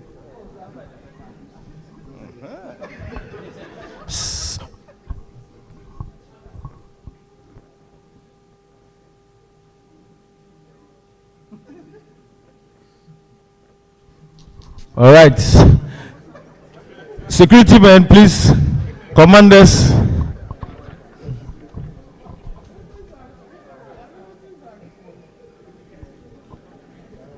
Please, let's make it fast. Let's make it on the beat. GRMA, please come in front. We cannot separate you from the doctors. If other groups there, we can sack them. But GRMA, doctors and nurses, water no pass. Yes. This is the safest place to be among the security agencies.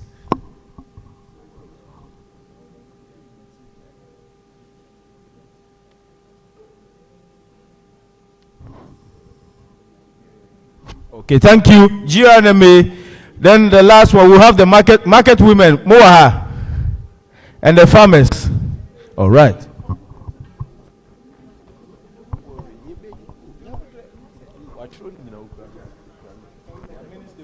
All right. You can never separate.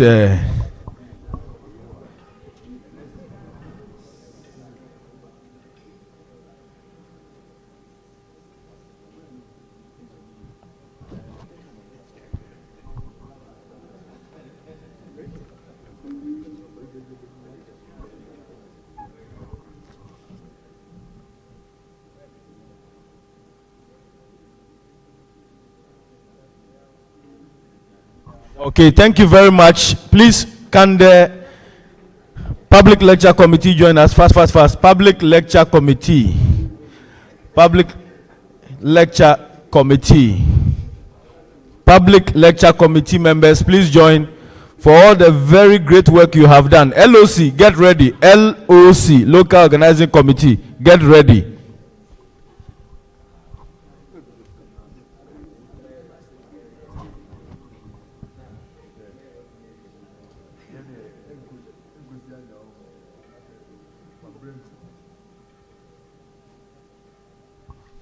Thank you very much. LOC, quick. LOC. All the ashes, everybody who has been doing the legwork, join quickly. Let's round up. Confirm.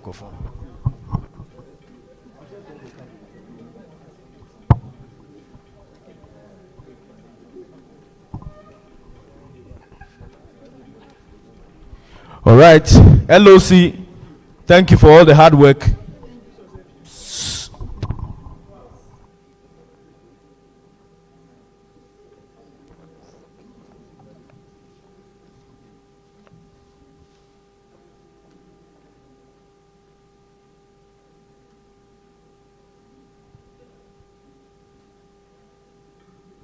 Thank you very much. Everyone who did not take some of the picture, please come. In fact, if you didn't take the picture and you don't come, you can't leave. Please come. All the doctors who couldn't take the picture. This is only proof that you came.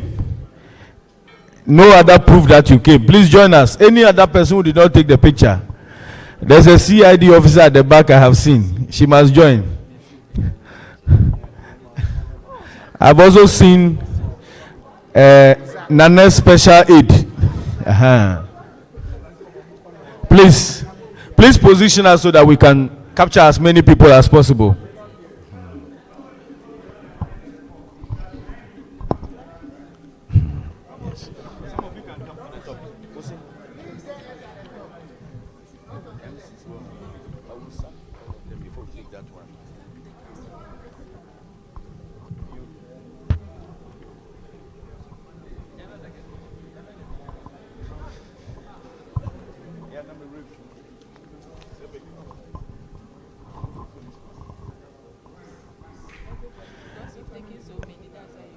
Please join.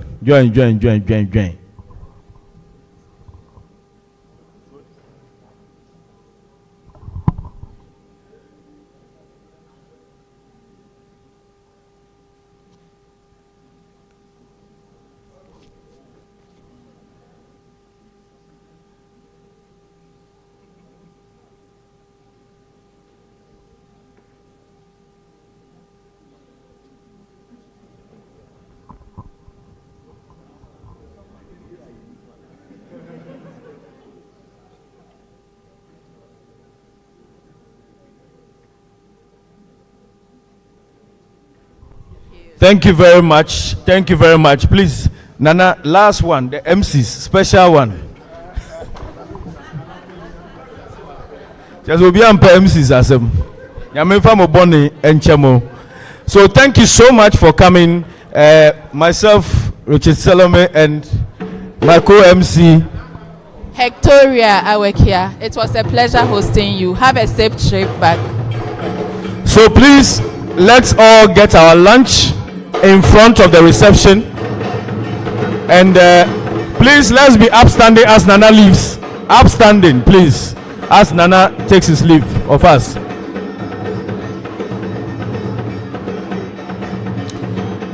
Nana yada sipi saudi weni onyama betaye chi nyame enhira obebre.